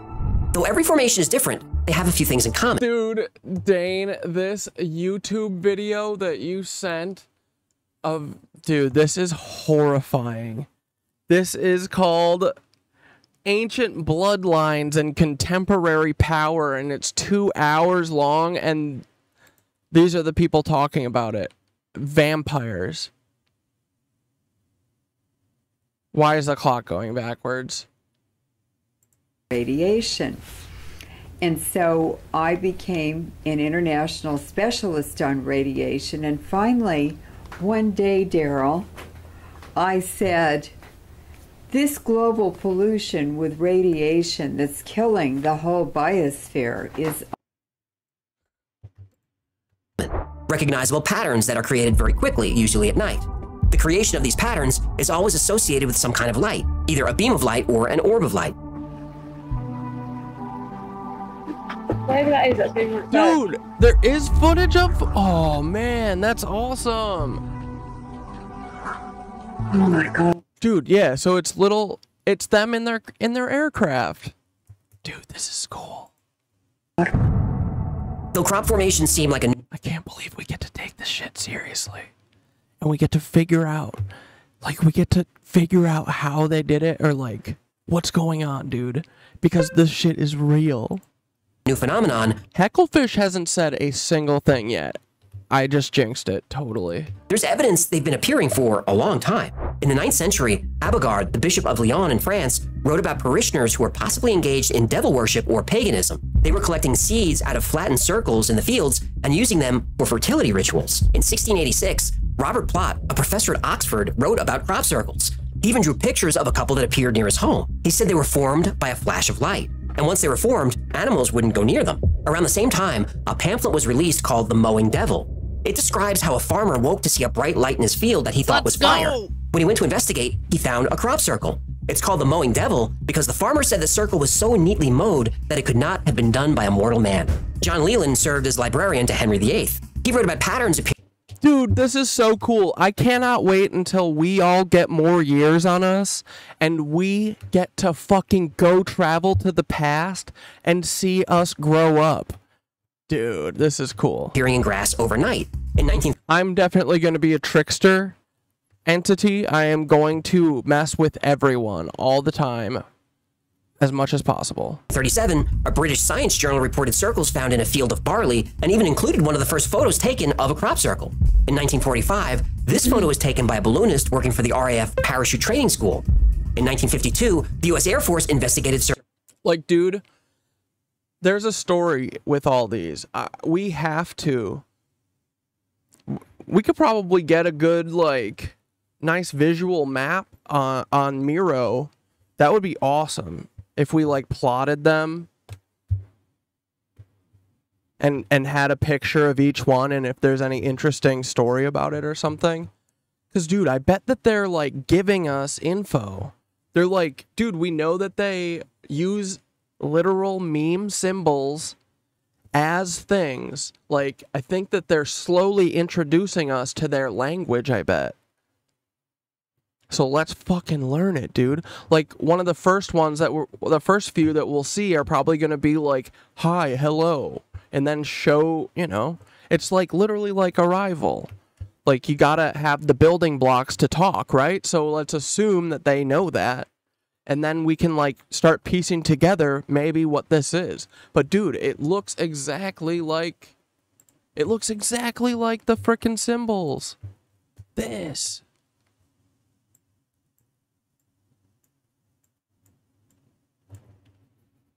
Right? And so they're probably trying to teach us their meme language. And then once we can read and understand their meme language, like, dude, I bet their meme language is like you know, it's all representative of 3D structures that are in 2D drawings. And once we understand it, just like in Arrival, I bet that time will be a flat circle, and we won't have any locality or whatever, and we'll be beamed up into space. I don't know. But language unlocks shit. It unlocks, like, portals, dude. Truly. Circles found in Kansas. In 1963, Sir Patrick Moore, an astronomer writing for the New Scientist journal, investigated a formation in Charlton. In the wheat fields were features taking the form of circular or elliptical areas in which the wheat had been flattened. One very well defined was an... Stop it. The way dolphins speak to each other is essentially inserting images into each other's minds. So what if that's how their language works, through images? Dude, I'm telling you, I bet it, yeah, like, Arrival and The Expanse, like, expanded my brain hole into understanding that, like, yeah, other beings would probably look really different, but actually it seems like we keep hearing, anyway, that they're, like, humanoid is kind of like the normal standard thing. But I was like, oh yeah, I bet that, like, these giant squid things, it could totally be like a, you know, could be giant octopuses. Who the fuck knows? Like, it would probably not specifically resemble, like, what we already consider life. But at the same time, too, no, I think it looks like, actually, like everything. Obviously, we're not special. Like, humanoids is kind of standard thing, you know? But yeah, dude, in Arrival, as soon as she understands the language, it unlocks that, like, a dimension. Like, I think that's what's going to happen with these gateways and fucking blasting off. Oval, 15 yards long by 4.5 broad. That's cool, man. Dolphins are cool. Yeah, all these animals are cool, man. And they're all, like, jumping out of the water to kill themselves right now. So we got to stop these rat bastard Nazis from nuking the oceans. There was evidence of spiral flattening, and in one case there was a circular area in the center in which the wheat had not been flattened. One of the texts discovered in the Dead Sea Scrolls is the Book of Enoch. Enoch talks about lightning leaving marks on the earth. So these formations have been seen since the beginning of recorded history. And even though thousands of circles have been found, and many people claim to witness them forming, no one had ever caught it on camera until 1996. John Whaley was camping out on a hill in Wiltshire called Oliver's Castle, named for a fort that was built there many years ago. Around 3 a.m., something caught his eye. He grabbed his video camera and captured footage of several glowing orbs hovering over a field. Then, like magic... Dude, no way. Whoa! This is so cool. How have I never seen this? Is this Here's real? The formation from the air. This is real. Nobody can agree on what crop... Whoa! 3 a.m., something caught his eye. He grabbed his video camera and captured footage of several glowing orbs hovering over a field. Look, they're like playing. Then, like magic. Dude, where is the fucking... Around 3 a.m., something caught it. Hold on. Where is it forming from, dude? This is so cool. His eye. He grabbed his video camera and captured footage of several glowing orbs hovering over a field. Then, like magic... Whoa!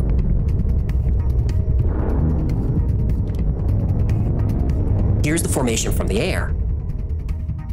Nobody can agree on what crop circles mean, though most people believe they're messages. Now, this is frustrating to many researchers. They say, whoever's making these, why don't they just speak English? No. Well, in 2000... No, dude, have fun. Come on, everyone, have fun. This is a mystery to solve. And the Knitwitches could get to the bottom of it, for sure. We should start mapping as many crop circles as we can on the Miro. They did. Intelligently controlled. Anyone can spearhead that if they want.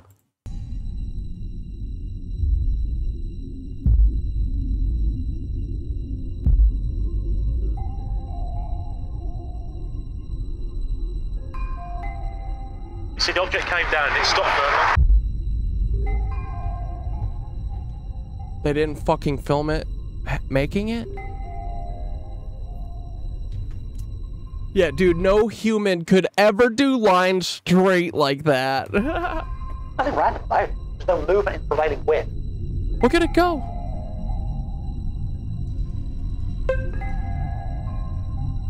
I can't think what that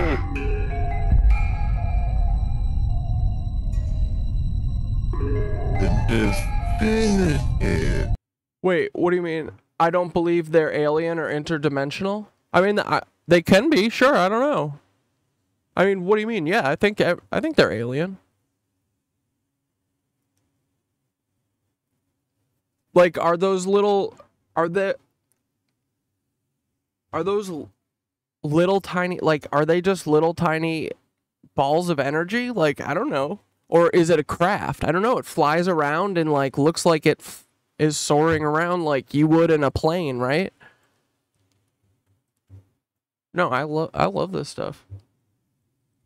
I'll believe anything. Piece of evidence.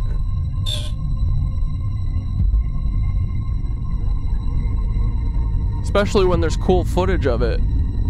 Dude, this is awesome. Come on, form one, please. In 1974, the Arecibo message was sent from Earth to a cluster of stars in the Hercules constellation. It's called the Arecibo message because that was the name of the giant radio telescope used to transmit it. The team that created the message was led by Dr. Frank Drake, with assistance from Carl Sagan. The message was 1,679 binary digits. Carl Sagan was an actual scientist, an actual educator, unlike Neil deGrasse federal agent Tyson. Dude, we do gotta make a Bill Nye the Science Guy for Dr. Parkenstein. Could be converted to an image designed to convey information about civilization on Earth. It starts with a representation of the numbers 1 through 10. This provides a key to the rest of the message. Next, atomic numbers of hydrogen, carbon, nitrogen, oxygen, and phosphorus, which are used to make up DNA. Carbon is at the top because it's the most dominant in forms of life. The message shows more information about DNA, including the double helix structure. Toward the bottom, a figure of a human, its average height, and the population of the Earth, which was a little over 4 billion at the time. Next, our solar system, starting with the sun and moving out to Pluto. The Earth is shifted up to identify the planet sending the signal. At the bottom, a graphic representing the Arecibo radio telescope. Now, the nearest star that could possibly receive the message is 25,000 light years away, so we couldn't really expect a reply for another 50,000 years. But on the morning of August 14th, 2001, a formation was discovered right next to the Chilbolton radio telescope. Now, they're monitoring all of our electronic shit instantaneously, for sure. We can talk, dude, what if they, I bet they are on TikTok. Dude, they fucking love us. They love watching people. That's what they do. They just watch us. This is a zoo, dude. But now at this point, it's like, but we know about the people coming to visit the zoo now. So they got to talk to us. Even if you don't know the full design, when you're on the ground, you can tell you're in a crop circle. There's structure and uniformity to it. But this new formation was different. It was a mess. It wasn't symmetrical. Nobody could make sense of it until it was viewed from the air. Holy A face. And 3 days later, this appeared. This became known as the Arecibo answer. Ay, Chihuahua!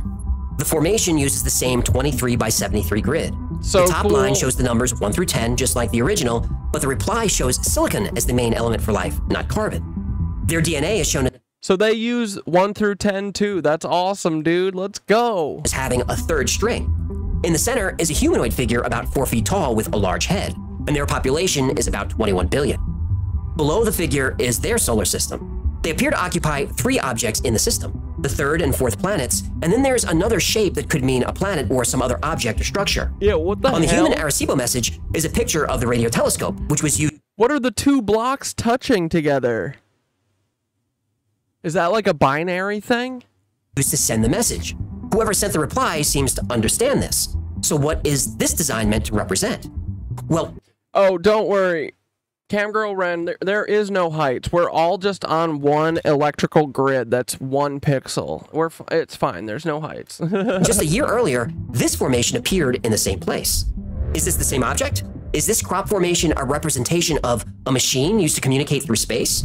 Again, yes, dude, and it's using the Tesla fucking principles. Oh my god. We have to learn all of Tesla's science. frustrated researchers and skeptics agree on something. Why don't they just speak English?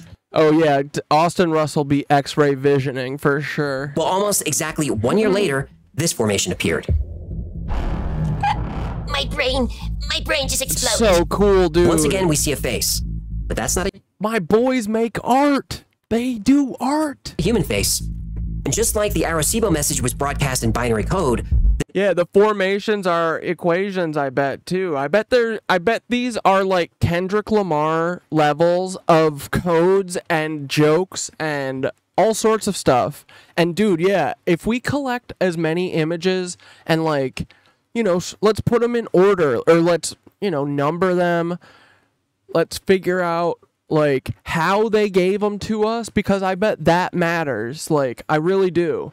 I think that they're trying to like teach us their language. That is the first thing that you would do. And look, they're having fun with us. They're trying to like get us interested, and instead we live in a world where they just tell us everything is bullshit except for the bullshit. The bullshit's real, but all the real stuff is bullshit. Shut up. The disk formation also contains binary code, and for the first time we get an actual literal message. The code was translated to letters using ASCII, the encoding standard. And the first fucking message that we decode says, "Beware the fucking liars."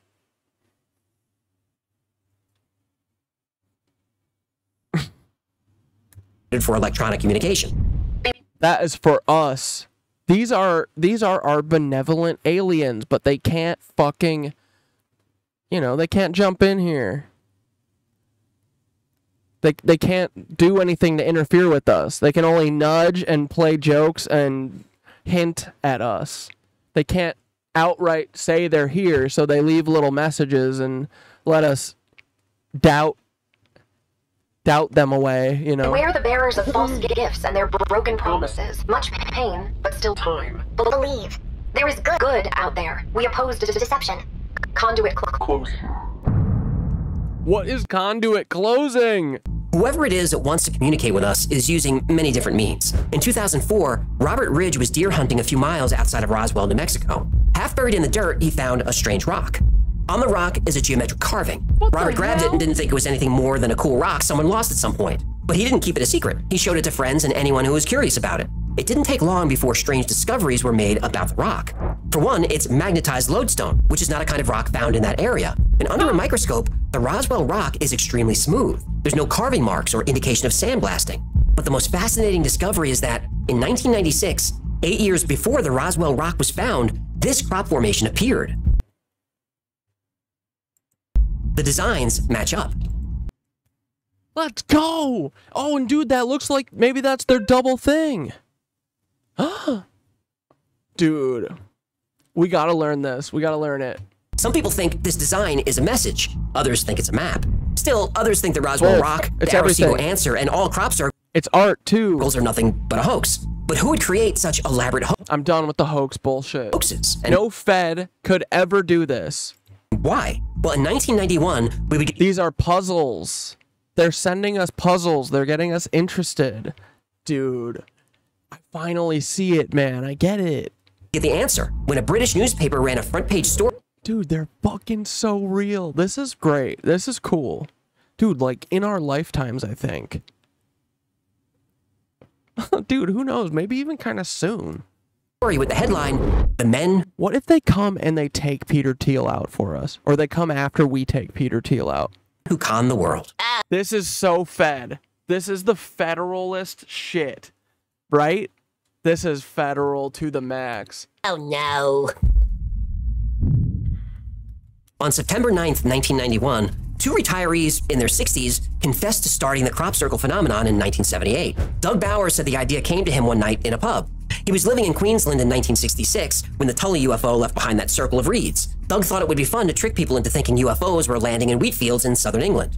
He enlisted the help of his friend Dave Chorley. All they needed to make a crop circle was a wood plank, a bit of rope, and a twisted piece of wire. At first, their designs were simple and crude, but over time they became more and more complex. And you could center this through this ring, walk straight towards it, and lo and behold, you've got the lovely straight line that you could wish for. International media picked up the story, and the mystery was solved. Crop circles were nothing more than a couple of amiable old fellows playing a prank, and that was that. That's it? End of story? It's kind of disappointing. Oh, we're just getting started. Oh, go on. Doug and Dave might have created a few crop circles, but their story has a lot of holes. They demonstrated their circle-making technique, and the results were janky. Most crop formations, even back then, were much more precise. Doug and Dave's formations were out of alignment every time. The more complicated the design, the worse the formations were. During one demonstration for a news crew, Doug attempted to reproduce one of his circles and accidentally made it twice as big as it should have been. They're Then he such just gave up feds. on making it. And such feds. Their story changed over time. They said they started making circles in 1976. Dude, they look like feds. They act like feds. Look at them. Then it was 1975. Is he picking his teeth? Then it was 1978. In fact, they never could agree on the year they actually started. Now, they claimed to have created certain circles and then later said they didn't, but they helped people who did. And Doug and Dave said they created this famous crop circle in 1983 called the Cheesefoot Head Circle. Doug showed a diagram of it, but his diagram had footpaths in it. The circle had no paths. It had no disturbances of any kind. When asked how they created the circle without making tracks in the crop, Doug said they pole vaulted into the field. Did you just say pole vaulted? Yep. He said in an interview They're so fed. that you should have seen us running through the fields with our sticks sailing over the corn. Yeah, I would like to see that, actually. Oh, me too, pal. Fed. Apparently these men, in their 60s, pole vaulted into fields carrying their wood boards. They laid down a perfect crop formation and pole vaulted out again. Now, Doug looks pretty fit for an older guy, but he's getting winded walking in a circle. Pole vaulting seems a little outside of his athletic range. They also added details to their story as other crop circles were found. One day, a couple of people investigating a circle told Doug they were looking for a jelly-like substance that was found in a formation. Doug told them it was probably waste ejected from a plane. Later, Doug had a story about making a crop circle, and while he was doing it, he got hit in the head with a piece of frozen waste ejected from a plane's toilet. And they call those Boeing bombs. Joe Dirt? Dude, did he just Joe Dirt us? Right. Yeah, big old frozen chunk of poopy. He stumbled back to his car, dazed with blood trickling down his face. The problem is, planes don't dump waste over that area. It would be illegal, dangerous, and disgusting. Another story came out about people finding bits of metal thought to be meteorites at crop formations. Soon after that, Doug and Dave's crop circles had little bits of iron scattered all around. So, a few things. Did Doug Bauer and Dave... Yeah, dude, like, I bet they leave little fucking trinkets and stuff. Oh my god. Why are they just doing them in the UK? Dude, they're dumb as fuck. Give them to us. Surely create some crop circles? Yes. When Doug and Dave came forward, about 1,500 crop circles had been seen in at least 23 countries. Oh, well, you can't pole vault to Belgium. Right, even Doug couldn't do that. But they inspired a lot of copycats. Soon, most crop formations were man-made. So, is there a scientific way to tell if a crop circle is not? That's the most fed yeah I've ever heard. Yeah, that's totally such a fed story. It sounds so bad. Yeah. Dude, yes. Because I remember hearing that story and being so bummed and being like, oh, of course they weren't real. Not a hoax, but they're genuine. Fucking real. There is. Most crop formations are man-made. The vast majority are. And there are telltale signs of this. Sometimes spotting a man-made crop circle is as simple as finding a footpath through the field leading up to the design. But often crop formations intersect the lines made by tractors called tram lines, which can hide tracks. To spot a hoax, we look at the plants themselves. Man-made crop circles done by flattening plants with boards are destructive to the plants. You'll see cracks and bruises on the stalks. On the ground, the crushed plants look messy. The leaves and flowers will be mashed to the ground. Marks will be visible on only one side of the plant where it was stomped by a plank of wood. Many of those marks are creases where you can actually bend the stalk. Genuine crop circles don't look like this at all. First, the lay of the pattern will flow like water. There's a gentleness to it, and elegance. And many times the stalks are layered and even braided.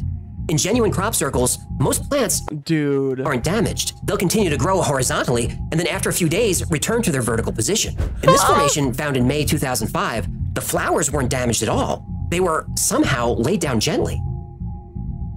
A group of clumsy men with wooden all green stuff has to be treated nice. It's very rare. Boards couldn't do this. We know this because it was tried. A group of crops. Dude, please don't cataclysm us before we stop Peter Thiel. We can do it. We can stop Peter Thiel. Don't cataclysm us. Do not. Circle. We can do it. I promise, EBE. Just give us fucking a little bit. Hold on. Just let us chill. Makers. We're trying to get everyone to be chill. Come on. Have faith. I promise. Attempted to reproduce this formation. From the air, it looks pretty good. But on the ground, the man-made version is a mess. The plants are trashed. A formation in 2003 was especially puzzling. In parts of the design, the plants weren't completely flattened. They were bent a few inches from the top. It's been described as like the grooves of a record. How do you make this with planks and rope? You don't. You don't. Another sign of a genuine circle can be seen, especially in wheat. In late summer... And, oh my god, dude. This is cool. And yeah, I bet that they're doing, like... I bet that there's hidden stuff within it, too, like... I bet we couldn't look deep enough into this stuff. You know what I mean? When wheat turns gold... I feel like this is the key. Like, they're giving... You figure out the ones that are real. You identify those. It looks like there's people who do the work for that already. And we start looking at it. We start matching it to other things that we have, right? Like, come on. We know one of them has to be one of these, right? Or something, like... Hurry up and read Dolores Cannon. Dude, there's so much to read. What is it, a book? Or okay, she's a hypnotherapist. Convoluted universe. Is there anything in particular I should, like, read first? Is there anything that's short, preferably, that's quick to get into and a fast read? I could use a couple of those. The kernels become heavy and bend over from the weight. They also become stiff and are impossible to straighten. But the wheat within a crop circle, the kernels have straightened out and can't be bent. So what would do this? Radiation. Yeah. Wheat stalks are separated by structures called apical nodes. These are like the knuckles on your fingers. In the 1990s, biophysicist William Levengood started analyzing plants taken from crop circles. His team found the nodes in crop circle wheat were elongated, and in many cases they were ruptured. Oh, a rupture on an elongated node? I think they make a cream for that. This rupture is called an expulsion cavity. The only way this could be replicated is with bursts of microwave radiation. The way your microwave oven works is it heats up water, fats, and sugar in food. Microwave energy is heating up the water in the wheat stalk nodes. The water turns to steam and then they burst, just like popcorn. Now you can't fake this. It happens to the plant internally. There's no way you could hoax that. People who claim to have witnessed crop circles being made, and there's quite a few witnesses, report seeing a mist over the pattern immediately after it's formed. This mist is actually steam coming from the plants that were flash heated by microwave radiation. While experimenting with radiation, Levengood found crop circle seed had a huge increase in growth compared to non-crop circle seed. By exposing seeds to short, controlled bursts of radiation, they grow bigger and faster than seeds not exposed to radiation. Another experiment showed that wheat harvested from within a crop circle has a much higher amount of protein than wheat outside the circle. So there's evidence that whatever energy is used to create crop formations is leaving residual traces of this energy in the area. Some crop formations are covered in a dusting of microscopic spheres of magnetized iron, specifically meteorite iron. Researchers call this a magnetic glaze. These spheres are usually found around the perimeter of a formation, and they're distributed linearly, not randomly, because Because the iron particles are magnetized perfect spheres, it means they were melted and formed within a highly energetic magnetic field. When people are inside crop formations, many are affected by electromagnetic radiation. Just look at this. Ja, jeg har rød. Jeg får motsatt, men du ser det som det. Guri måla, du blir helt sånn. Og nå blir det borte. Nå blir det borte. Da blir det vanlig. Nå blir det vanlig. Ja, visst. As part of an experiment, a woman with an enlarged thyroid sat in a crop formation for 2.5 hours. While being monitored by a doctor, her thyroid shrunk by 40%. Often cameras, watches, and other electronic These things are healing? Devices stop working inside a crop circle. In fact, pregnant women and people with pacemakers are discouraged from going near one. Now, to skeptics, all this talk about energy sounds woo-woo, but I just showed you the real effects on plants and people. Now, it's fair to say that the elongated nodes and growth rates of wheat could be a coincidence. It's also fair to say that the physical reactions experienced by people could be psychosomatic, all in their minds. But skeptics, how do you explain this? Oh, Dane, are you deep diving into Austin Russell too? These are called ghost formations, or ghost circles. This is when the design of a crop formation is still visible after the field has been plowed. Sometimes cool. a ghost formation remains through the following season. Wow. Sometimes it remains for 2 years before finally fading. That's cool. But this doesn't happen with all crop formations. Nobody knows why, but it could have something to do with where the patterns are found. A study was done in the early 2000s of all the crop circles in southern England found that year. The study showed that 98% of all non-man-made formations were over chalk aquifers. And by the way, chalk aquifers can be used for generating electricity. That's the other thing too, is I bet they're doing them in places to like look. You know what I mean? Like, fuck, EBE said, if you want proof, dig anywhere. Everything keeps pointing back to electromagnetism. Dude, that is the fucking ticket. That they have been turning our fucking eyes away from electromagnetism ever since they offed Tesla. Yes. If there's an epicenter for crop formations in southern England, it's Silbury Hill. Silbury Hill was built thousands of years ago. It's 129 feet tall and like, this should not have dirt on it. Let's open this shit up again. What are we doing? Covers an area of about 5 acres. Nobody agrees on what it was originally used for, but every year crop formations appear near it, sometimes right next to it. And by the way, the whole thing is one giant pile of chalk. Not far from Silbury Hill is Stonehenge. Crop circles appear there too. One of the most famous... Like, the places all matter too, dude. This is so fun. This is such a fun mystery. Famous of these is called the Stonehenge Surprise. On Sunday, July 7th, 1996, this formation appeared mere feet from Stonehenge. It's been called one of the most complex and spectacular crop circle designs ever seen. The design is a Julius set, a type of fractal. Fractals are visual representations of mathematic formulas that repeat themselves at different scales. Zoom way in or way out, the pattern is the same. Look at how close Stonehenge is to the formation. Look at the visibility. Stonehenge has 24-hour security. The guards saw nothing unusual the night before. Crop formations also appear near Avebury, which is in the same area. The Avebury henge is massive, twice the size of Stonehenge. Now, a ley line is believed to be an invisible path or energy line that connects sacred sites. Ley lines are thought to create a network of energy across the earth, influencing the flow of energy and aligning with cosmic forces. The area... And dude, imagine we've got... Yeah, bro. Imagine we've got these bad boys turned back on to resonate the fucking earth and we're all vibing. Come on. Around Stonehenge is on one of those ley lines. If crop formations are an attempt at communication, they're clearly using mathematic concepts, and this would make sense. Math is a universal language. Cube. Black cube, black cube, black cube. But what do the messages mean? What story do they tell? Are crop formations proof of space travel? Do they offer an explanation for space travel? Are crop formations a map? Dude, language. It's language they're trying to fucking teach us. Are they blueprints for a machine? Well, the answer to all those questions... Probably all yes. ...is yes. Yeah. Dude, I bet pieces of it are blueprints. Like, that's what they always do in the movies too, right? Dude, I bet no one else has been fucking doing this. We could do it. I mean, we can do it all. We're gonna stop the Nazis. We're gonna stop World War III. We're gonna figure out the crop circles, and then we're gonna find the Nazi gold, and we're gonna return it. And we're gonna say, the real Nazi gold was the Knitwitches we met along the way. Over the years, crop formations got more and more complex. What started out as simple circles became patterns like this.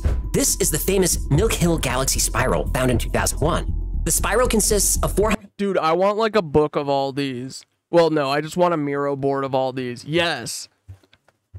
109. So yeah, if anyone's looking for a mission, this is a great mission to do right now on the Miro. Perfect circles, 1,000 feet across, spread over 700,000 square feet. And look at how clean the design is. That's not even flat ground. This formation is a hard one for skeptics to deal with. Remember, England is pretty far north. It's real. In the summer, the days are very, very long. The night the spiral was made, there was only about 4 hours of darkness. It would take a huge crew of people to lay down this pattern in 4 hours. And by the way, it was raining the night it appeared. You'd think the field would be full of muddy footprints by the army of hoaxers it would take to make this. But nope, the Milk Hill Spiral is pristine. Dude, this is so cool. This is so whimsical. This is so fun, right? Can't believe these are real. Dude, there's more to everything than what we think. Like, I don't know. Dude, I hope that other people see this shit and come to the same realization, right? And then, like, take a minute and are like, what the fuck are we doing? Let's live. Let's figure out this puzzle. Let's kick the Nazis off of fucking Antarctica. Why do they think that they can just live rent-free in Antarctica and Tesla howitzer all of us? No. Why aren't the aliens... And dude, if the first message... There's no way that's the first message saying, beware the fucking liars or whatever. Like, there's other messages. We can figure it out for sure. Fractals are a common theme with crop formations. Geometric... I'll maybe Centauro will be able to help me with parsing through the important ones. Shapes and other expressions of mathematic functions are also quite common. Even complex math problems are expressed. Squaring the... She'd definitely help me. She'd be like, well, here's a couple things that they could be trying to tell you in the crop circles. And then send me a wink. Circle is a problem in geometry first proposed in Greek mathematics. Squaring the circle involves using a compass and a ruler to create a square and circle with the same area. Now, this has been proven impossible, since calculating the area of a circle requires using pi. And if you remember your math lessons, pi is an irrational number, meaning it can never be exact. So you can never get the area of a circle to equal the area of a square. But there are methods that allow you to get close. And these methods have been seen in crop formations for years. Crop formations often use other mathematic concepts, like the golden ratio and Fibonacci numbers. Here's a formation that, when it appeared, people found very confusing.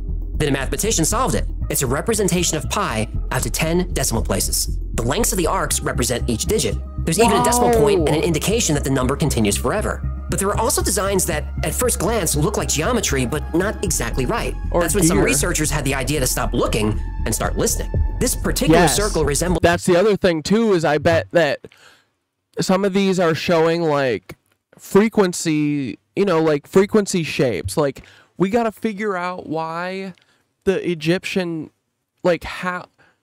Like, the Egyptian, you know, hieroglyphs sometimes will have the frequency for something that lifts the blocks or whatever, right?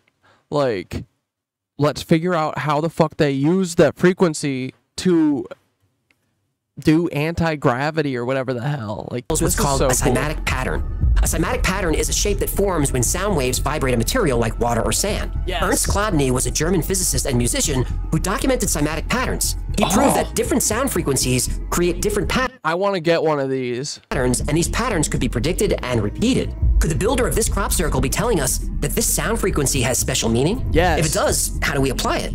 I don't know, but I want to know. Let's look for more clues. In 2011, this double spiral formation appeared on Windmill Hill, the location of... Oh, this is where the P words live. Another ancient site. The same day, another double spiral appeared near Stonehenge, just a few miles away. Dr. Jerry Croft thought these formations could represent... Yeah, we got to put, like, the ones that are related, we got to put visually somehow show that they're related. Dude, Miro is the perfect place for us to lay down the groundwork for this incredible research. Represent neutron stars. And although it's very rare, sometimes neutron stars collide and form a magnetar. Magnetar. What makes magnetars unique is their incredibly strong magnetic fields, which are among the strongest known in the universe. These magnetic fields are thousands to billions of times stronger than those of neutron stars. A magnetar's gravity is so strong that it dramatically warps space-time around it. In theory, this warping of space-time could lead to an Einstein-Rosen bridge, better known as a wormhole. A wormhole, again in theory, can connect two very distant... Dude, this is fun as hell. The world got so fun the last few months, right? But we gotta fucking stop these demons and let us have fun. Distant points in space, essentially creating a shortcut that allows you to travel to a location faster than light could get there in a straight line. I can't believe this stuff is real, bro. This is so crazy. The stupid, like, fold the piece of paper and poke the hole through it is real. Come on. Now, I'm aware this is a lot of... How cool. in theory and possibly and maybe regarding these crop formations. After all, magnetars are so rare that in the entire galaxy, only 10 have ever been found. Well, 11. Because the following day, literally the day after these crop formations appeared... What? Oh my god, ad break, but... Dude, come on, man. Yeah, look, brother.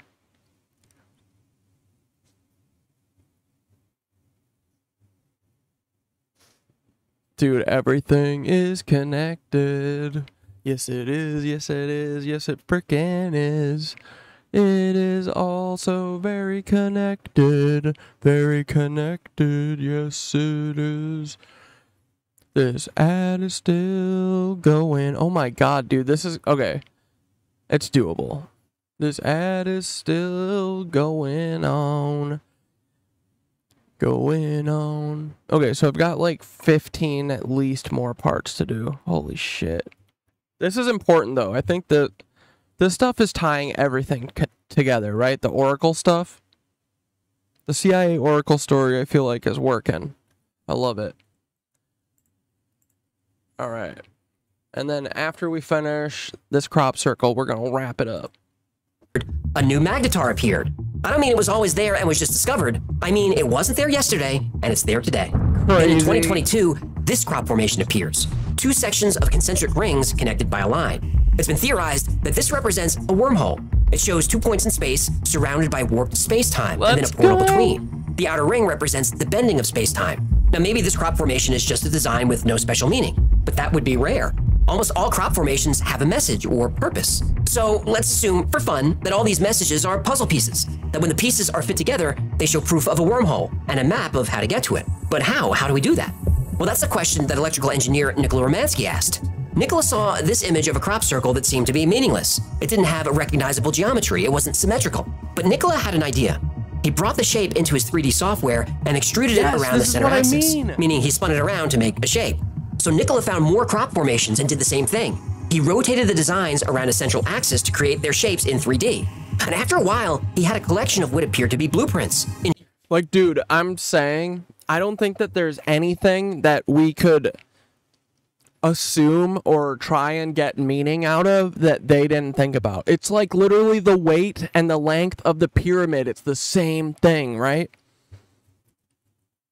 This is exciting, dude. How can anyone else think about anything else except for getting these aliens to unveil themselves? That is the unveiling, dude. It is going to be that we are not alone and that we're all one fucking thing, dude. This is fucking cool. Wait, Tesla fucked with crop circles? The world is amazing. Dude, we gotta read everything about Tesla. We gotta read... And dude, the Columbia is like saying that they don't have the originals of all this shit. All this Tesla Leland Anderson stuff. Now I'm like... They're like, oh no, you gotta go to the Pittsburgh Museum. I was like, what do you mean? I just talked to them. They literally told me to go to you because you have the originals. And they're like, no, we don't.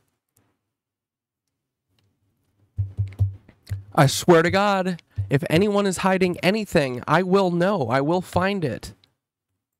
Instructions on... Ask Paul Wysopal. how to create some kind of machine. So what did he do? Well, what do you think he did? He built it. Let's go! Nikola Romansky reached out to filmmaker Charles Maxwell and asked for help. Maxwell was working on a documentary about crop circle. Okay, this might be documentary Sunday. Oh yeah, and Monday night, my buddy who does Noise Boys, who fucking moved away. Well, he moved into his van with his cat Peanut Butter, but he's back on Monday, and we're gonna have a jam night on Monday. So we're gonna do no show on Monday, okay? But Sunday, yes. Just a heads up.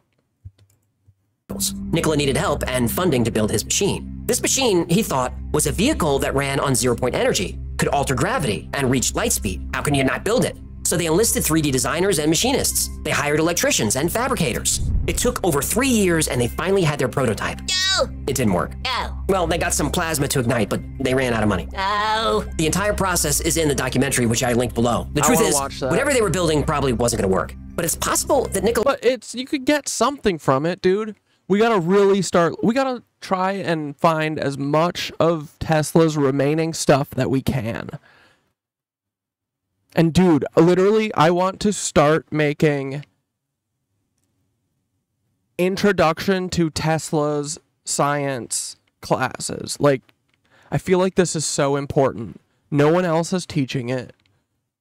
It is clearly something that they don't want us to know about. And look, the aliens are fucking telling us that it is important. Was onto something. That the secret to zero-point energy, gravity, and space-time all comes down to one thing. Spin. Yes! Whenever government whistleblowers describe reverse engineering UFO, vibrations. Spin is always a core piece of the technology. According to Mark McCandlish, a former aerospace designer, UFO anti-gravity and propulsion are achieved by rotating liquid mercury. The Russian Alien Races book had a message that said between 2023 and 26, they would make themselves known. Well, right on schedule. We're going to get them to come out this year. Let's go. Dude, this looks like the fucking Nazi bell. Die Glock. The infamous Nazi bell-shaped UFO, Die Glocke, was said to use similar technology. Bob Lazar talked about studying element 115 when he worked at Area 51.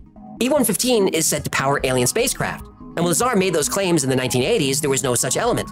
But in 2003, E-115 was discovered. A whistleblower came forward just a few weeks ago. He claims to have been a military contractor working on reverse engineering UFOs. He said their engines use counter-rotating cylinders with element 115 as the power source. Russian physicist Nikolai Kozyrev believed the twisting and spinning of space-time called torsion was the secret to unlocking gravity and unlocking everything. Yep. In 2019, an engineer working for the US Navy filed a patent for a plasma compression fusion device. This is a machine that can generate a tremendous amount of power, like terawatts of power in a small package. Dude, we can figure all this stuff out without them. We don't need them to tell us how it works. Enough people know parts of it. The device is about the size of a car, but can put out as much energy as a nuclear power plant. If it's real, the energy is clean and unlimited. His invention... But what about the oil? What about the oil dynasty families? What will they do? Can we put them on a welfare program? We'll just wean them off of the hundreds of billions of dollars that we give them every year. Because if we cut them off right away, they might die. You know. So what about a little bit of a welfare? Please, money, please, please. Can we have money, please? Money, please. Come on. Is based on spin. The scientist is Salvatore Pais, and he currently works for the U.S. Space Force. He's filed quite a few interesting patents on behalf of the United States government. Propulsion engines, room temperature superconductors, inertial mass reduction devices, and high-frequency gravitational wave generators. Yes. Yes. This may sound like science fiction. I downloaded all of fucking Tesla's patents. Not all of them, but some of them. I really, really do want to try and understand. I want to fucking get this stuff. I think we can. I don't think it's that hard. I think we just got to learn it. Here. See? This is for means for generating electric currents. And then it has all of his writing. And then look. And then like, dude, like Dr. Parkenstein, when he talks about it, he's literally like, yeah, all you're doing is wrapping this wire around this tube, 600 turns or whatever, you know, 75 turns. And that's how you dial in the right, like, frequency or whatever to receive his stuff. But, like, you know, they want us to think this is magic, but it's simple. It's just like math and stuff, you know? Math and symmetry. And understanding it. And understanding the way that the power and the magnetism and shit works.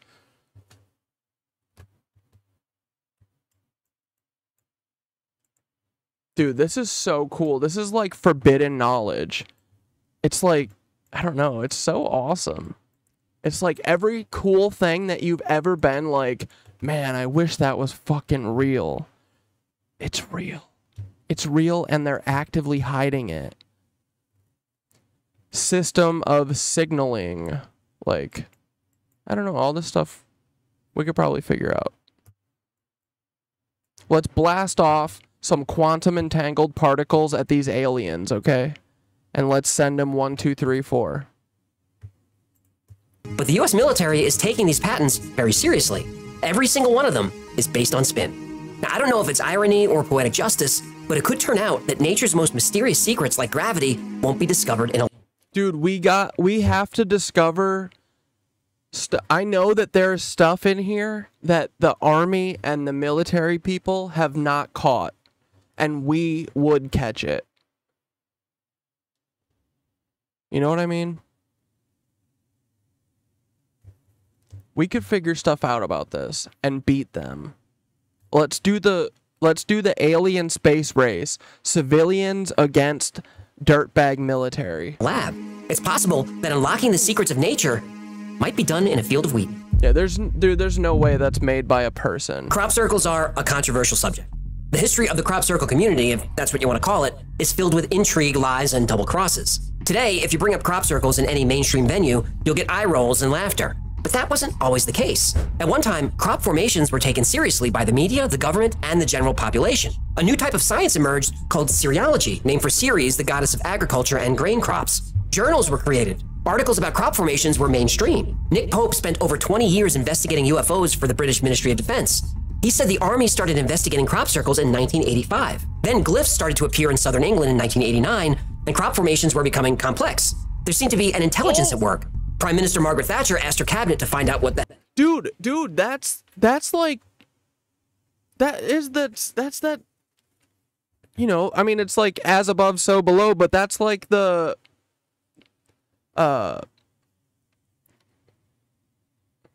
That's like the the human body, like, magnetic sphere thing going on. Torrid. Dude, there's no way that this isn't real aliens. This is so awesome.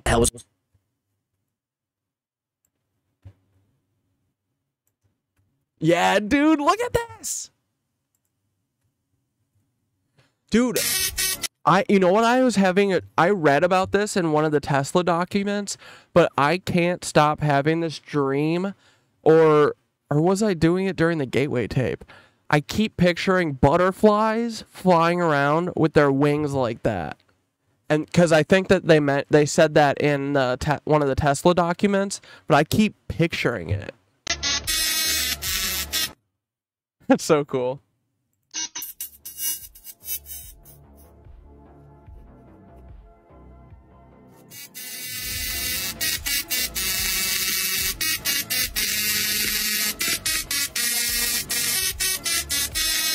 I think electricity's our friend, dude. We all gotta have a playful, like, Tesla spirit about, like, this is why they won't beat us, is because they don't have a playful spirit, right? They can't figure out this stuff because they don't know. You know, puzzles are about, like, moving the pieces around and being like, does this work? Does this work? Does this work? Does this work? They go, what do you want me to do, sir? They don't play games like that. They don't entertain other possibilities, you know? So they only started in 1985. That means we have many years ahead of them still. If we started right now, we would already be starting like 10 years ahead of them. going on. The following summer, Operation Blackbird was launched. Blackbird was a 3-week surveillance operation with the goal of filming a crop circle forming in real time. The project was planned by prominent crop circle researchers Colin Andrews and Pat Delgado. It was sponsored by the BBC and Japanese national television. Not only did the project have the blessing of the British government, but the crops to be filmed were on land owned by the Ministry of Defense. By working with the MOD, acres of farmland could be cordoned off to keep out hoaxers and prevent any genuine crop circles from being trampled by a curious and excited public. The military had every inch of the field covered with cameras. They had night vision and even infrared cameras to detect body heat. If a circle was going to form, it would definitely be seen. This was a huge event. Millions of people around the world watched, and every day Colin Andrews would appear on TV and describe the— Dude, and we know that the EBEs are watching. Like, dude, honestly, like, I think we got kind of a shot of getting a reply if we, like, that's why I'm directly reaching out to EBE. I think we might have a shot of getting to them. They love us. They're watching us always. Why not talk to them? It's the same idea with the feds, man. We know that the feds are here. We know they're listening. Why wouldn't they be listening to our social media? Come on. This is where the good shit is. The day's events. On day 2, a crop circle appeared, and Colin Andrews went on television and spoke very enthusiastically about the discovery. And then everything came crashing down. The formation was a hoax. Not just a hoax, but an embarrassing one. The design was crude, and placed in the center of the circle was an astrology board game. Colin Andrews, a serious investigator and the face of the crop circle phenomenon, was humiliated. Somebody's had a laugh, they've had a joke, they've actually done none of us any good, but sets these sort of things only set the research back. In the span of an afternoon, the field of crop circle research went from mainstream science to fringe theory, and it's been there ever since. Hang on. And, dude, like, who else could do that besides the military? What, they didn't get caught? Like, they did it on purpose to make us think it's a joke. That's what they always do. What? If the army had the whole thing blocked off and covered with cameras, how come they didn't see nothing? It was a setup. It was a setup. Well, allegedly. Totally a setup. Colin Andrews believes, and I think there's plenty of evidence to support his theory, that the army intentionally wanted to discredit him and the entire crop circle phenomenon. That doesn't mean the military didn't believe in crop formations. Quite the opposite. At the same exact time the highly public Operation Blackbird was going on, the army was running a secret surveillance operation a few miles away on Silbury Hill. In fact, they allegedly had film of bright orbs flying over the fields just to the south of the hill. But this operation only And dude, anytime they release a story, that means that there's a better story that they're covering up.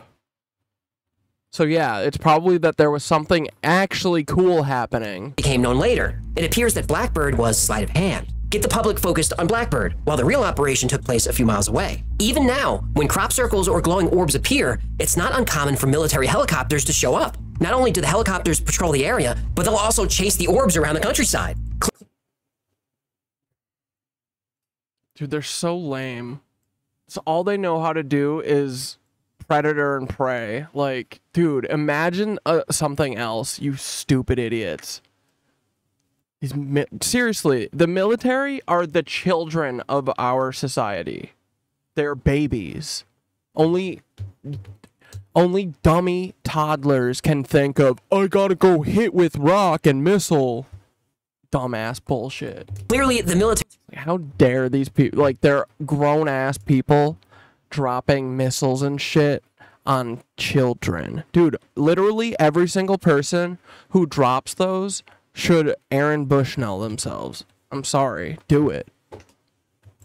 Harry believes that crop formations are something more than simple hoaxes. But after the Blackbird fiasco, none of this mattered. Crop circles were debunked, and Colin Andrews became a fringe character. Colin's partner, Pat Delgado, was so disheartened by the Blackbird hoax that he retired and gave up his research. Sounds like Deep State wins again, eh? But that's not the end of the story. Go on. Colin Andrews may have become fringe in the public's eye, but he was a serious investigator, and crop circles were a real phenomenon. Even without mainstream support, he continued his work, and plenty of people supported him.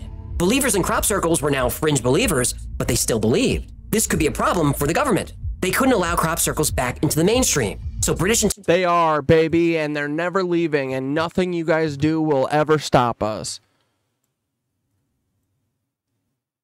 Bro, yes. We know their tricks now, so it's like... we know everything that they're doing is telling us that these are super important. And dude, there's no way that they've figured it all out. We can totally beat them, or at least get the conversation started, you know? Intelligence began a disinformation campaign, and to help them spread disinformation, they brought in the best. CIA. In his 1999 book, Cosmic Top Secret, The Unseen Agenda, author John King got Colin Andrews to sit for an interview. Colin knew that the only way hoaxers could get onto that field during Blackbird was if it was an inside job. When Colin made the announcement that a crop circle appeared, he hadn't even seen it yet. It was pitch black. He was pressured to make the announcement, so he did. He didn't report what he had seen with his own eyes. He reported what was described to him by the army. As soon as the sun came up, he knew it was a hoax, but there was nothing he could do. He had a deal with the military that they would provide people, equipment, and land, but he had to cooperate with them. Big mistake. You shake hands with the military-industrial complex, you're making a deal with the devil. Yep. According to Colin, yeah, everyone needs to stop working with them for everything. Phase 1 of the disinformation campaign. They're a pariah, dude. Pain was to debunk crop circles with Operation Blackbird. Phase 2 was Doug and Dave, who showed up a year later. Doug Bauer and Dave Chorley admitted to being the makers of crop circles, and to this day, that's the official explanation. Colin doesn't think they're part of the intelligence community, but he believes they were used by and compensated by people in the IC. Yeah, for sure. I mean, that's what we mean, though, by feds. Like, it doesn't necessarily mean that you're a fed. It could mean that you are, you know, being handled by a fed, but, like, your motives and your agenda is what that fed wants you to do, you know? Like, most people, I think, are reluctant abusers, kind of. They're in a predicament that they're being used by these stupid, you know, CIA rats who literally don't fucking have any morals, man. They will do anything. So if you're a person who has a secret, they can get you to basically do anything they want, you know?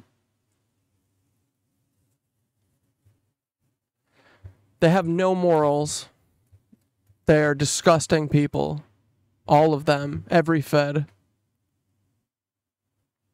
They should quit their jobs. They're gross. Paid? Oh yeah, they were paid thousands of dollars for their story. We know this for a fact because they were only paid half up front. They had to sue for the other half. Deal with the devil. That's the best part about the CIA too, is that they do this shit and then they're cheapskates still. Like, the reason Otto Skorzeny gave up everything is because George H.W. Scherf fucking didn't pay him a bunch of money that he said he was going to. So he said, fuck this guy, he didn't pay me. They're all just grifters, man. It's just a giant pyramid scheme run by the Rothschilds and then enforced by Nazis, bro. It's so dumb. And John Hankey is protecting the Nazis. What a freakazoid. What the hell? John Hankey. Can't believe he got me. Next came phase 3. He did have some good information. See, you get good information from anyone, you know? Even old Nazi defenders. Freelance journalist named Jim Schnabel I get my best information from my enemies, you know? Arrived on the scene. According to Colin Andrews, Schnabel was CIA. Now, James Schnabel was not an official CIA officer, but he certainly could have been an agent. If you search his name in the CIA database, you'll get plenty of hits. And Schnabel's name is always connected to paranormal cases like crop circles and remote viewing. Anyway, Schnabel was conducting private interviews with everyone involved with Blackbird and with other crop circle research. I can't wait to look up Sue Arrigo after I'm done reading her Oracle thing. He was driving wedges between people, misquoting them, and pushing the narrative that crop circles were debunked. Colin Andrews became convinced of Schnabel's CIA involvement during a spooky conversation. Schnabel had recorded and read to Colin the details of private conversations Colin had one evening while sitting in his car, alone. And Colin Andrews has other evidence that he was being bugged and surveilled. I would catch shit like that too. Like that's why, like, Anna Christina, she was like tipping me off that she's a fed, because she was doing like straight up like MK Ultra like psychological manipulation tactics to me and stuff. Like, trust your gut, people. It has to do a lot with invoices. These feds be out here. And stuff, and I'll link. I don't know how, like, the whole Latino push for white supremacy is so odd to me. AOC being a fed, I don't like. All this shit is gross, man. But, you know, they're probably all just fucking, you know, they're monkey Ultron. Like George Santos. He's a white supremacist Latino. What the fuck? What is wrong with you guys? I don't care if you have Nancy grandparents, dude. White supremacy Latino. Come on, man. What the fuck? How twisted does your head have to be for that to make sense to you? Come on. But I think it's just personal gain. It's just like, well, they're going to pay me $200,000. Like, not enough to sell your soul. Well, it's my family. That's mostly what it is, I think. Specifics. And you know, they split the sin. They split the sin up. That's what it is, I think, mostly. I think a lot of people, they get to do this shit on like a one-time basis. And then the people that it doesn't bother so much, they get to do more and more and more. It's a way to see if, like, either A, you get a freebie from one of your, you know, people or whatever, or B, you find out that they like doing illegal shit and you can put them on more dumb, bad, illegal shit, you know? Because, dude, they're like giant, they're just big criminal enterprises at this point. Literally. They're mafia, mob, family style enterprises. It's all just a grift. He literally has the receipts. He has the receipts. And look, it's very, very common for the CIA to use journalists as assets. More common than people think. People talk to journalists. If there is a journalist asset, that's how it is right now. If you are writing for a publication that is not severely independent, oh fuck, you are 1,000,000,000% signed off by the feds. Yep. You have to be. Dude, you have to be an influencer now. That's what was the most shocking about all of this stuff. It took me over a year for me to fully grasp that it's not me. I actually make some pretty good content, actually. But they have iced me out of the system, essentially, until a couple days ago. So, shh. Shut up, feds. Keep it to yourself. You know? But, like, they select... Dude, I wonder how long have I been selected? Like, this makes me think about my whole life, honestly. Like, I've been rewatching Westworld, and it's like, Westworld is so real, dude. And in Westworld, they start tracking people from birth, and you guys have been saying to me, so many of you are saying, I think that I may have been part of this program in elementary school where they were filtering through us to see who could do this. Because some people are remembering weird-ass, you know, weird-ass memories from, like, elementary school and stuff where they're trying to get you to, like, expand outside of your body and you're more than your, you know, your consciousness. And then saying that their teachers were mean and weird and had repeating messages and stuff, like. And even today, to some degree, it's uncommon for British organizations to host their sites in the U.S. And Hall found that the Here is just turn on it. tactic, the fundraising failed. Second, your company was next door to the group. Complicated and often very beautiful crop formations. But crop circle researchers Robert Hulse and Dane access to Colin Andrews' entire database on crop circles going back 30 years. She was persistent, but he turned her down. Colin is convinced, without a doubt, that Rosemary Guiley was a CIA asset. Again, Rosemary Guiley was the perfect candidate for an intelligence asset, especially since she was a regular guest on Coast to Coast, where she would be heard by millions of people. She would be allowed to continue her work in any way she wanted, but from time to time, she would be instructed to disseminate information provided by the intelligence community. It's more Is this where we were? Common than you think. So yeah, Rosemary Guiley was the perfect asset. I can't help but notice you're speaking about her in the past tense. Yeah, she died in 2019 at the age of 69. Yeah, that's kind of young to die, isn't it? Isn't it? There's another Crop Circles character with an interesting story. John Lundberg is an English artist and documentary filmmaker who founded the website circlemakers.org in the early 90s. He's responsible, or claims to be responsible, for some of the more elaborate crop formations that have been found over the years. On the Circle Makers website, which is still around, there are links to the many crop formations that the group takes credit for. There's no doubt that the circle makers created complicated and often very beautiful crop formations. But crop circle researchers Robert Hulse and David A. Cait think there's more to John than meets the eye. But in our opinion, the whole circle makers website and Lundberg and co. are all part of a, let's say, CIA, and they're meant to, I mean, this is what they did, right? They were so interested in all of the civilian UFO groups, right? They needed to infiltrate all of them and control them and figure out what they all knew and then mislead them. That's what Tom DeLonge said. That's what their own CIA document, the EBE document said that they infiltrated and, what's it called when you discredit journalists who write about this? Information campaign, possibly funded by government. Robert Hulse said at one time, the Circle Makers website had a recruiting link that took you directly to the recruitment page for MI5, British military intelligence. Hulse believes that the Circle Makers group is funded They're so lazy. by British intelligence and was specifically created to spread disinformation. Hulse believes the Circle Makers' goal is to muddy the waters and confuse serious crop circle researchers to make it as difficult as possible to determine what was and wasn't a genuine crop formation. No, dude, they can't muddy the waters. We're all too good at this point. We can all spot the fakes, we can spot the duds, we can spot the fakeronis, we can spot the real world actors.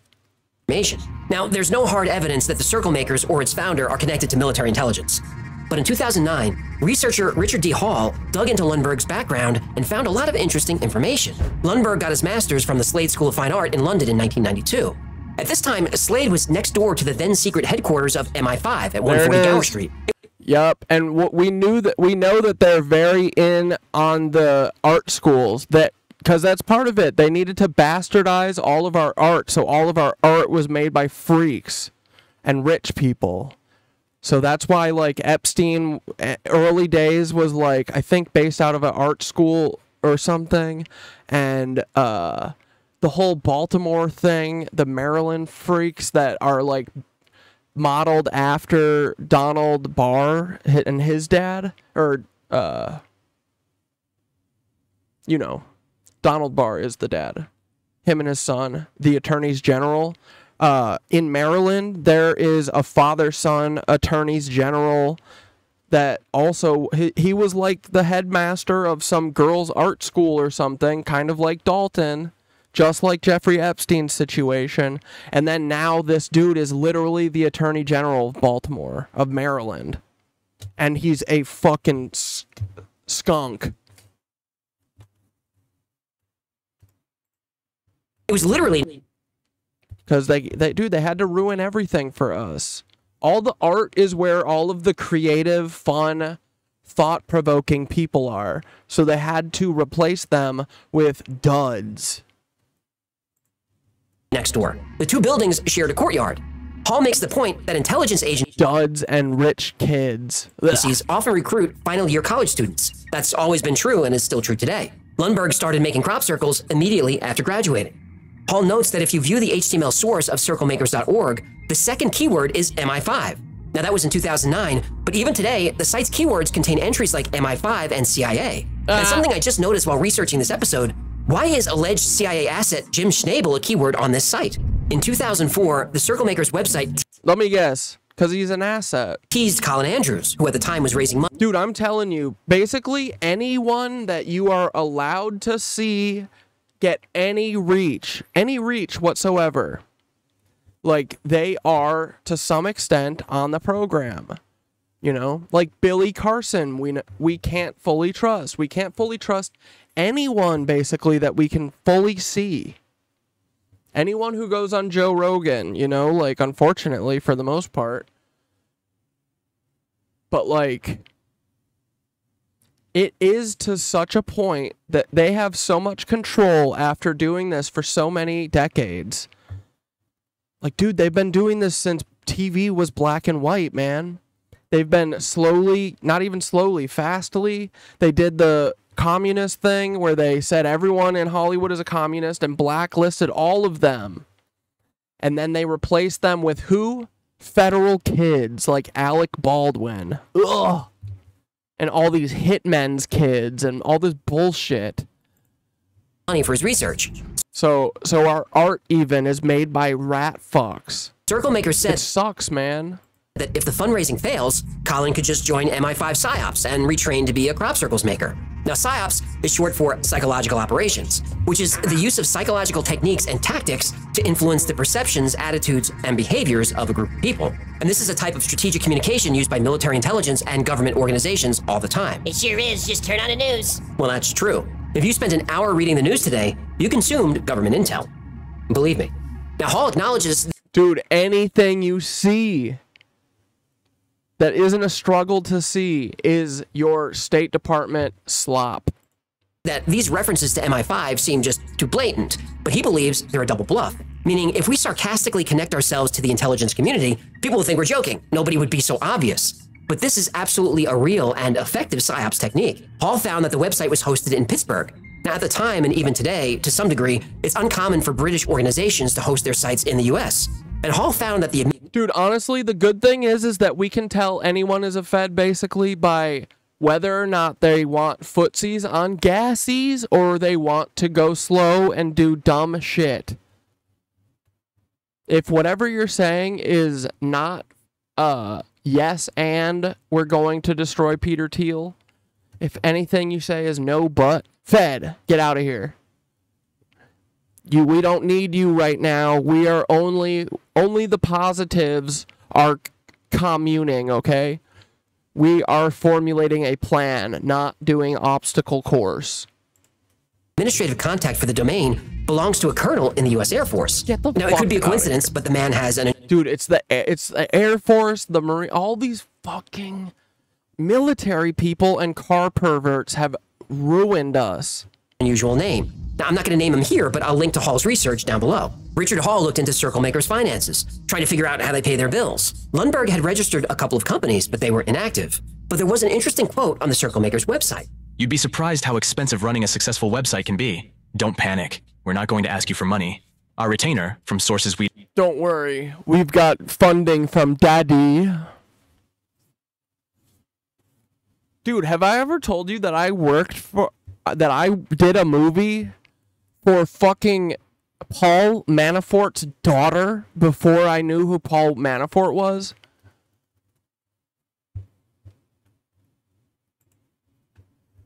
You know this guy? He gave his daughter, because the only people who are allowed to make movies right now, it's funny. I mean, it's total girl power, which rocks, but like... The only people who can make movies right now are literally wives of Wall Street investment bros who are bored and they want to give directing and writing and producing a go for their first movie. They're like, we're just gonna, I wrote it, I directed it. You know, it's like, those are the only people who can make movies, and sons or daughters of lobbyists, blood money, freakazoid, Trump, you know, like Trump baboons. Dude, it was awesome. It was actually a pretty fun movie. Here it was called.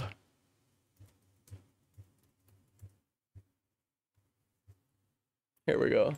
Paul Manafort's filmmaker daughter releases new movie Rosie under a pseudonym. Ooh. Yeah, because, dude, oh my God. So it was like a year or so after we did the movie, and the movie was, dude, I mean, it was a good crew. I was brought on it because the DP was like one of my boys, and he had me, you know, it was just like, it was like one of my early jobs. So I was just working as like a coordinator, you know, like doing everyone's paperwork and all that stuff and random PA stuff. But I was always in the, you know, the office, the production office. And dude, I was privy to so many conversations that were great. So week 1, right? We're shooting film because Jess is a fucking auteur, okay? Jess is a fucking auteur. This is her first movie. It's gonna be primo, dude. We are shooting like we're like rolling and rolling and rolling. We're shooting film, and they're like each like 12-minute cans, I think. So you usually, when you're shooting film, you treat it like film. If you're on set and it's digital, you're just shooting on cards, which is most stuff now. Some directors will just let it roll, and they'll like reset the actors and not cut, because when you cut, everyone from the sidelines that's like working, always wants to run in and adjust something or do something. So if you cut, it's like an automatic 5-minute stop down already, right? But so some people will just roll, but I've never been on a set where you just roll and roll with film. Dude, I swear to God, this movie, by the end of it, I think we shot like 290 rolls of film. Like, so much film that they had to call in for extra money, I think, like, twice.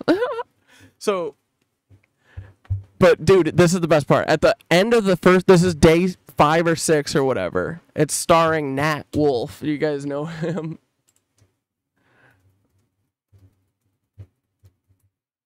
The movie was actually kind of fun. I liked it more than I thought it. I thought it was going to be just straight up ass. But it was, what's her name? Stacey Martin. Johnny Knoxville was in it. I forgot that. And Nat Wolff. He was in the Naked Brothers band or whatever, which now thinking about that is like, ooh, brother, why was it called that? And then you might know his brother from, what's his brother's name?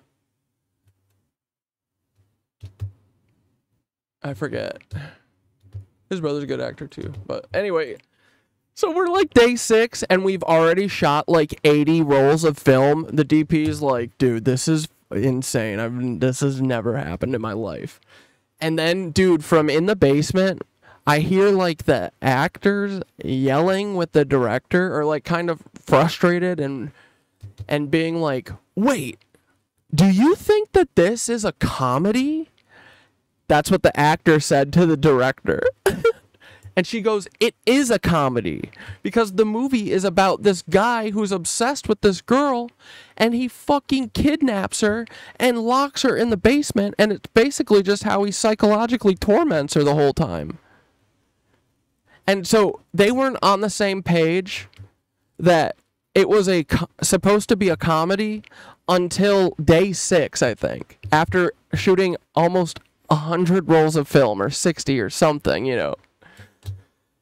And bro, so it was crazy. Never heard that in my life. And so then what we did was we stopped for that day. They went and talked, and then we reshot the movie. We restarted.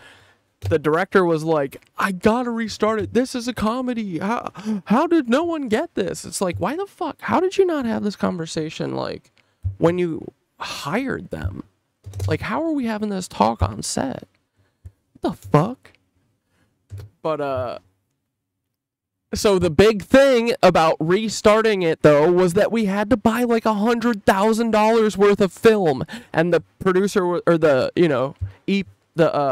line producer, the person who's in charge of the money, was like, no, we can't do this. We do not have the money. We absolutely are not doing this. We are not adding 6 days to this crazy movie, all this shit. And the director, she goes, hold on, let's get her picture up here.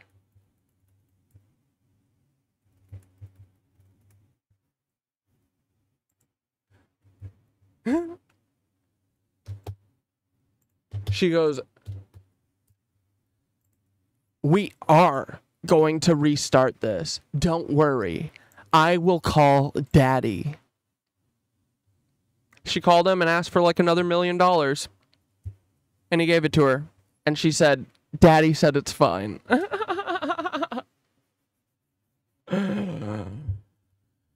And then, like, a year later, I found out that we were all paid with blood money of Ukrainians, I'm assuming, because that's what I think Paul Manafort was doing before he came back here. And then, dude, like around that time, this is so good. Just Manafort and sister texts. Their texts fucking leaked, dude. Okay. Paul Manafort's family expressed misgivings about the political consultant's work for both Russia-aligned Ukrainian strongman Viktor Yanukovych and Donald Trump. According to text messages allegedly hacked from one of his daughter's phones, the text, posted on a darknet website run by a hacktivist collective, appears to show Manafort's family fretting about the ethics, safety, and consequences of his work for Yanukovych. And they revealed that Manafort's two daughters regarded their father's emergence as a key player in Trump's presidential campaign with a mixture of pride and embarrassment. In one exchange, daughter Jess Manafort, that was the director of the movie, writes, "I'm not a Trump supporter, but I am still proud of Dad, though. He is the best at what he does." What caused mass confusion and disinformation and abuse people and shit. Her sister Andrea Manafort responded by referring to their father's relationship with Trump as the most dangerous friendship in America, while in another exchange she called them a perfect pair, a power-hungry egomaniacs, and asserted, "The only reason my dad is doing this campaign is for sport. He likes the challenge, and it's like an egomaniac's chess game. There's no money motivation." Yeah, dude. It's so, like, I could, like, dude, I totally get a high from fucking going toe-to-toe with the CIA and Peter Thiel. I love it. I think it's amazing. This is fun chess. It's not boring chess. It's real chess. It's got real stakes. And you gotta fucking stay on the wire, you know?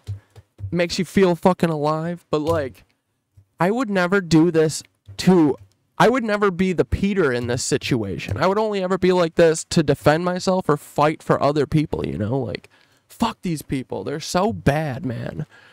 They'll literally, that's like the Dershowitz type lawyer that will take, like, guilty people just to see if I can get them off, you know? It's like, I don't know. I wouldn't lead a life like that, you know? Like, that's fucking whatever.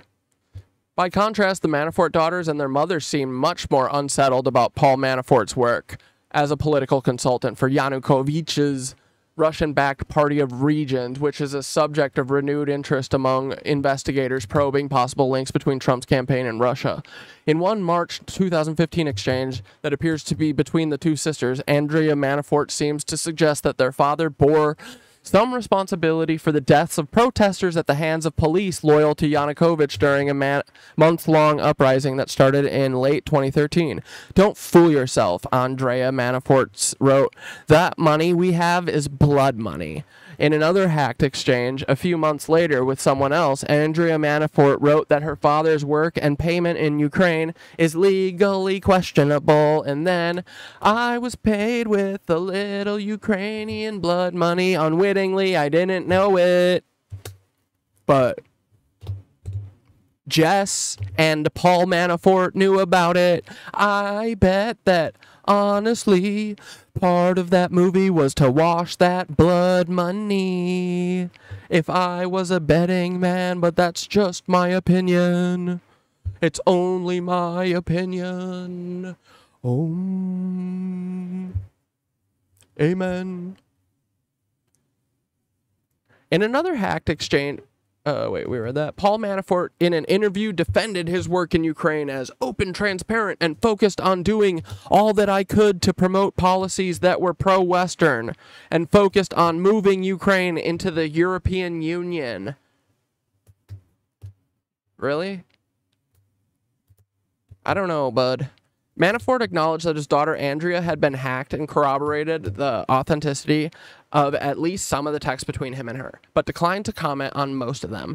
The darknet website that posted the text is associated with the Hacktivist Collective. The post accompanying the files was written early that month by an anonymous user who indicated that the motivation was payback for those who were screwed by Trump. The Post also suggested that there was more information forthcoming on Manafort's family. Come on, feed us.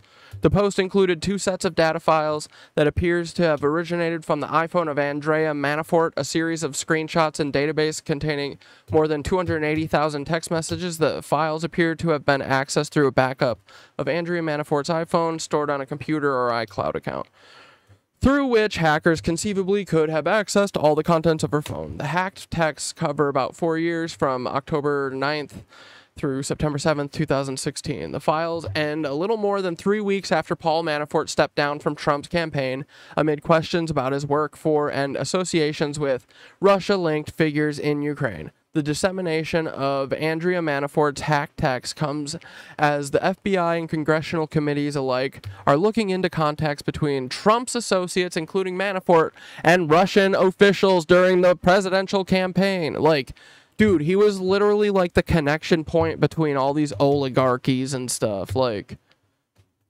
the inquiries are being fueled by lingering concerns over the U.S. intelligence communal conclusion that Russian intelligence engineered cyber attacks during the presidential campaign to try to undermine Hillary Clinton and boost Trump, whose stances on Russia were far friendlier than Clinton's. The cyber attacks yielded thousands of emails from the Democratic National Committee and Clinton's campaign chairman John Podesta, which were leaked by WikiLeaks. We got to look into him one day for real,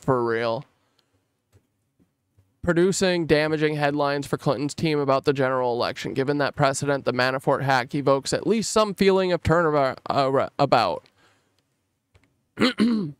Andrea Manafort 31 and Jess Manafort 34 did not respond to requests for comment.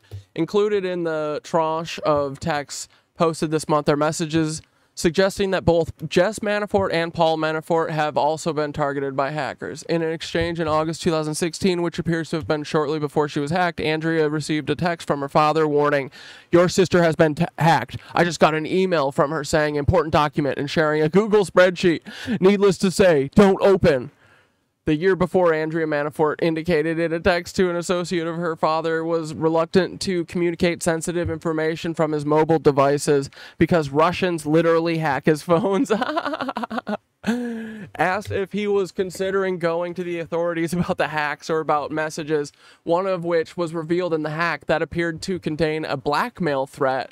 Paul Manafort, 67, said, "I'm preserving all my options on the hacks, and blackmail will be following my lawyer's recommendation." It's not clear who sent that message, which references honorable count. At the time of my investigation, I have discovered bulletproof facts regarding the person, Ukraine resident, whose signature is inside the Yanukovych accounting book and who was responsible for rendering assets to you personally for your consulting services during organized meetings. One of such meetings was Donald Trump, took place on 6/17/2012 with close Yanukovych affiliate, Governor of Cherkasy. Considering all the facts and evidence that are in my possession and before a possible decision whether to pass this to NABU or FBI, I would like to get your opinion on this and maybe your way to work around things. Maybe your way to work things out that will persuade me to do otherwise. I think you and Mr. Trump will work out a way to solve this problem of yours. Otherwise, official investigation that will be reinforced by the facts that are in my possession will reach also the federal government. Dude, he just got hacked by some fucking like 12-year-old Indian kid. This is awesome. Get your bag, boy. Get your bag, son. Take Paul Manafort's shit. Dude, that's awesome. That's so funny. That message, which was attached to a text from an iCloud address. Wait, what? I need to get in touch with Paul. This is me trying to get a hold of Paul Wysopal. I need to get in touch with Paul. I need to share some important information with him regarding Ukraine investigation. I usually have proofs that he received money. If I don't get any reply from you, I'm going to pass it on to the FBI and Ukrainian authorities, including media. Tell him he has 24 hours before I leak all this shit to the cops. As soon as he comes back to me, I will pass you the documents. Dude, this is awesome. This little kid has balls. That's awesome, dude. Good for him. How much did he get paid? I hope a lot. Andrea Manafort appears to have forwarded a screenshot of that message to her father on September 6th. The second to last day for which there are hacked messages in the data dump. Writing, I imagine this is spam, but wanted to pass this along. 10 minutes later, her father responded, it is, thank you, short for thank you. But Paul Manafort told Politico he was merely trying to put his daughter's mind at ease and that, in fact, before his daughter received the message, he had similar messages from the same iCloud address sent directly to his cell phone. He said he did not respond to the messages, instead forwarding them to his lawyer. Separately, sources familiar with the situation say that word has circulated in Kyiv over the summer that Manafort was receiving threatening messages related to his work in Ukraine, though the sources said it was not clear from whom the messages were sent. But Leshchenko, a former investigative journalist who was built a reputation as an anti-corruption crusader, said he never communicated with Manafort or his daughter. In Sunday interview with Politico, he alleged that the purported blackmail message was an effort to frame him and said he planned to flag the matter for the FBI. He contended that the iCloud.com email address from which the note was sent to Andrea Manafort was not his, and he added that he had stopped using the mail.ru email address to which the note asked Manafort to respond because it had been hacked multiple times, including by someone that he believes used it to set up an iCloud address around the time of the Manafort hack. Leshchenko suggested that the note might have been sent to Andrea Manafort by Russian-linked forces to diverting attention away from the ongoing investigations into Russian meddling in the presidential election. They need to prove that not only Russia influenced the... I don't care about the rest of this, I don't think. My dad isn't in... I just want to read all this stuff from the daughter. On Monday, Manafort rejected the... That makes no sense. If I were trying to frame him, I would have released the blackmail note when I got it, not 6 months after. Ledgers have been discredited, blah, blah, blah. My dad isn't in Ukraine. My mom won't allow it until it chills out. But she added, my dad said the media is overhyping it, specifically stating Obama's approval ratings are lower than Yanukovych's. And you don't see him being ousted, so yeah, just some wild protesters, I guess. Kathleen Manafort, the Manafort daughter's mother, declined. Dude, how long is this fucking article? Where's the good stuff? There's weird stuff where they're like, I don't know, dude. They probably all do weird stuff together. Dad and Trump are literally living in the same building, and Mom says they go up and down all day long, hanging and plotting together. Jessica Manafort wrote, gross. Andrea Manafort responded, prompting Jessica Manafort to come to their father's defense. It's really amazing opportunity at 67 years old, and he is basically running the campaign now. He is so happy, Jessica Manafort wrote. When WikiLeaks released a massive tranche of hacked emails from the DNC ahead of Clinton's nominated convention in late July, Jessica Manafort seemed to assume that it was her father's doing, texting her sister, Dad is brilliant. Andrea Manafort responded, well, it wasn't Dad's doing, it was the hackers, adding, but Dad has to be thrilled about this. It's overshadowing the whole convention. But Paul Manafort's work started causing problems for Andrea Manafort when the New York Times published an August 2016 expose revealing that the National Anti-Corruption Bureau of Ukraine had obtained the documents showing $12.7 million in cash earmarked for Manafort. The Ukrainian parliamentary and Leshchenko, who had played a role in exposing the documents, seized on the documents to pressure Ukrainian and American law enforcement to aggressively investigate Manafort. Andrea Manafort brushed off the controversy in a text to one friend explaining, he would never have accepted cash. He wouldn't need to. Dude, that's such a lie. All these dudes are broke always. Defending her father, she wrote, my dad has answers to all the allegations, and there is no Fed investigation. He is the Fed. Why would there be a Fed investigation? But at the time, she was interviewing for a job with a hedge fund, and she texted a friend saying the executives were concerned and whether she ever worked for him or the property owner or whatever. I feel like there was one more, whatever. She texted another friend that someone from the firm called and had to ask if I have any connection to my dad on paper, like if I have worked for him or if I could be tied to this Ukraine stuff in any way, like the money trail, she continued. There's no connection. But like, obviously, the article is making them nervous about me. She added, I hate my name. This is so unfair, and I hate Hillary. She tried someone She hired someone to do this to my family. I'm so upset. All this fucking press, it's so unfair. Clinton campaign officials have denied playing a role in the story. Officials from the hedge fund did not respond to requests for comment, but Andrea Manafort did end up getting the job there. While Paul Manafort disputed the authenticity of the documents and denied receiving any off-books cash from Yanukovych's party. Yeah, he doesn't accept cash. He does it for the love of of fucking destroying democracy.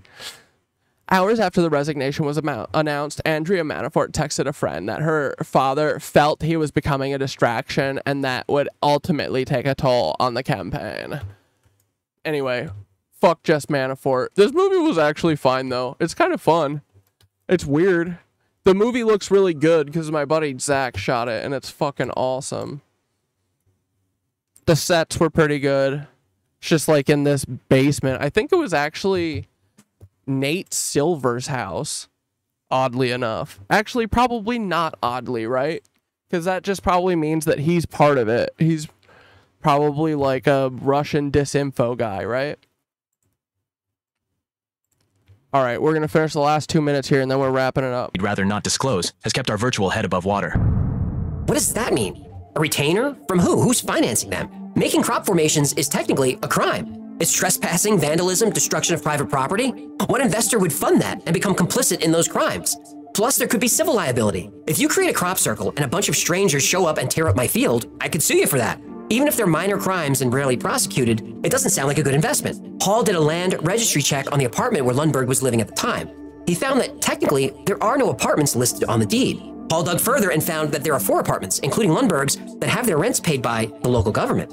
So, did Richard Hall reveal that John Lundberg is, in fact, an asset working in media whose job is to spread disinformation about crop circles? Well, the evidence Hall provides is purely circumstantial and coincidental, so there's no way to know for sure. In fact, some of Hall's evidence is so far-fetched, I left it out of this episode. But a few years after Richard Hall conducted his research, Lundberg directed a documentary that I've referred to multiple times on this channel. It's called Mirage Men. Mirage Men covers Richard Doty, a retired special agent who... Is this a documentary we're going to have to watch one day? ...worked for OSI, the United States Air Force Office of Special Investigation, Air Force Intelligence. Richard Doty is, according to Mirage Men, one of the chief architects of the military's campaign to disseminate lies to the UFO community. In other words, to spread disinformation. Doty's job was to muddy the waters, so UFO researchers wouldn't know what sightings were real and what were hoaxes. Now this is, according to... No, we can figure it out, though, because they're just going to do the same thing over and over, and we'll just figure out what that tell is. To Hall, Hulse, Cait, and many others, exactly what the circle makers have done and have been doing to the crop circles community. Yeah, sorry, Night Blair, we're wrapping up in a minute here. For years.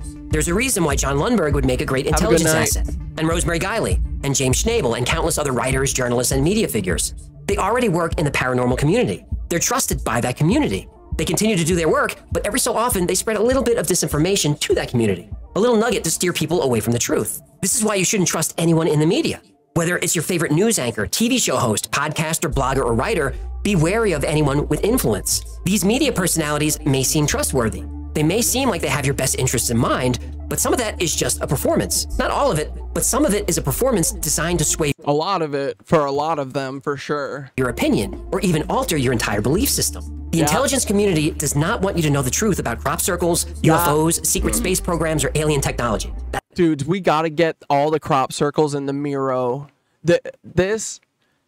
Dude, I bet they've been outlined, like teaching us how to like they wouldn't just throw random symbols at us. They would do it in a puzzle. They would do it in like a fun way.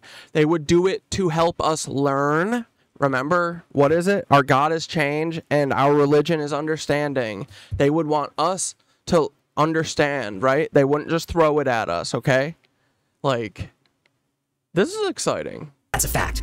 Millions, perhaps billions of dollars are put into black budget programs designed to distract and confuse you from the truth. When CIA needs to spread disinformation, they look for trustworthy people with large audiences to deliver their message. So keep your eye out for clues. An intelligence operative, an agent, an asset could be anyone.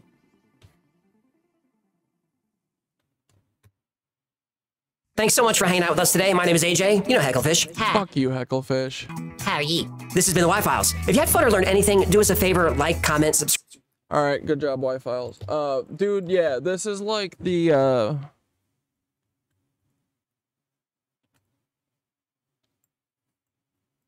story of our lives, right?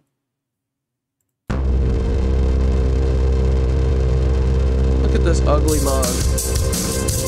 Hey, what the fuck?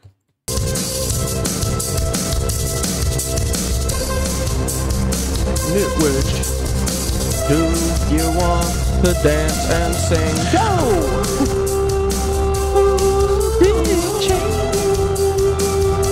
Do the Dick Cheney thing. Dick Cheney. Dick Chain, Dick Chain, Dick Chain in the membrane. It's Dick Chain, Dick Chain in the membrane. Dick Chain on the membrane. Dick Chain on the membrane. Dick Chain on the membrane. Dick Chain on the membrane. It's all the same. We're all one, Mr. Dick Cheney. We don't mess with you. Goodbye. Witches, do you wanna go a little bit faster? Let's go faster before we go slower. Then we're gonna go to sleep and go to bed. And then I'm gonna play softball tomorrow. Hey, hope you guys have a great freaking weekend. I hope you don't do too much, but if you do want to do some stuff, you can put some crop circles in. Crop circles are real, but I always thought Tesla was crazy, but I don't think he's nuts. He is 1,000,000% totally right. And I said, our government is hiding all this shit. I don't know why it sometimes do. It's because they're jerks. Oh shit, I bet this is out of time. He told me I've seen it all before. I hope that I'm in time now. If I wasn't, I'm gonna be so mad. He said, all things pass. Back to the Tesla, because he's the rightest scientist. He's a correct scientist, he's not like Neil deGrasse Tyson. I mean, he's not a liar. Little Neil deGrasse Tyson, you're a lion-ass bed, you're a lion-ass bed. You're gonna go to bed with your lion-ass bed. Go fuck yourself, little Neil. What's up with why you lying for these government agents? It's really sad when you think that you're gonna go have a nice career and legacy, even though we're gonna find that you were fucking working for the government like a big ass stupid hoe. Mr. Neil, you gotta stop. You gotta come out and tell us all the truth, because tell us what it's all about, little Neil, you lion ass. The Neil deGrasse Tyson, the Neil deGrasse Tyson, and the Neil deGrasse, the Neil deGrasse, the Neil deGrasse. I hope that aliens come to visit us this year. I hope that aliens come to say hi and give me a hug and tell us it's gonna be okay. Cause I don't want to die a slave. I want them to tell me it's gonna be okay. Just teach us how to read your little hieroglyphics. Just teach us how to read your stuff and be a little bit patient. Just teach us how to read these hieroglyphics, buddy boys. Little EBE, please tell me how to read these hieroglyphics, guys. I'm smart. All the Knitwitches are super smart too. I'm smart. I can figure this out. I bet y'all could too. Hey, Edie, tell us what's this.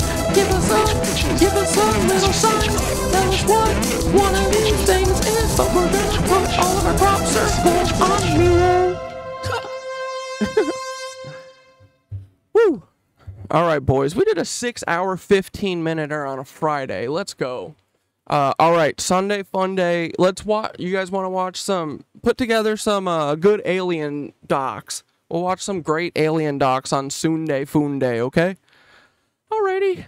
Yeah. Love you guys. Have a good night, dude. You are fucking right. The vibes have been going vertical. It's all happening, guys. Don't worry. It's all fucking happening. Hey, we're going to finish out strong, too. And the unveiling's going to be incredible. Peter Thiel's going to have his ass shown on live TV. Like, metaphorically, you know. No one wants to see his ass, but it's all going to be gravy. Okay, good night. Bye, EBE. Please say hi to me in my gateway tape. All right, good night.